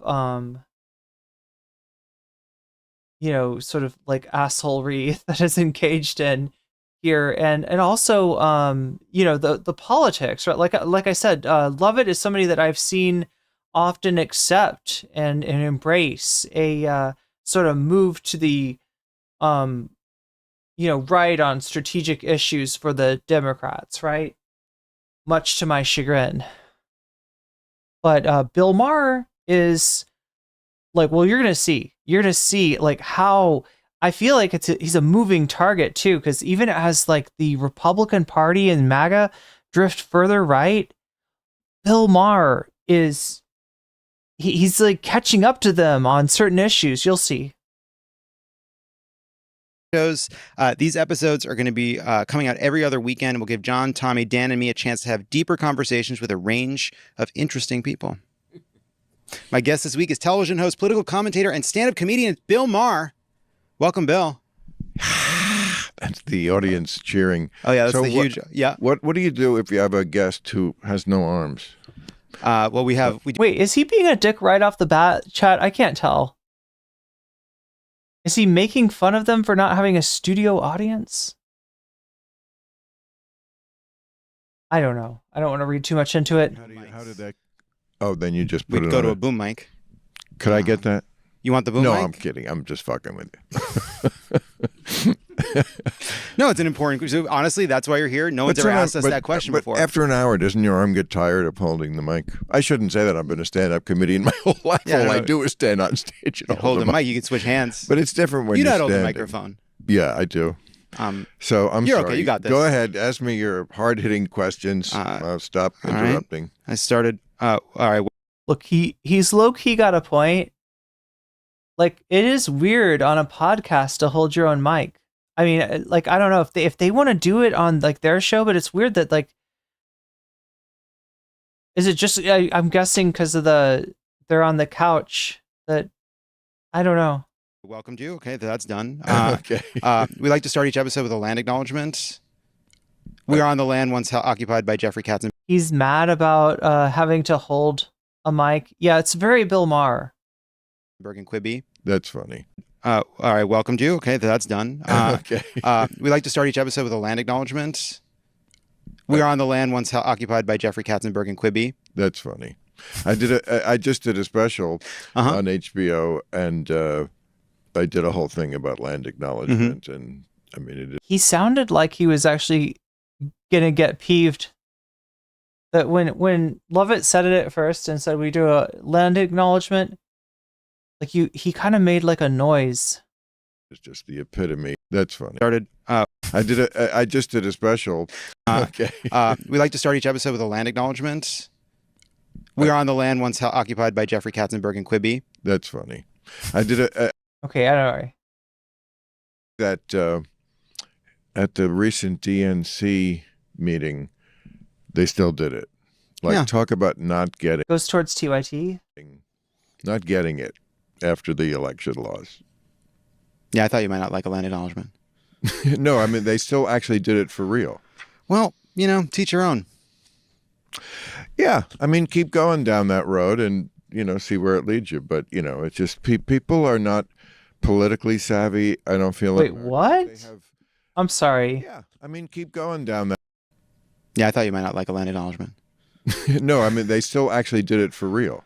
Well, teach your own. I mean, he's kind of making fun of the idea. It's like, what? Like Lovett is making a joke out of the concept. But I guess there's also sort of an underlying joke that Bill Maher gets peeved by stuff like that. Yeah, I mean, keep going down that road and, see where it leads you. He says to each their own? No, I mean, they still actually did it for real. Well, teach your own. To each their own. All right. So at some level, like John Lovett is just like, all right, whatever. If that's, what they did, that's what they did. And Bill Maher's response to that? Yeah, I mean, keep going down that road and, see where it leads you. But the only way that the left can survive is to like actively punch to the left. Like, gatekeep anybody that is, cares about,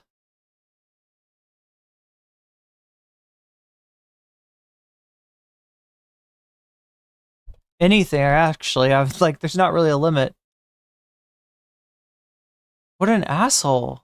But it's just people are not politically savvy. I don't feel in America, but they have, they know when you're full of shit, and it's like land acknowledgement. Either give it back or shut the fuck up. Yeah. I think is what most people are thinking. Yeah, I thought I might set you off. It seems like it worked.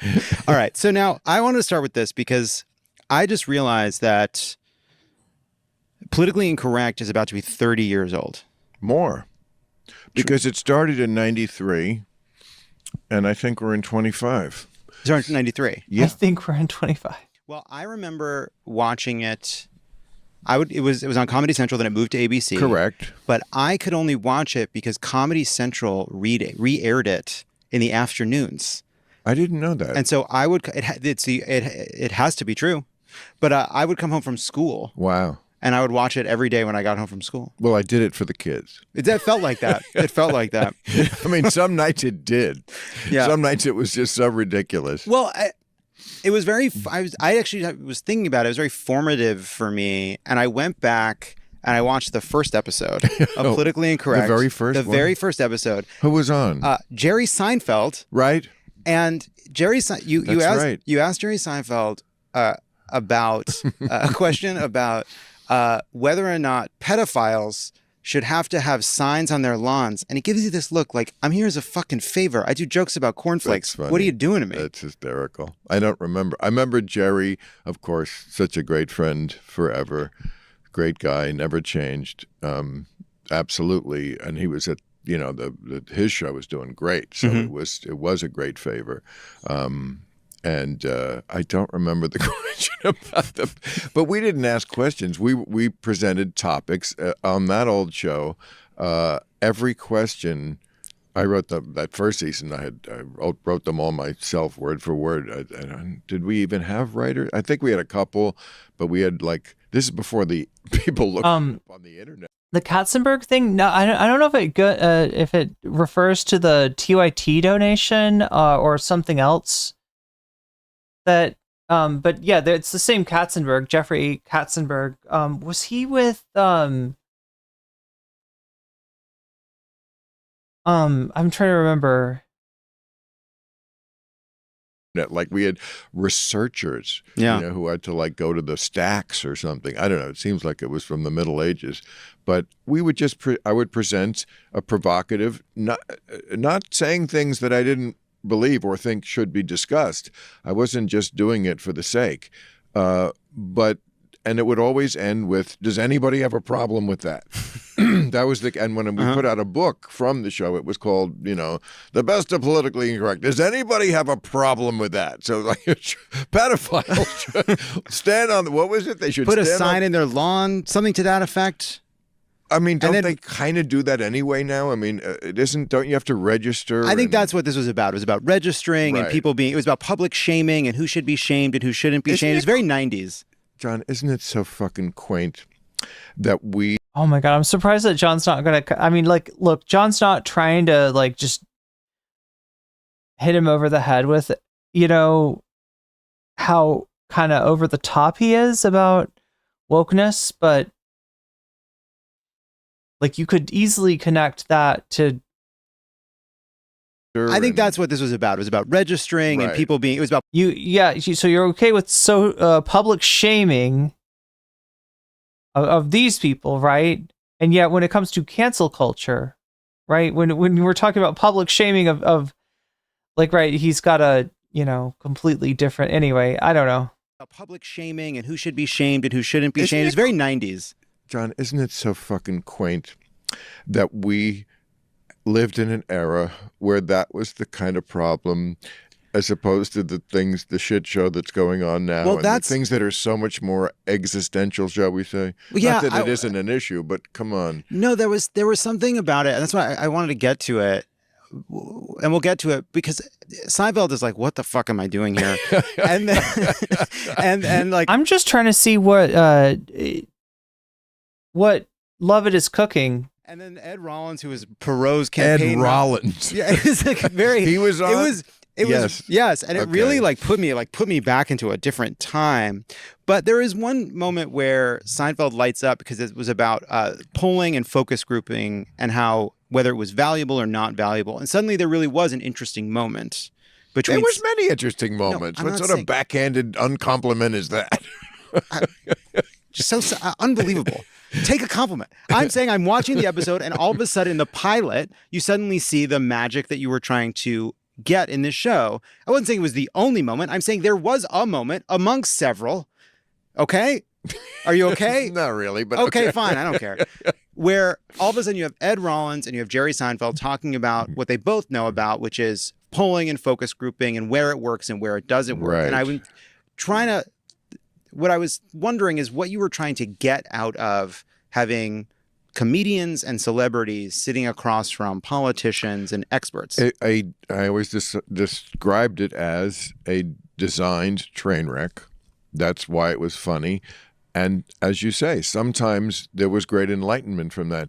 The idea was everyone in America votes. We all get to vote, whether we're Harvard educated. Okay, I'm trying to think. Let's lock in on. Does it start here where it starts getting interesting? Talk about how the Republicans have changed. You said in your special, Trump got the White House again, but he's not going to get your mind. How's Yeah. that resolution holding up? Not that well. I gotta say it lasted. Yeah. I also said I wouldn't pre-hate anything, which is true. I didn't pre-hate, but boy, does the hate come around quickly. I mean, has it been only a month? Yeah. It's been 1 month. 1 month. 1 month. I mean, I didn't think he could. Some of the things, and there are other things. I made a list. Like, here's what I already But here's what he's already going into. Check this out. hate. Here's things I don't hate yet. I mean, there are things that, like the idea that Gaza could be Dubai instead of, this hellhole that it's been. Other people have suggested that by way of us taking it over. No. Starting a new American empire. No, this insanity of Zelensky as the dictator and outrageous. I mean, opposite day kind of shit with. I don't know what Bill was getting at there. It almost sounded like, he didn't rule out the moving of the Gazan people out of Gaza. Just the idea that the United States would take it over and build a Trump hotel. The Western Alliance. I mean, there's a whole. It's just. Yeah, so that resolution is being battered already. This is where he gets into trouble. When he starts to say I really don't like a lot of the stuff that Trump is doing. And some of it, on the other hand, there's some things that are. Well, it is. I mean, look, there's some people that claim that they're not surprised by how bad it's been so far. I find that hard to believe because in all the, if we knew in October that the planes were going to start bumping, we would have maybe said something, right? Like, nobody was like, hey, and then we might invade Panama. Like, that wasn't anything and Kamala Harris wasn't out there being like, and don't forget, we might invade Panama. No, and Canada, that shit all came up. Yeah. I think after the election was won. I don't think it was even strategic. I think you give Trump sometimes too much credit for playing four-dimensional chess, and he just happened to think of it then. I don't think he planned, I'm going to spring this after the election. It's like the last guy he talked to said some shit about Canada, and he was like, let's take it over. But a lot of this does seem to the fucking, I think there's such a, there's not just a lack of knowledge, but there's a disdain for knowledge that leads, whether it's Elon wandering around government bureaucracies he knows nothing about, cutting at random and then discovering that, that person was working on bird flu, we should probably get him back, or Trump spouting off about the Middle East. There's a lack of appreciation for expertise and nuance, which is very, very fascist, very authoritarian, which is to say, you know what? Yeah, democracy is sometimes slow and complicated, but there's a reason, and there are good reasons. There's a good reason that this is not how we've done things in the past. There is value to stability. There's value to the slow and sometimes frustrating work of compromise and changing the government. That is my biggest complaint about Trump is that he doesn't. We'll watch the Ethan Klein thing after this. Let me just actually Yeah, let's go to the part where it gets really good. And I'm like genuinely asking, is it really just the social question? We'll watch Ethan's video after this, I guess. I'm not looking forward to it, chat. I'm really not looking forward to it, but it's in that I promised you a nuke. This is going to be questions. I mean, it's not about like the Inflation Reduction Act and like monetary policy when you say No. it's just about. I mean, it's like if you name so many, I can name so many issues where I will give you what the fun-sized nuke, the old school liberal, Mhm. which is what I mostly align with, position was. Although even I can show you from back in the politically incorrect days, places where I was with somebody who would think more conservatively on certain things. I was always hard to pin down, and that's the way I like it. I'm trying to remember if at the very end of that last segment, if there wasn't some kind of thing where they got like mad at each other. Of course, but as you said, these are people that are right now in our own country attacking free speech every day. So I take it a bit disingenuously when JD Vance is in Germany. I just said that. I know, I agree with you. Yeah, That's why I'm rolling my eyes. Okay. I'm rolling my eyes at the situation, Bill. Attacking free speech every day. So I take it a bit disingenuously. And it should be to you especially. Of course. You make your living doing Of it. course. But as you said, these are people. It's like, okay, I mean, this is about a larger project Free of the speech right. is kind of a big thing, and it should be to you especially. Up to complain about sort of German social dynamics, and it's like, okay, I mean, this is about a larger project Free of the speech right. is kind of a big thing, and it should be to you especially. Of course. You make your living doing Of it. course. But as you said, these are people that are right now in our own country attacking free speech every day. So I take it a bit disingenuously when JD Vance is in Germany. I just said that. I know. I'm trying to figure out where did he take offense? So he's definitely taking offense. Here you've heard earlier. Earlier though, it sounded you could think that they were just joking around, but I'm more thinking. I'm just like we're not in Germany. We're here. I know. They have their problems, famously. Right, but we don't care about other people's problems, and sometimes they don't. Those problems don't come here, and we should. No, but it's more. Comment on no, them? no, of course. But I guess I just like crime of editing an interview, and he's suing an Iowa newspaper for putting out a poll. So they're still agreeing here. You know how many presidents had lawsuits before him? None. Presidents don't sue people. You don't have to. He's doing it. So they don't have a leg to stand on there. And as far as like canceling elections, I mean, that was the first I heard about Romania canceled the election. I'd have to do more research on that. But yeah, I don't think it's a great idea to cancel elections. But of course, that's what they tried to do. And he still has admitted he lost the one in 2020. Okay, but the idea that in Germany, they can knock on your door because you insulted somebody. And they use the example of Pimmel. What? Yes, I said it.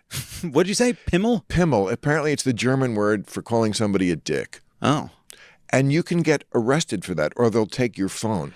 And the UK also has arrested, I think, people for just insulting. Yeah, I mean, RIP German viewers. Sorry about that. You said the... Basically, or like Islamophobia. Well, you know, one person's Islamophobia is another person's just talking plainly and honestly about Islam.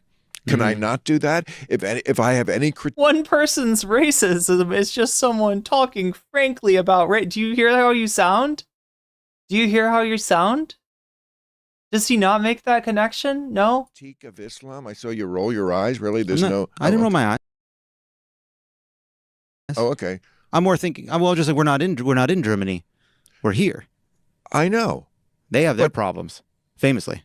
Right, but we don't care about other people's problems, and sometimes they don't. Those problems don't come here, and we should. No, but it's more. Comment on no, them? no, of course. But I guess I just like, we have a lot of problems in America. We got the vice president going to Europe to complain about sort of German social dynamics, and it's like, okay, I mean, this is about a larger project of the right. Free speech is kind of a big thing, and it should be to you especially. Of course, you make your living doing it. Of course. But as you said, these are people that are right now in our own country attacking free speech every day. So I take it a bit disingenuously when JD Vance is in Germany. I just said that. I know. I agree with you. Yeah, That's why I'm rolling my eyes. Okay. I'm rolling my eyes at the situation, Bill. Okay. But hey, look, I'm not trying to be a Pimmel. It's fucking Pimmel over here. Big Pimmel energy. But I mean, that is chilling. That is very chilling. And it's funny because some of these places are, Canada, New Zealand, they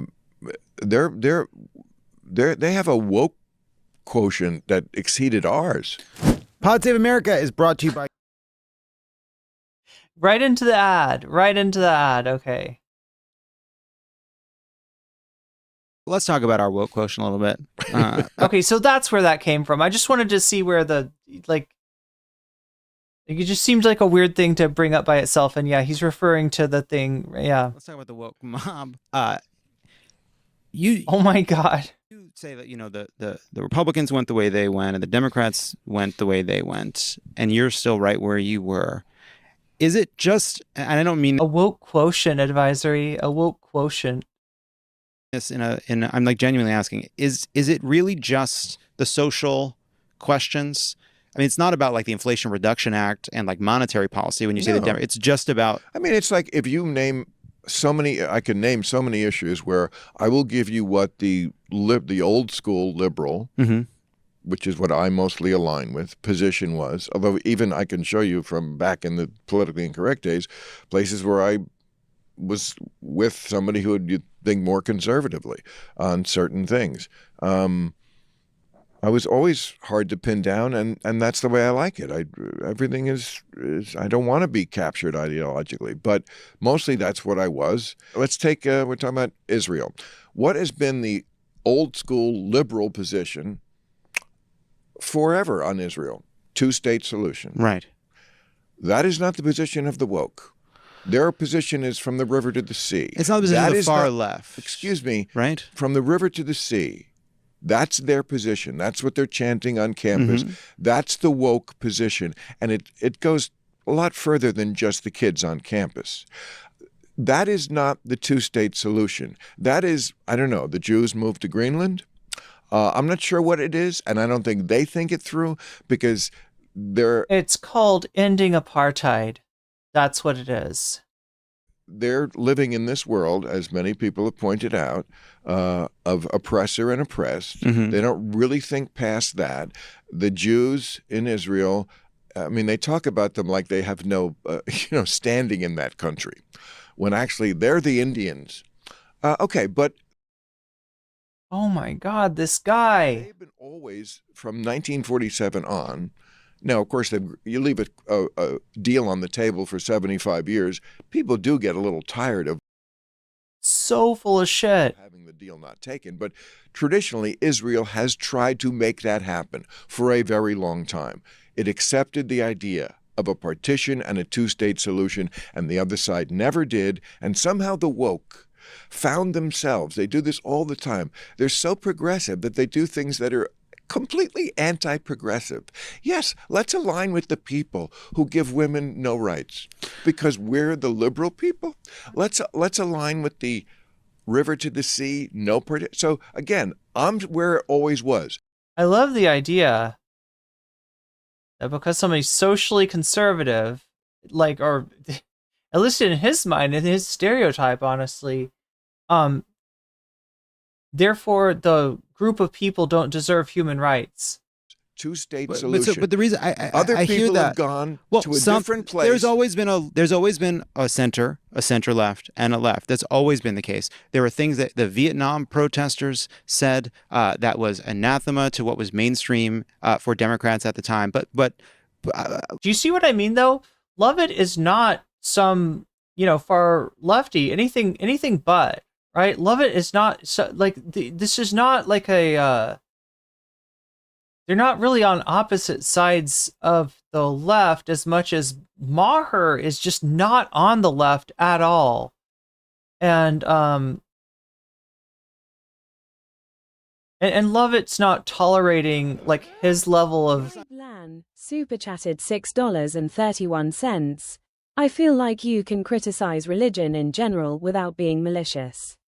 Bill Maher seems to have malice, especially towards progressivism in general. Oh, for sure. Thank you, Dwight Langston. Not the specific of the issue. Joe Biden was for a two-state solution. Kamala Harris was for a two-state solution. Most mainstream Democrats are for a two-state solution. Donald Trump has embraced Benjamin Netanyahu and no two-state solution, no deal on the table. I agree, but that's not what we were talking about. But what I'm trying to understand is, to always bring in Trump. Well, I'm not trying to bring in Trump. We're going to agree that we don't like Trump. Then I great. didn't vote for Asked him. and answered. Okay. Asked and answered. But my question is, you're not about, addressing the question that you find more difficult to answer, What is the which is question? what I put to you. It's like the woke position, and it's, again, not just kids on campus. I could quote you things from, like, do you know who PEN is? The organization, PEN? Yeah. It's a free speech organization yeah. that doesn't Wait, understand. so I'm sorry. Is his argument that like things like a one-state solution are mainstream in the Democratic Party? Is that his argument? Speech that same with the ACLU in some cases now. But the reason Pod Save America, I've like this is so wild, right? See, what Lovett's trying to do is try to say these people are marginal. There's a far left, there's a middle, and there's like, a right, and this is you're just talking about the extremists out there, and he's like, actually, I don't think they're that extreme at all. I think they seem pretty mainstream. Actually, there's a lot of people that think this way. It's weird. It's a weird argument that's going on here.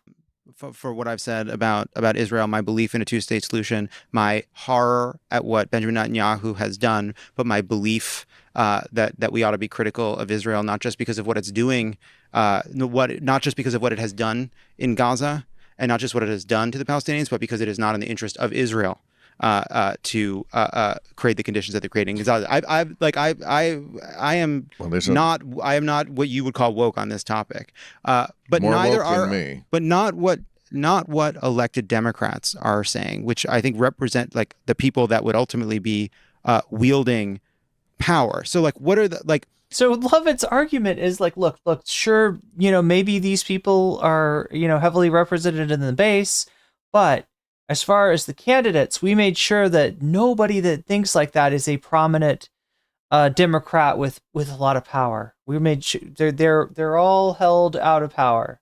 So it's okay, Bill. Are there issues where you see like the mainstream Democrats, elected figures, not people on college campuses or organizations that have moved left because they're captured by whatever lefty part of their staff or whatever? I know where you're going, and I agree mostly, which is that the Democratic politician is generally not a crazy person. The crazy, if you're talking about crazies, Democratic politician is generally not a good representative of their constituency. I used to say the difference between the parties is that the Republicans have found a place for their crazies. Unfortunately, that place is elected government. And it's kind of true. Like, there's no equivalent quite of Marjorie Taylor Greene. Wait, this almost sounds like, is he going to imply that, like, what? That the voters aren't that radical, but the politicians are? The left. Although there are people like Elon Omar and AOC who I don't agree with on a lot of stuff, and I think are crazy on a lot of stuff and say things that are real eye rolls. Fair enough. I don't agree with that, but I just don't. But I'm not saying I just said they're not as bad, but they are eye rolly. Absolutely. There are things you disagree with. And I disagree with, and also just I mean. It's one thing to have interest in another country. It's another thing to sort of be the Palestinian representative in the Congress as opposed to representing Michigan. The fuck? That sounds like a charge of dual loyalty. That's kind of... Yeah, well, maybe she feels an obligation, a moral obligation, that the best way that she can represent her values is to be this one voice. But she's in the American government. Right, there's 434 other members of the House. So one should be from Palestine? I'm not saying one should be from Palestine. I'm saying that's that what she it can in seems an like. important debate. Well, it's what it seems like and what it is. She's obviously representing her constituents. She has a lot of Palestinian constituents, but also feeling like that is a role that she can play in an important debate. That she is not just a member of Congress for one district, but she is representing a point of view that she doesn't feel like is often represented. I don't think there's anything wrong with that, even when, by the way, I have been extremely critical of what she has said. But back to elected Democrats. I think the reason I'm bringing this up is sometimes I feel like you have Democrats, there is an entire Republican apparatus that exists to lift up the dumbest, most extreme campus professors, organizations, also mainstream politicians who say something stupid that comes those dumb campus professors off terribly, and have that represent Democrats, and that it actually has an impact, and then we end up in do you think that's true? I think it's true, but I also think it's their obligation to squawk back at those people, and they don't do it enough. Squawk back? Point. The Democrats literally complained that Move On, and I can't remember what the other organization were, having people call their senators because they were like, no, that's, you don't understand. We're going to play this by not reacting. We're going to play this by not resisting. The Republicans are going to do bad shit. It's going to cause everything to crash, and we're going to be back in power. So don't fuck that up with us by calling our offices and asking us to do something. Which I think is correct about the mainstream Democratic politician. Take something like defund the police. Mm-hmm. The Republicans thought they could catch the Democrats on that, and they put it up to a vote. I don't remember what the exact vote was or what the bill was. They didn't get any. I think they got one. Mm-hmm. Like, the Democratic politician did not take the bait on defund the police. And yet, the public, if you just ask the man on the street, probably thinks that a lot of Democratic politicians did sign on to that. Yeah. So that's a good example of something that was put out there by, like you say, organizations and the fringe and college professors and people in the media. But did the Democratic congressman from your district sign on to that? No, they did not, at least not in a bill. Mm-hmm. So, but, they'll put up a quote from Kamala Harris at the time in 2020 that makes it look that, and people did go overboard in 2020. Yeah. Okay. So that's the problem, is that the Democratic politician did not make it clear to the voter. See, so they agree on that much. Yeah, we're not for defunding the police. We think that's stupid. The police are important, and they're especially important in neighborhoods with a lot of people of color who did not want to defund the police. So I largely agree with that, but I think sometimes we lay the blame at the feet of Democrats for two reasons. One, there's bias in the media, but one of the ways the media is biased is that it treats Democrats as the protagonist and Republicans as the antagonist. So Democrats have agency. They're people you can reach. They're people you can persuade. They're people you believe will try to do the right thing. And they're people that'll actually respond to you. Wait, are you saying they are, or that's how they're portrayed? I think that's how I think when people feel that there's a liberal bias in a lot of mainstream coverage, one of the manifestations of it is that they are treated like the protagonist. Republicans are, if not villains, they're kind of other and removed. Correct. And Yes. Democrats are meant to be the people that respond. In the New York Times, it's just like assumed we are the good people. We are the good people who know the right answers to everything, and they are the people who are not good. Yes, that assumption and that attitude is something that The New York Times very much fosters resentment, and I don't blame the people. Like is he thinking of the New York Times from 2002? We say you could hate Trump, you can't hate everybody who voted for him. It's half the country. But one of the things that's a lot of the reason why they do. Well, one of the other things it does, though, is it means Republicans aren't held as much accountable for their own decisions. Not at all. And I think part of it too, the other piece of it is that people are just thank you, Phoebe Weeby. Just uncomfortable with saying, hold on a second. Democrats should do a better job of tamping down misinformation and lies, but we're drowning in it. Yeah, I wish Democrats were better at pushing back against this bullshit, but we're kind of asking them to solve for a society problem. Yeah. Like you got like Jerry Connolly in the as the minority leader in this House committee, raising his hand to beg Nancy Mace to stop saying a slur, and it's like we can't win a fight that way. We're not going to be able to. These people don't care what you have to say. They don't. They want the fight. They want you to yell at them for saying the wrong thing. They don't care what you have to say about any of this. Yeah, and don't take the bait.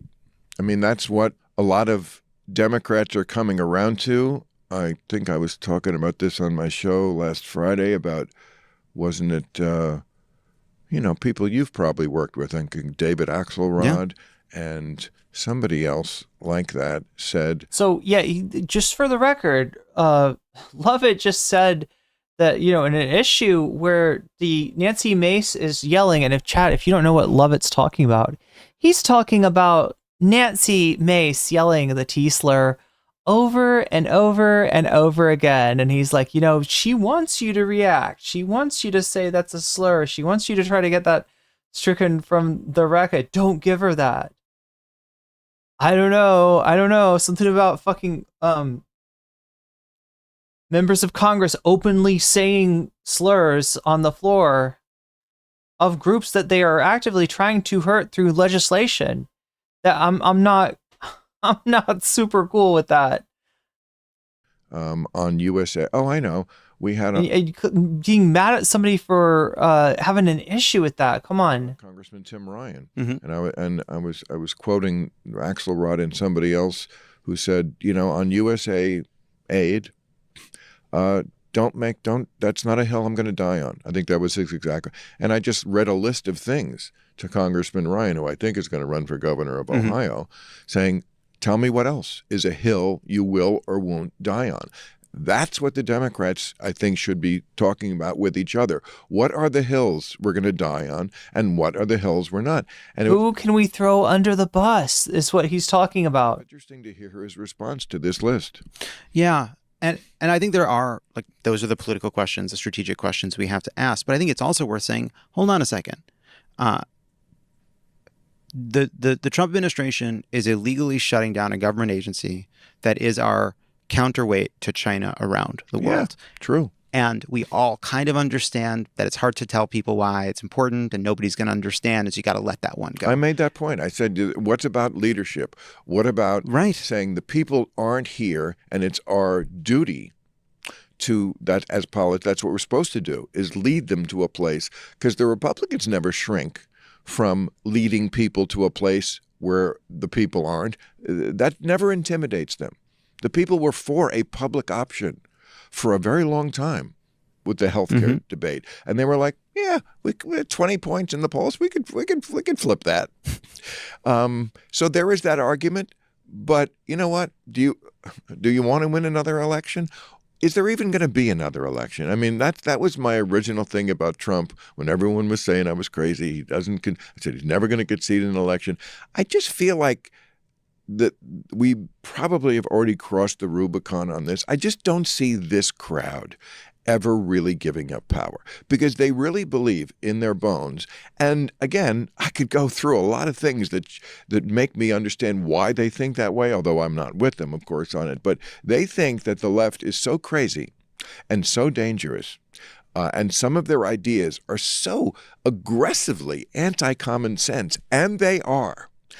They think that it is their duty to preserve power, to just not ever let those people near the levers of power, because it's just too crazy. Yeah, it's so dangerous. That's what is they dangerous. And if we could just be more shitlibs, then they would be like, okay, I don't feel an existential dread of you being near the lever of power. I see that you're you're not one of those.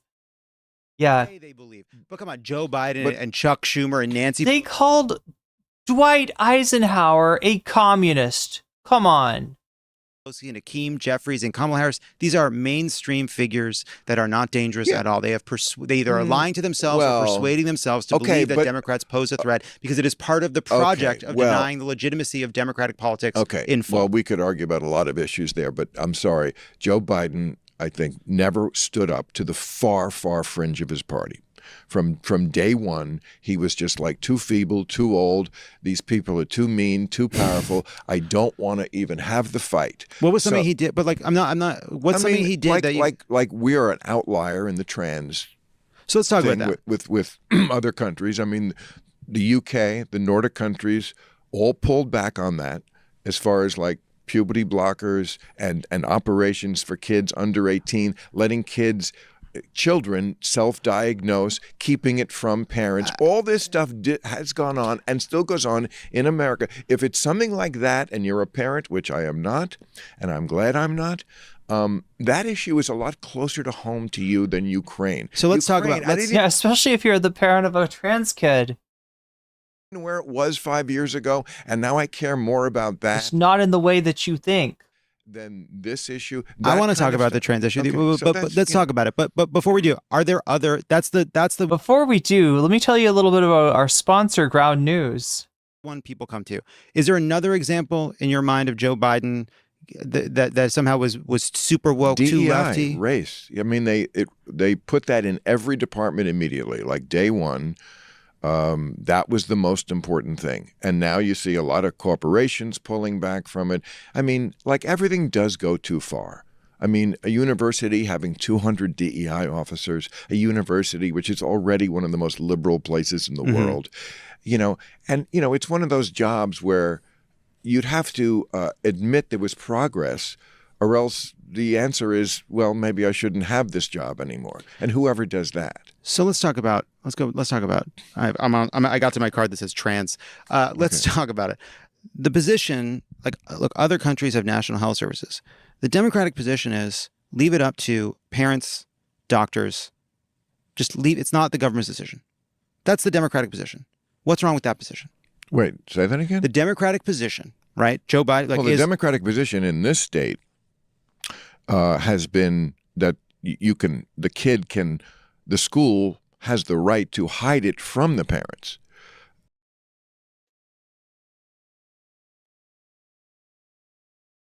Okay. We're going to change the subject. As soon as you find something where you say, you make a comment, so Maher's all about, the problem with these far left people is they're against common sense, and anyone can see that, and they'll lose every election, blah, blah, blah, blah, common sense, right? And it's just John puts it to him in a common sense way of who should decide, the parent and the doctor. He doesn't even say, the kid. And Bill Maher is he's got to change the subject. He's got to be what's not common sense is the fact that the child can tell the teacher that they feel that they might be gay or trans or whatever. And the teacher, if the child asks not to tell their parents, the teacher doesn't tell their parents. Because in some situations, that may not be a safe environment to disclose that, right? So Bill's common sense bullshit here is I think that parents should know that their kids have deviated, have done something against their rules by expressing,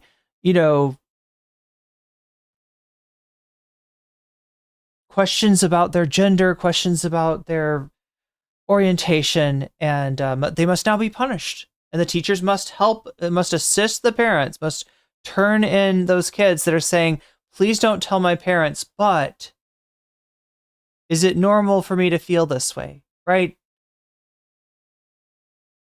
And in the absence of the parenting that just very much is not going on, it seems like the teacher should at least be able to do that. Yeah, I will, if you want this to be a secret, I will not say anything. You can, have somebody to talk to that way. And Maher won't even allow that. What a piece of shit. That is something that is not going to go well with the average voter. And again, I'm not even a parent, and I get it. Mm-hmm. Okay? I think the governor here used the word snitch. Now, if I'm wrong, I didn't say it. So I think I read that. So if you knew that a parent was treating their kid with abusive corporal punishment, would you be inclined to tell that parent about the bad behavior of that child? Or might you, decide that, this is very likely that the child is going to be beaten if I tell the parent? This is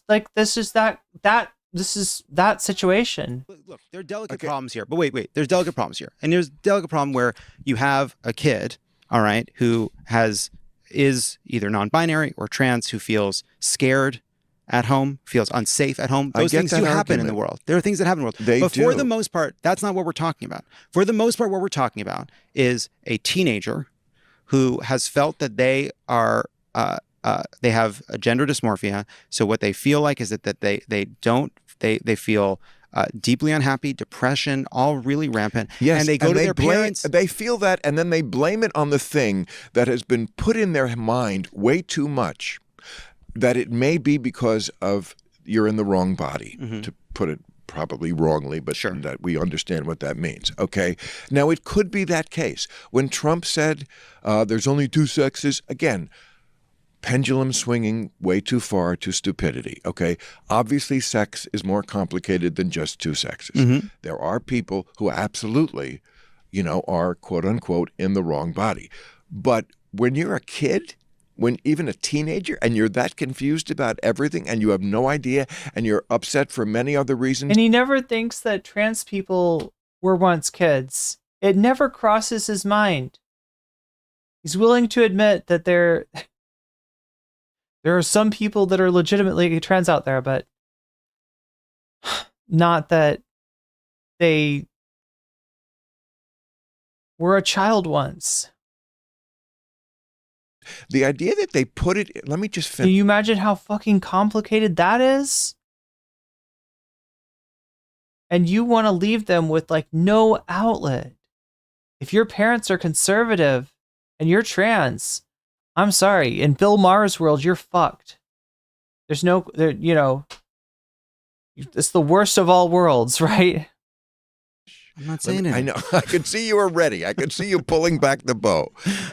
And the fact that they put this in their head too much, that's my thing. Should you tell a kid, look, there's a default setting for humans, male and female, but there are variations. That's absolutely true.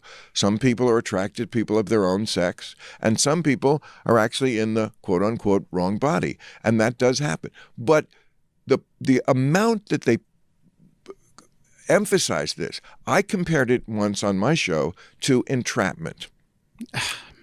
So see, there you go. I disagree. I'm sorry. Is that not the end? Is it? I thought entrapment had a period at the end. Could I explain it? Yes, explain. I think we all get it, but yeah, explain it. Entrapment. I don't think everybody does get it. Okay, explain it. Okay. Well, what is entrapment? Entrapment is when you suggest something to people that they weren't ordinarily going to do. I use the example of after 9/11. The FBI got caught. So he believes that there are real trans people out there, but that a lot of people transition because of the woke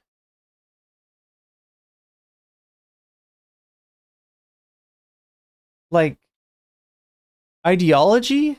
I thought entrapment had a period at the end. Could I explain it? Yes, explain. I think we all get it, but yeah, explain it. Entrapment. I don't think everybody does get it. Okay, explain it. Because they are brainwashed by the woke agenda. That's what he's saying. That sure, there's like real trans people out there, few and far between. Apparently, even more so than they actually exist. But for a lot of people, that is that they got entrapped, they got brainwashed by wokeness. Because wokeness is out there telling you are trans, whether you are or not. Is that what he's saying? So this is so okay. Well, what is entrapment? Entrapment is when you suggest something to people that they weren't ordinarily going to do. I use the example of after 9/11. The FBI got caught basically entrapping some people, which is what they went to people who were excuse me, I'm not done. All right, I'm sorry. Excuse me, my long story is continuing. You're right. Honestly, that was rude. That was rude. That was rude. Bill, finish. You're explaining how... Finish your fucking boomer ass story, Bill. No. Being trans is like being recruited into Al-Qaeda. Yeah! Well, that's glib and... Absolutely. 100% glib. Stupid. Stupid and glib. It is. Yes. Because it's not true. Right. And you didn't even let me get through the You're thing. right. And now I got to go. You're just going to leave? We're in the middle of a debate. Yeah. No. Okay. I'll finish this. Entrapment. Like, okay, so they go to somebody, they go to a group of guys. They did this in a group of poor black guys in Miami and were unhappy with America. And, hey, wouldn't it be great if we blew up the Sears Tower in Chicago? And these guys didn't even have a gun.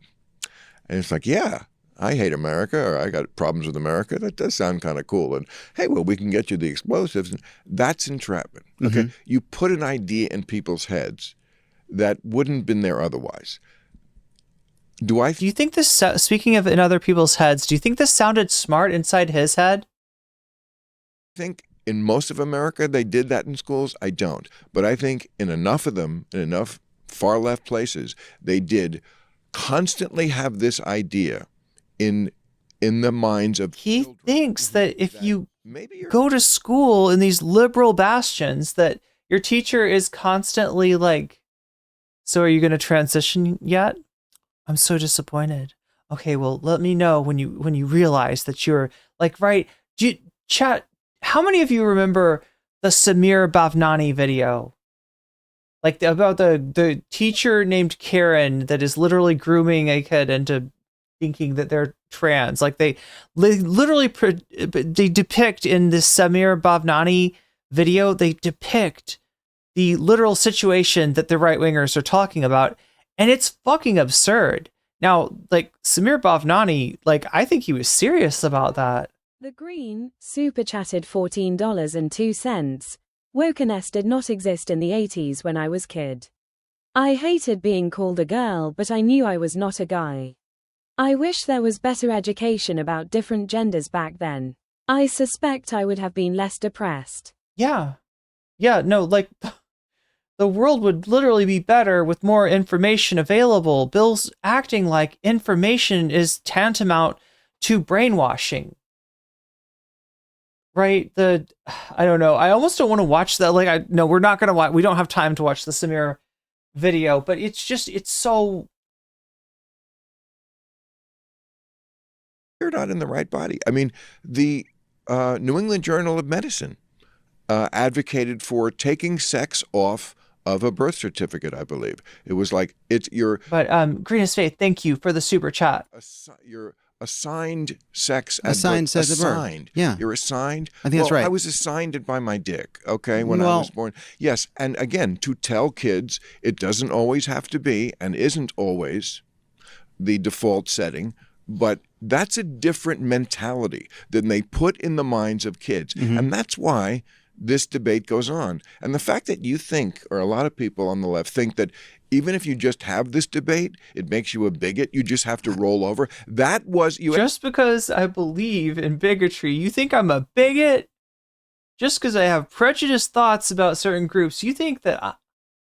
How dare you? Asked about the Biden administration. That was their position. If you even question this, you're some sort of a bigot. And this is new science, and it has to do with children, and it's not going to look good in the future. It's not new science. Oh my God, Bill.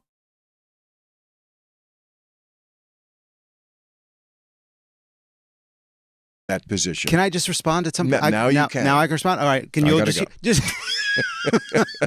All right. Let's just do, there's a lot. You definitely said your piece. Just say your bullshit while I'm in the bathroom.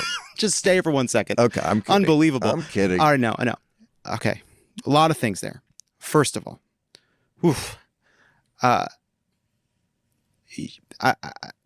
this is going to sound confrontational. For a long time, people said, older gay people are recruiting kids to be gay. And they wouldn't really be gay. It was they were being recruited, they were being groomed, that they were being drawn. That was their conservative position. The Christian right position for a long time was the reason you didn't want to have gay teachers is they're going to recruit. That the gay lifestyle is going to look so enticing and so exciting that it's going to bring these poor defenseless boys, they mostly boys, into the gay lifestyle and destroy their lives. But of course that wasn't true. Really, all gay teachers were an example. Right. Right? Yeah. Look, there are a few examples of people getting older and realizing that they shouldn't have transitioned. That happens. It's real. That's real. Yeah, more than a few. But there are also really important surgeries that people get for their heart, and they go wrong, and somebody dies. And nobody says we must stop the cardiologists. No one says we must stop the surgeons. We say, let's... That's your analogy? Well, my analogy is only that... wait, let me finish. I'm just... Can I finish? Yes. Is it my turn to talk? No. You're right.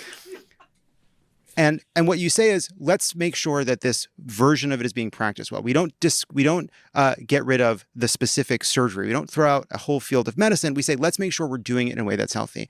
The science, the research, all right, makes clear that yes, there are exceptions. Yes, there are people practicing it in ways that maybe go too far. But for the most part, study after study shows that gender affirming care saves. Wait, I'm talking. It's my turn. I was so quiet for so long after I interrupted a few times. But okay. But once I stopped talking, boy, I was good at it. And that gender affirming care saves a lot of lives. And the truth is, we talk about these edge cases, talk about athletes, talk about locker rooms, but for the most part, what we're talking about is a very small group of people. I'm sorry, wait, we talk about edge cases, we talk about athletes, we talk about locker rooms? Wait, Pod Johns, how much are you throwing trans people under the, how much are you willing to give up? Locker rooms? Like, we got to have that conversation? That's going to get politicized? That just... You're willing to let that become a... want the opportunity to live and express themselves. And there is a war on that group of people from the right to make salient extreme cases, edge cases, not for the purposes of stopping those, but for doing what the Trump administration is doing entirely, which is stopping all gender affirming care altogether and making trans people fucking nervous when they have to pee at the airport. Right? Which is the end result of all of this. And of course, that's awful, and I agree with all that, except the part about the studies. There was a very big story this year. It was in the front page of the New York Times. Mm-hmm. A woman, I forget her name, and she had done, like, it was a 10-year study, did not release it on purpose because she said it would... Bill, this would be a really great piece of evidence if you could remember what the fuck you were talking about. He's giving us no details. He was like, there was this one study and it totally proved what I think already about trans people. Isn't that convenient? Weaponize the argument from the other side. So in other words, it came out not the way you wanted the study to come out.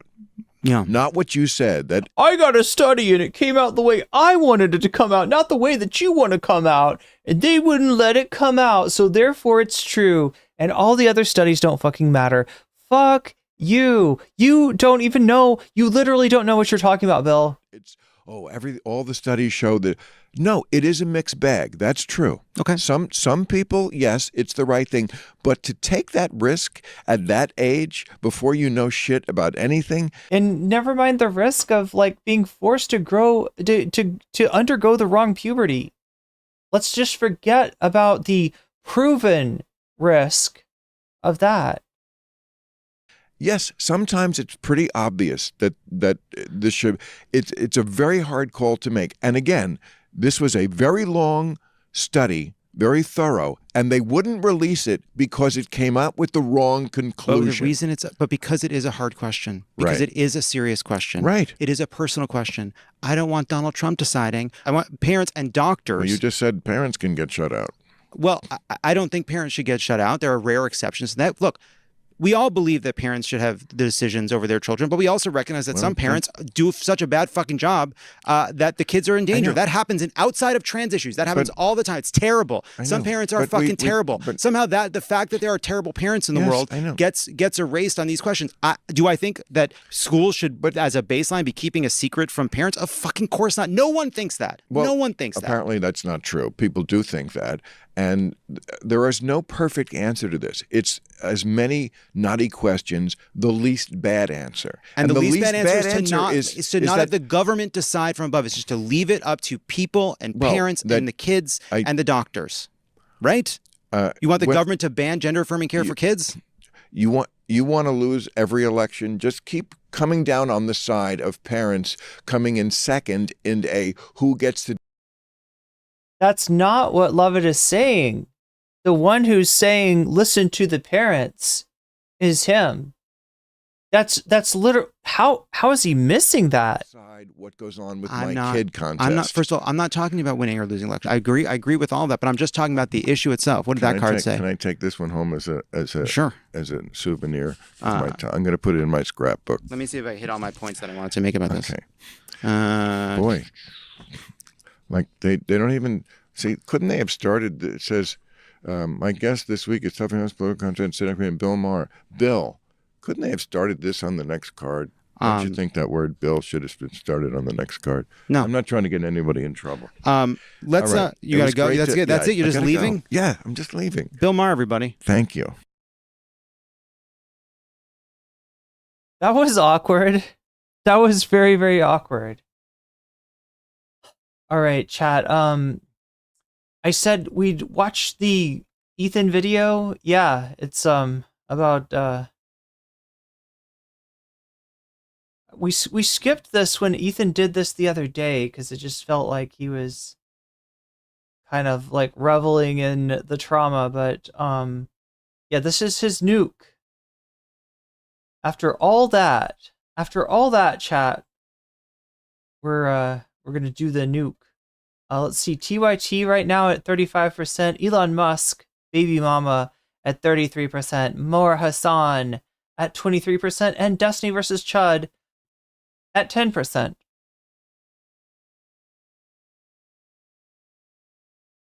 Oh my god, it's very close. It's actually very, very close. Is it Elon Musk baby mama by like a just ever so slight? No, wait. Yeah, it's just by yeah, that's winning by 2 right now. Make sure to vote if you haven't already, because your vote might be deciding. It might be determinative tonight. And if you have donated, or if you donate, let me know in the chat if you want your donation to be counted towards the dono goal, towards one of these topics, and I will put your money where your mouth is. Let's watch this content nuke. On October 7th, after the grandparents were murdered in their home. Update for you guys regarding... Hi again, everyone. I'm back with a little update for you guys regarding Hasan. First of all, I want to thank everyone for watching the content nuke and enjoying it. And I'm glad to see that a lot of people have really resonated with the message. 14 votes to drop, says Greenest Faye. One of those people, unfortunately, is not Hasan Piker, who has continued to spread Hamas propaganda and even elevated his brazenness. Take, for example... Did he really elevate his brazenness? Like, Hasan, what did we say about elevating your brazenness? That's right, don't do it. Don't elevate your brazenness. The tragic story of the Bibas family. The dad, 2 kids, and the mom were all taken hostage on October 7th after the voting for baby mama. Grandparents were murdered in their home. The children, 8 months and 3 years old, was kidnapped with their mom, and the dad was kidnapped separately. Hamas murdered the children and their mom in captivity, and recently just returned their corpses to Israel. Let's take a look at how Hasan reacted to this tragic update. As music blares, Hamas fighters carry the coffins of 4 dead Israeli hostages. 2 of them children, the youngest to have been abducted on October the 7th. On stage, an offensive propaganda message blaming Prime... Offensive propaganda message? So, that's what Hasan is laughing about, and he says propaganda message. Offensive propaganda message? Hasan has it in his heart somehow to laugh at the coffins of 2 slain children. So yeah, he was laughing at the coffins. That's, I'm sorry, I missed that. I didn't. But luckily, Ethan he has the magic. He can tell what Hamas members are saying, even if their faces are covered. You know, most people wouldn't be able to, you can't hear what they're saying. You wouldn't be able to read their lips, but somehow Ethan knows, and Ethan also knows exactly what Hasan is laughing at when he's laughing. That's at the hands of a violent terrorist organization. According to the forensic experts, the children were strangled to death, murdered at the hands of Hamas, likely because they didn't know how to take... According to forensic experts.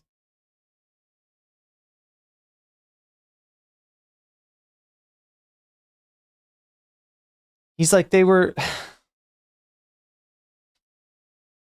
take care of 2 young kids in captivity for 2 years. So instead of taking care of them, they chose to murder them. The war criminal Netanyahu and his Nazi army killed them with missiles from Zionist warplanes. What are we doing? There is no lie here. This is correct. The fuck? Hasan wants us to believe that the only thing wrong with this is that they called him a Nazi. Do you not believe that hostages were killed by IDF actions? Are you going to deny that? Or are you going to say, well, it doesn't matter? It's Hamas's fault that they had to do that when they didn't have to do that? Hostage exchange was on the table the whole fucking time, and Netanyahu chose not to get the hostages back.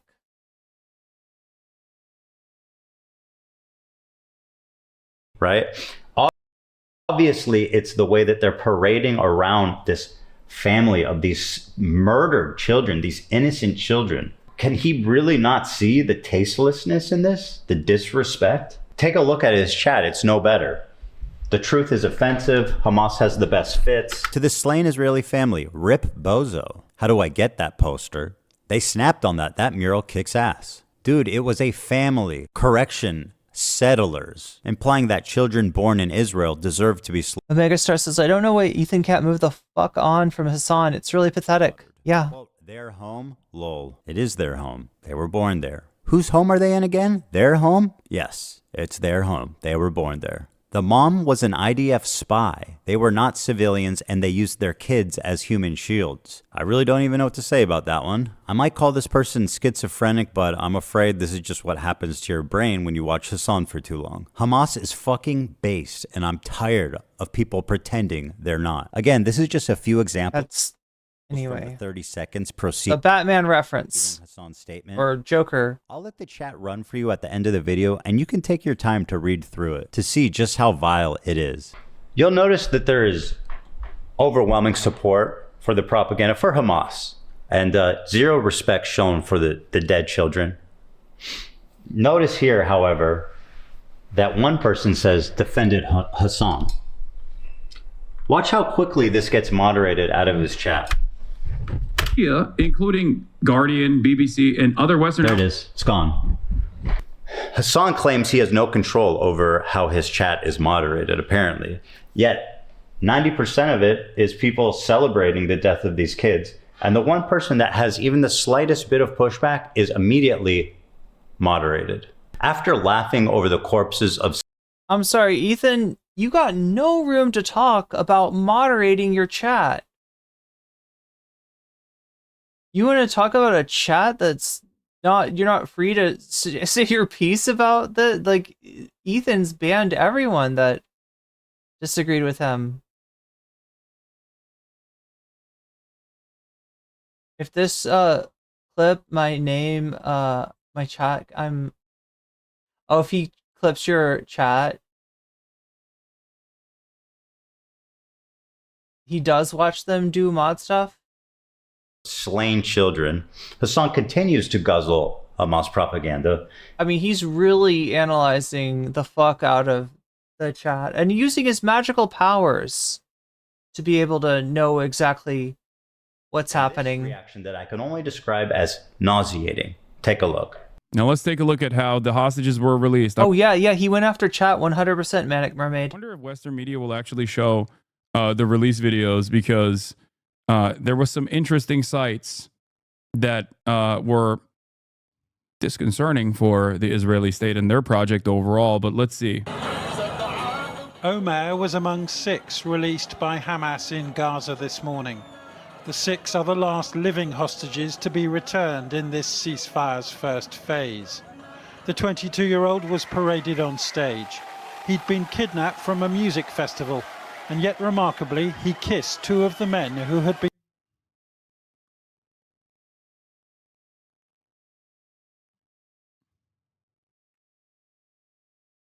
I hope he said no homo after, bro.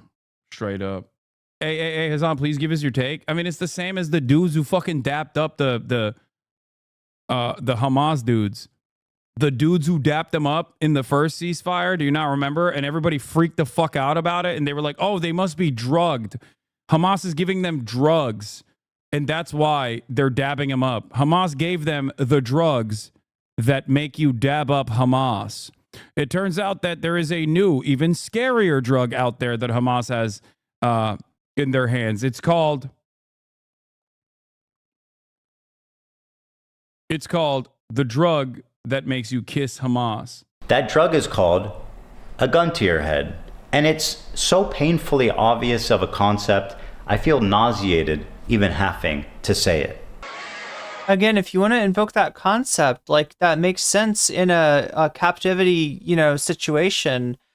This is a hostage exchange, right? This doesn't make sense that they're going to off somebody here and risk the entire ceasefire. So if you want to say that maybe he was scared, say that he was scared. That's like a reasonable. I mean, it's the point is we don't fucking know. See the head propagandist giving the hostage instructions. The hostage looks to his side to make sure he understands. Then the propagandist leans in to explain the strategy to the two terrorists on his left. And right on cue, the hostage leans in. Or they're setting up a photo. Like, right, that guy's got a camera, or I don't know if it's a video camera or they're taking pictures, but it looks like they set up a shot. To kiss not one, but the two of them. It's clear to anyone, but no, Ethan can read their minds, apparently. A functioning brain, that this was not done out of affection for his captors. Of course, we don't need to even look at the footage. Just ask the hostage what he thought. Here's the hostage who was kissing him on the head. In Hebrew, it says, "I had no choice. The dogs made me do it." Hasan thought this was such a great point. He even took to his Discord to share his thoughts. First, they had the drug that makes you dab Hamas. Now they have one that makes you kiss Hamas. I'm losing my mind. I don't know who else to share this info with. A good place to start would be a therapist. The next best place would maybe be the NSA. More excerpts from the hostages say that they were... The NSA, so he's a terrorist. ...to drink seawater that they were giving... Again,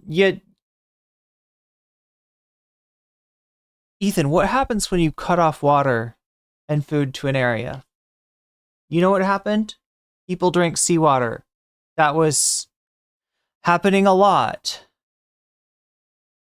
Rotten food, and that they were held in cages. Or, as Hasan likes to call it, hospitality. What gracious hosts they are. Bro, every time they're releasing hostages, the next wave they're gonna be like, actually, I'm good. Like, I'm staying. Well, I'm happy that the content... It's weird for some guy that like always hides behind comedy to try to take a hyperbolic statement that Hasan makes as like, yo, see, he thinks that they're actually having a good time.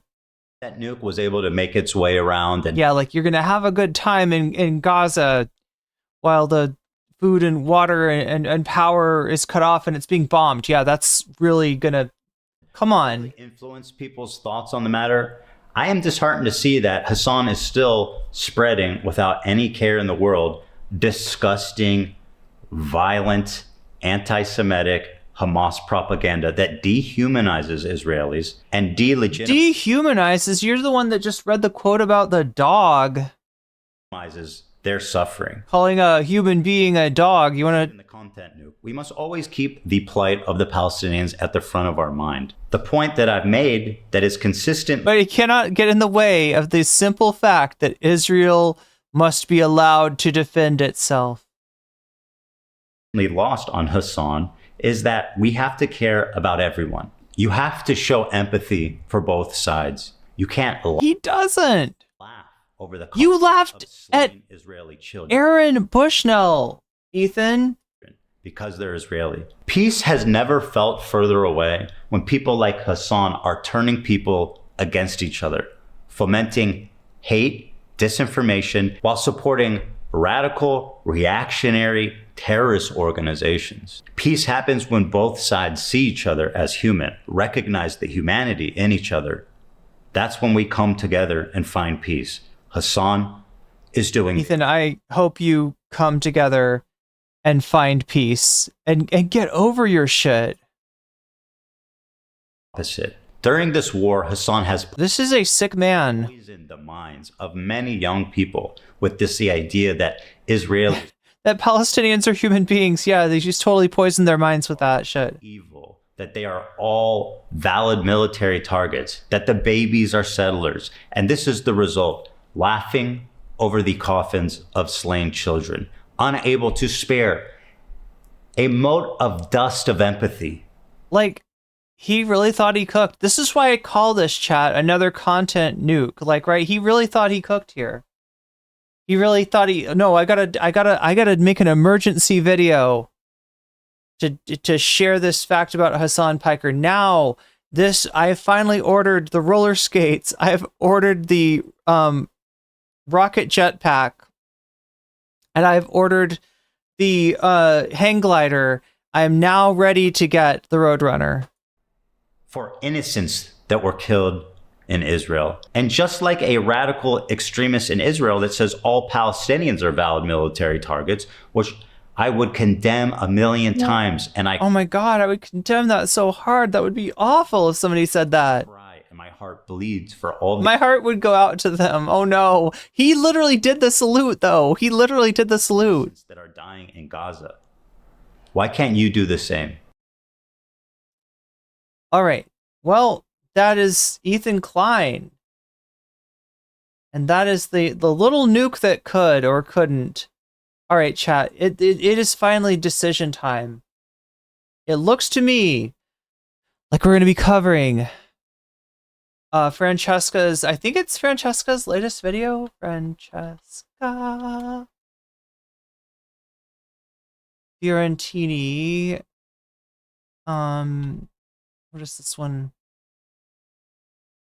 I feel like I should make a theme song for every time we cover Francesca. Something like that. I'll work on it. I'll workshop it, Chad. It's a work in progress. Don't judge. Don't judge.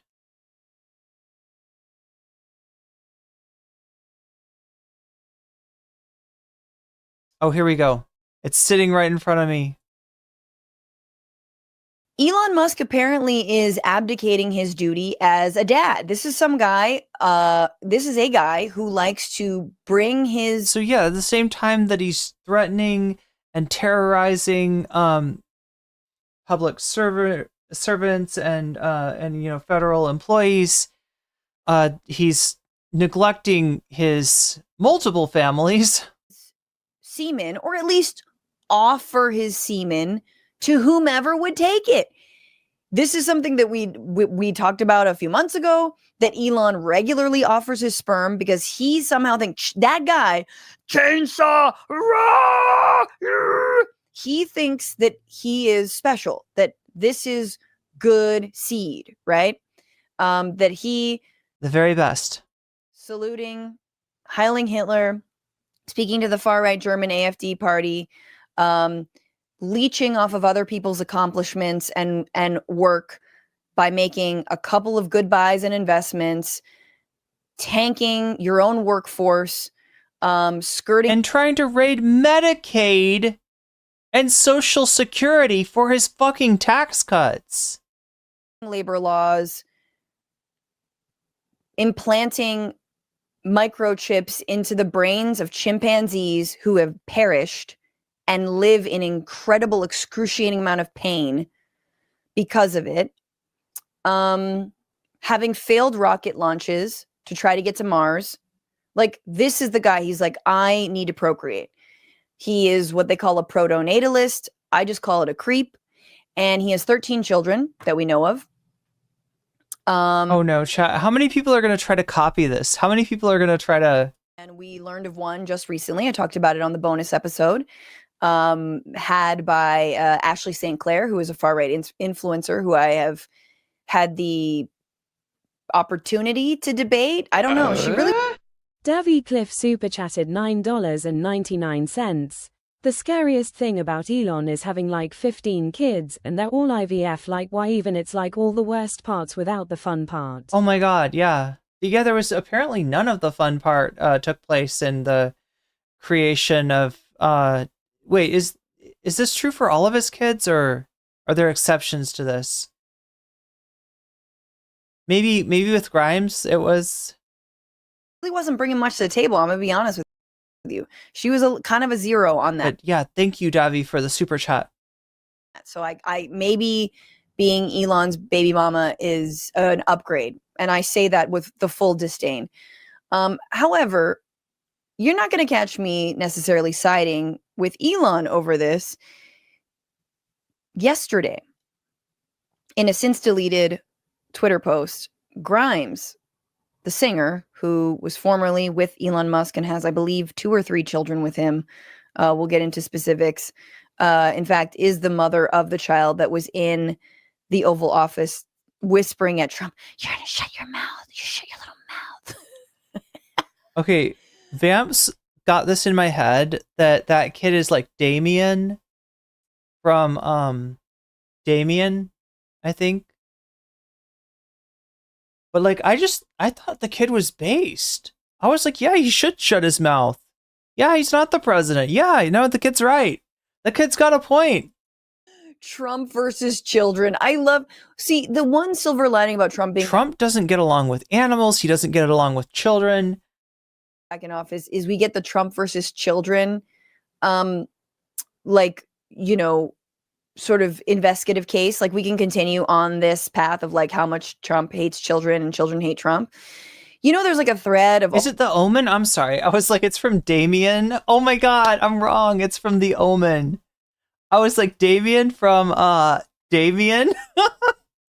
I was like, I'm pretty sure the movie's called Damien. The photos. And look, yes, he dropped a lot of drones. Yes, he expanded the war in Afghanistan and deported more people than anybody else. But Obama did like kids. Obama was very cute with kids. There's a very cute thread with Obama and children. If you ever want something to uplift you or remind you of a leader who was actually worth their salt.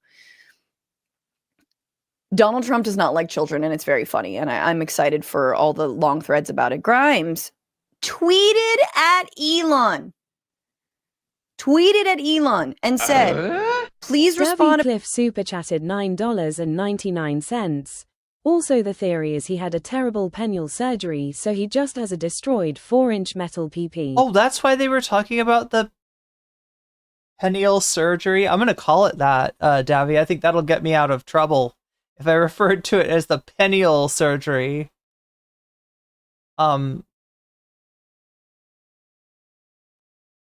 Destroyed 4-inch metal PP? That sounds, wow. That sounds like something a comic book villain would have, doesn't it?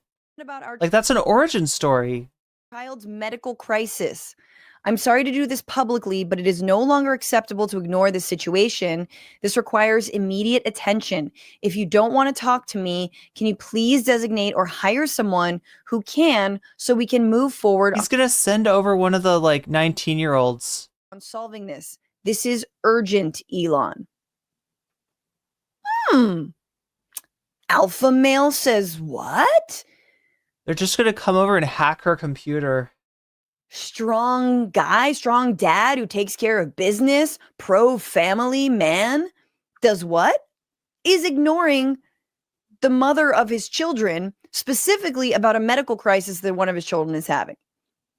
Now he's got better things to do. He's wielding chainsaws. You know, chat, I mean, like, this is a convincing supervillain origin story, but I just, like, it's information I wish I didn't know.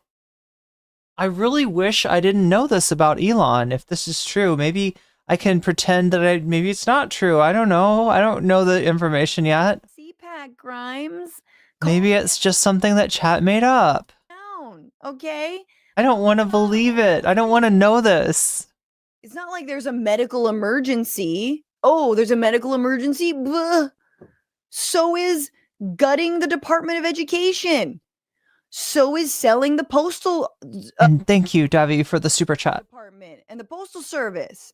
I mean, this is real scumbag shit. And that's the thing. These people aren't real men. They're not real leaders. They're not real inventors. They're not real innovators.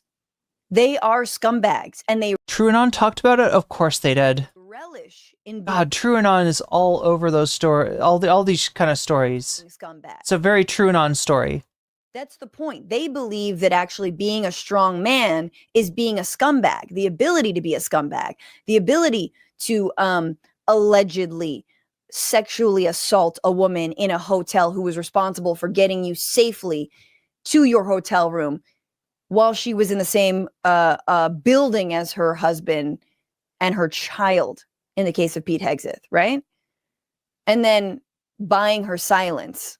That is apparently what masculinity means. Masculinity, and we are living not only in the backlash of the Black Lives Matter movement, not only in the backlash more broadly of the civil rights movement and all. Dr. Wonder? Wait, is that really his, like, surgeon's name or something? Ways that the anti-DEI or the anti-woke I'm bouncing. is about resegregation. It is about stopping people from being uppity and having and advocating for their own rights and having any kind of position of power.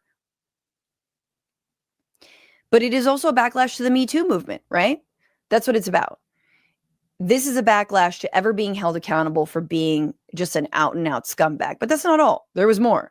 That wasn't the only thing that Grimes revealed.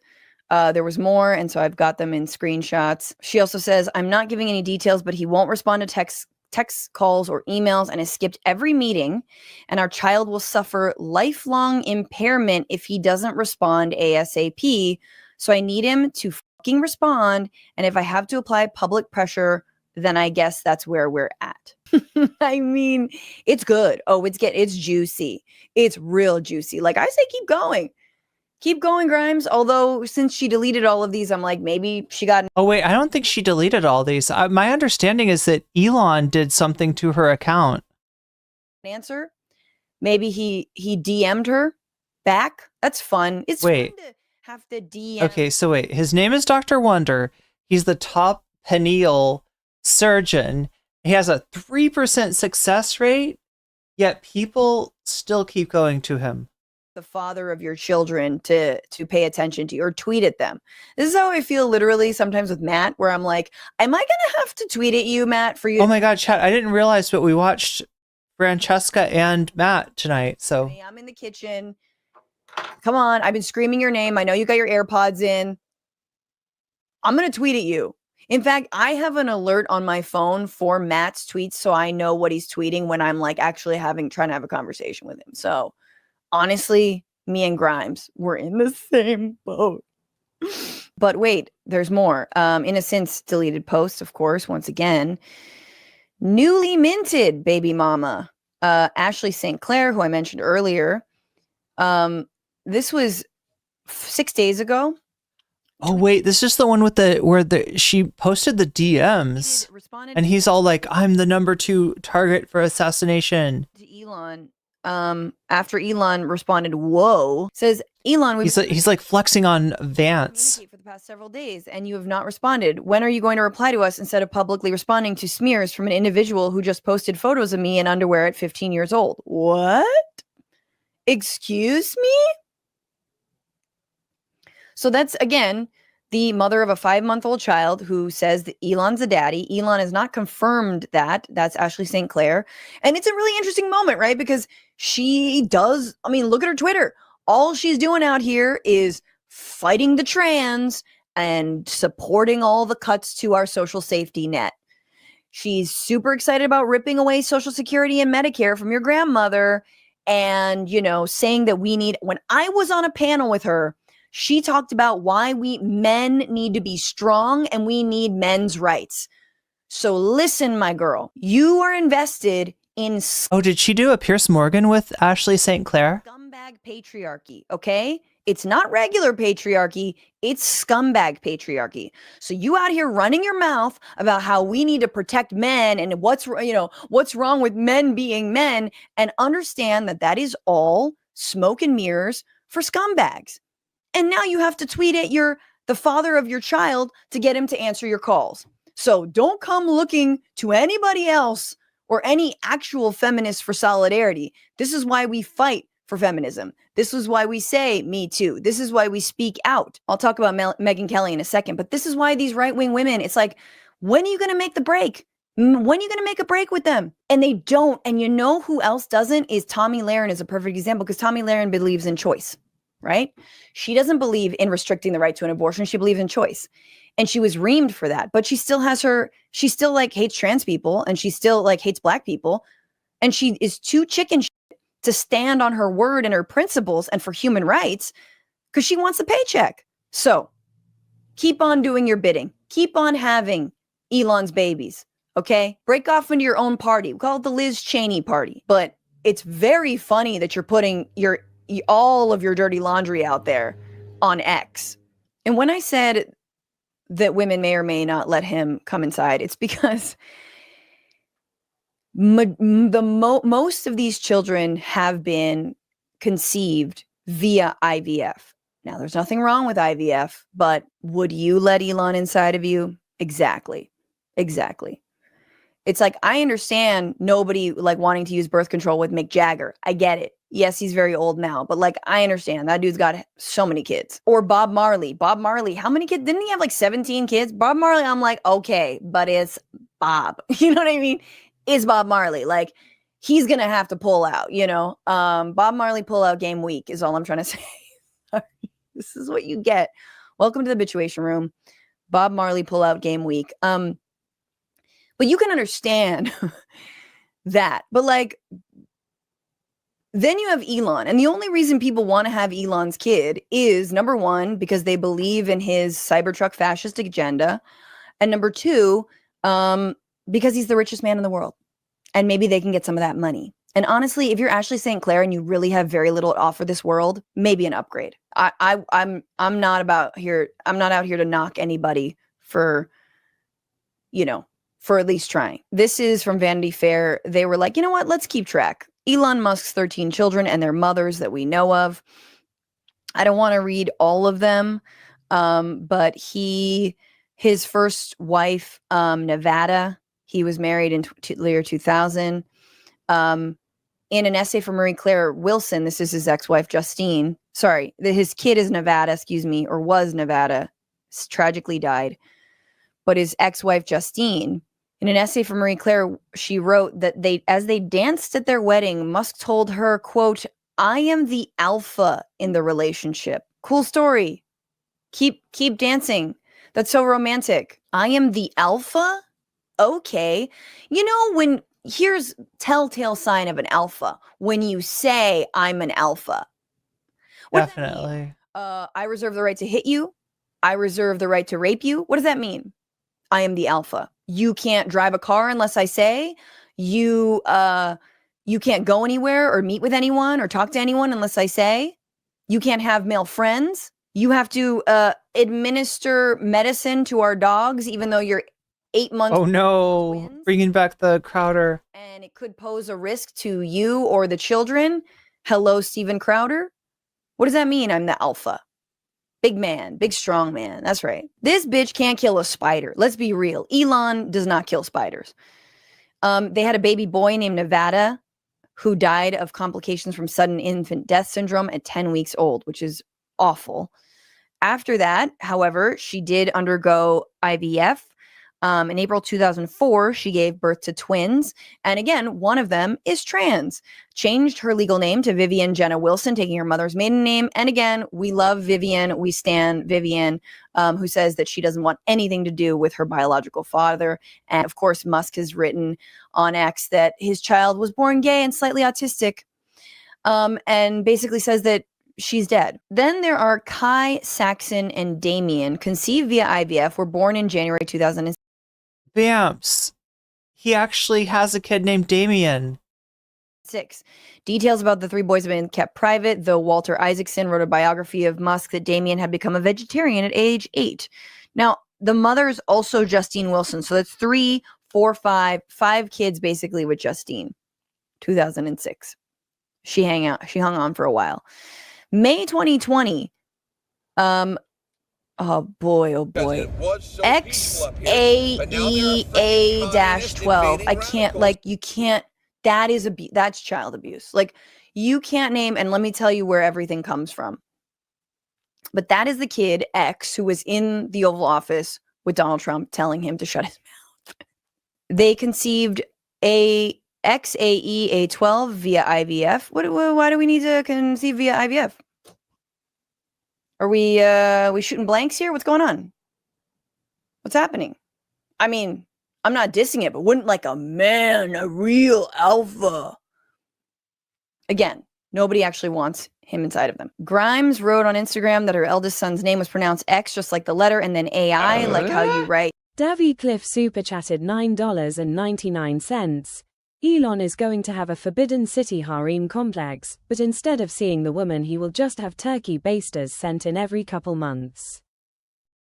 Doesn't he already have some kind of a building that he owns where a bunch of the mothers of his children live? Or maybe not a bunch, but some of them? Like he offers it to, so he can visit all of his children and their mothers at the same time. Said the letter A and then I. Musk had another answer, though. He agreed that X is what the child is typically still called now is pronounced like the letter. However, he said in the Joe Rogan Experience that the AE is and thank you, Davi, for the super chat. Pronounced Ash, X Ash. And this is my favorite part. The last part of the child's name, A-12, is named after CIA's Lockheed A-12 spy plane, which Elon Musk called the coolest plane ever. So many civilians have been targeted by the A-12. Then you've got by a woman named of Siobhan Zillis, Strider, and Azure. She was at Neuralink. Again, they tortured chimpanzees together, and apparently that gets you really horny. No. What? We're not sure whether they were conceived. Wait, are we talking about Are we talking about the Neuralink there? VF or not. Tortured chimps together. Does that mean Neuralink? And there's another 2021. So what? 2000. We got 2020 here. 2021 Strider and Azure. So okay, so that's another woman. And then Grimes again. Okay, so I guess open relationship, real family values, nuclear family, very, very cool. Yes. Totally, godlike and having children, multiple children out of wedlock. Amazing. Cool. That he then doesn't take care of. Second child, blah, blah, blah. The name is Exa. Then a straight up named another kid with Grimes, Techno Mechanicus. His parents call him Tau. I'm so sorry. Techno Mechanicus. Just have a robot. Just buy a robot. He can't pay child support. The richest man. You can't build a robot in the world not paying child support because it's scumbag patriarchy, people. Okay, they kind of have robots now, but do you remember, chat, when they had they were supposed to have the robots ready by a certain time and the robots weren't ready, so they had people dress up as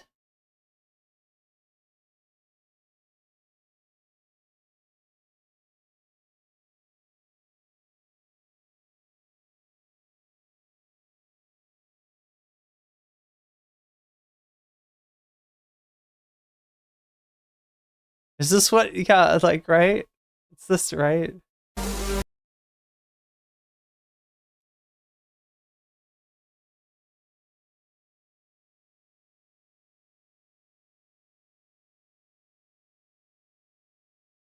He literally, they didn't have the robots ready, so they did this instead. They're like, this is what the robots would look like. We'd make them dance really cool like that. There we go. There's your robot. They were supposed to have a working prototype, and instead they had this. Anyway.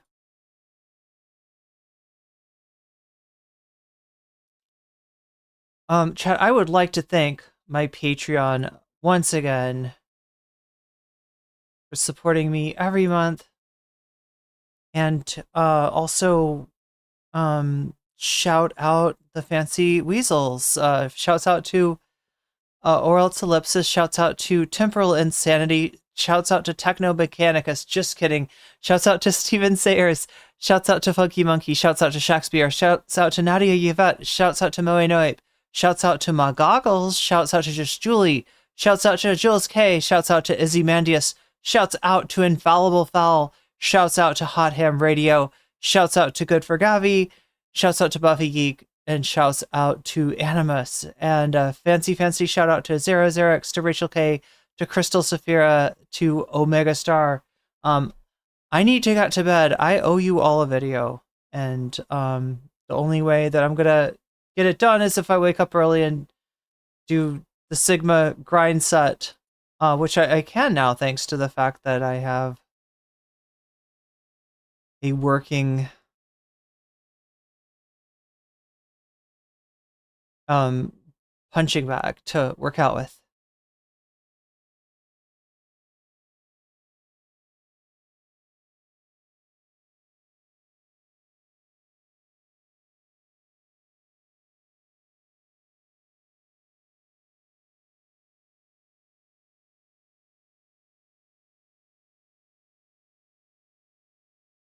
Thank you, mods. Thank you, Thumb Gang. You will never understand how much I appreciate Thumb Gang.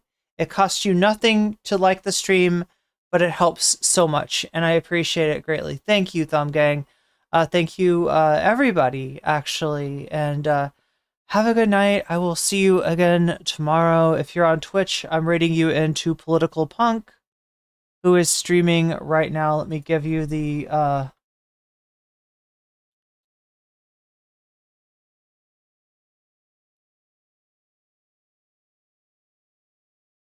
that's the link for YouTube if you want to come over and join us for that raid. Until oh my god, chat, I'm gonna fall asleep if I'm not careful here. They got mimes to play robots? Yeah, they basically, I mean, pretty much, Anna, Bo. Yeah, pretty much.